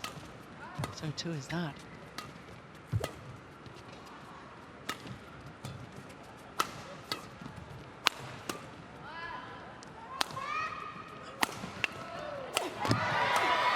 Yeah.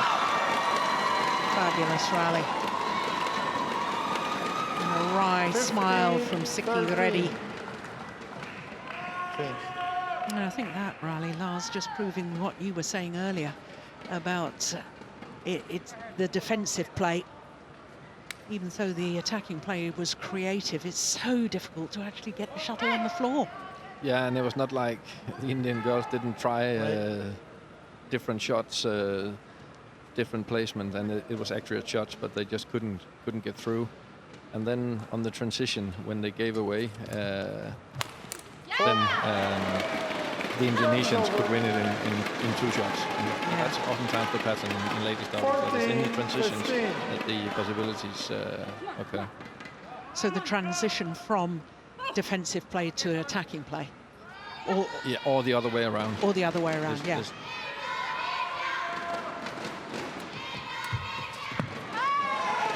Oh.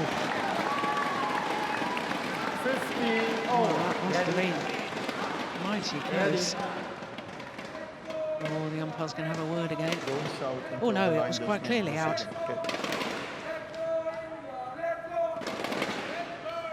It's all level, 15 all.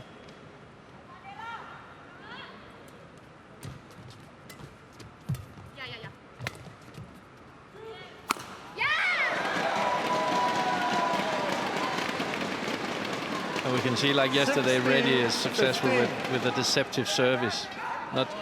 Not many players use the forehand serve in doubles anymore, but she has a lot of variations and can change the speed as well. Ready. Don't do that. And this one gave the initiative straight away.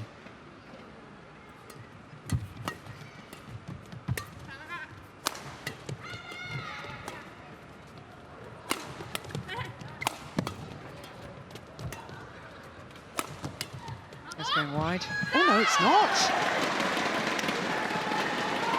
What a good shot from Ponnappa. I was convinced that was going to go wide, and I think the Indonesians were too.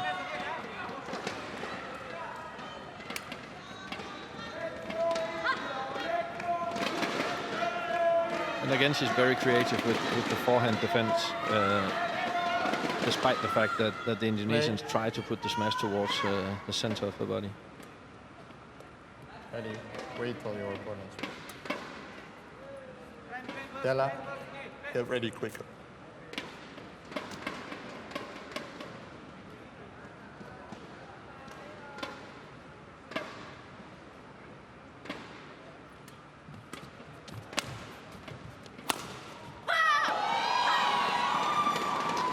That's another sign of fatigue when timing goes. 60. Yeah, and maybe she's not as low in her position with her legs as she would be when she's fresh. could also be it was just a good smash. Yeah. Yeah, but then the error on the return of serve. Well, it'd be perfectly understandable if she is fatigued. 17 all.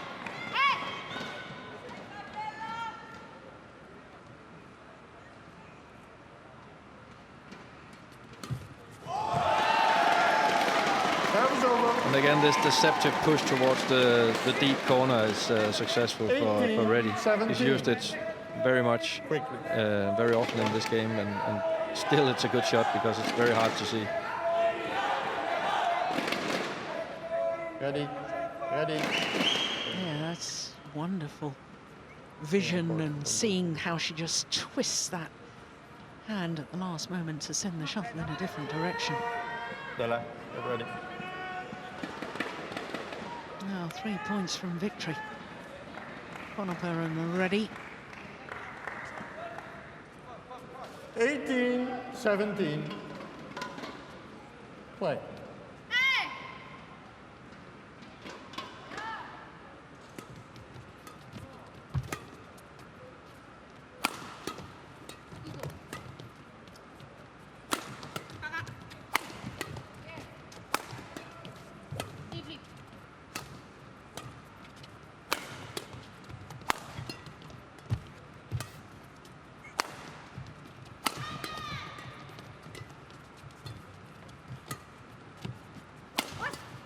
There she is again, stepping into the forehand defence. Move, come on, Ashwini. Missed it. Well, that was an important rally. That was over.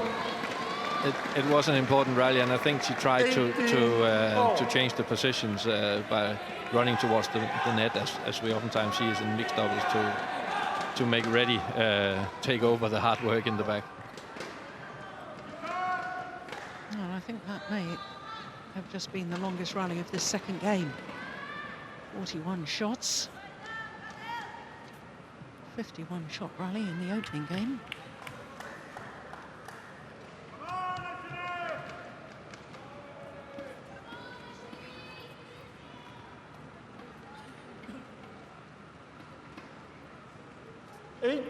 All. Play.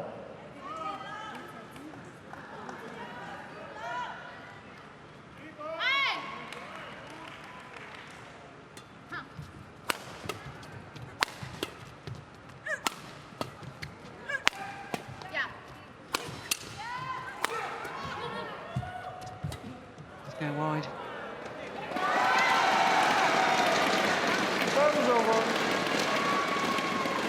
Hard work and the discipline of keeping to the attack, paying dividends for the Indian pair. Almost got in each other's way there. Queuing up to smash it. Crikey, yeah, that could have been dangerous.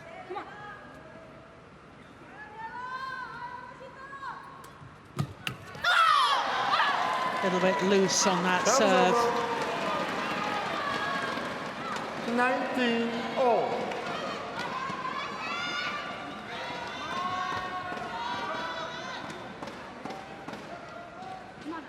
So who's going to have the game or match point opportunity?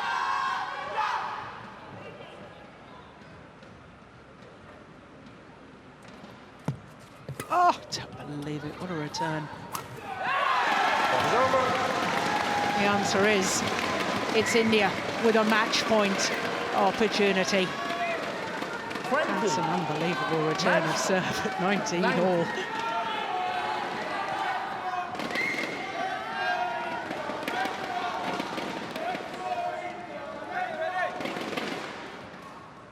Get ready.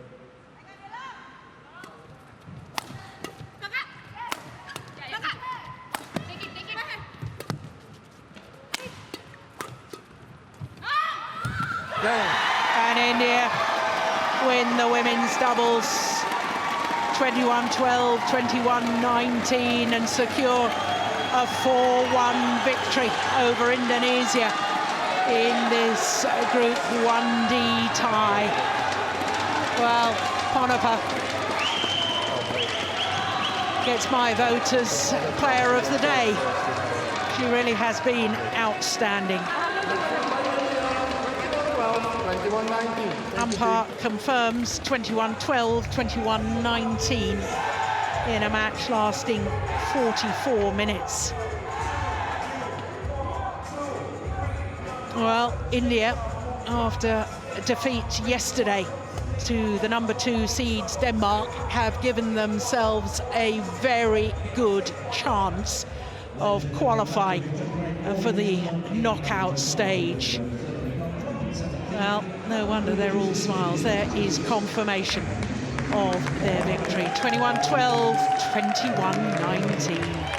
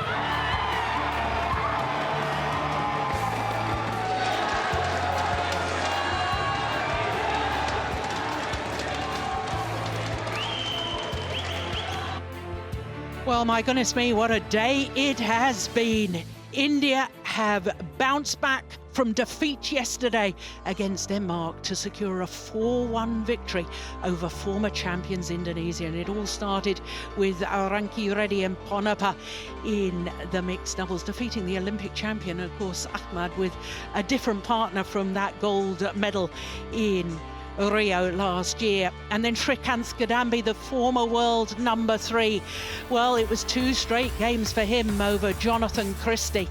The only victory for Indonesia was the world number 1s, Gideon and Sukamuljo. They only needed 26 minutes to beat Rankireddy and Shetty. Then women's singles, well, the Olympic silver medalist Pusarla Sindhu secured the victory by getting the 3rd point when beating 18-year-old Fitriani in 2 straight games. And Ponnappa and Reddy in the women's doubles made it 4-1. It means that tomorrow all the group deciders become very interesting indeed. It is important who tops each group to get a seeding for the quarter-final knockout stage. So group deciders tomorrow, day 4 of competition. Hope you'll be able to join us then. I can't wait. Bye for now.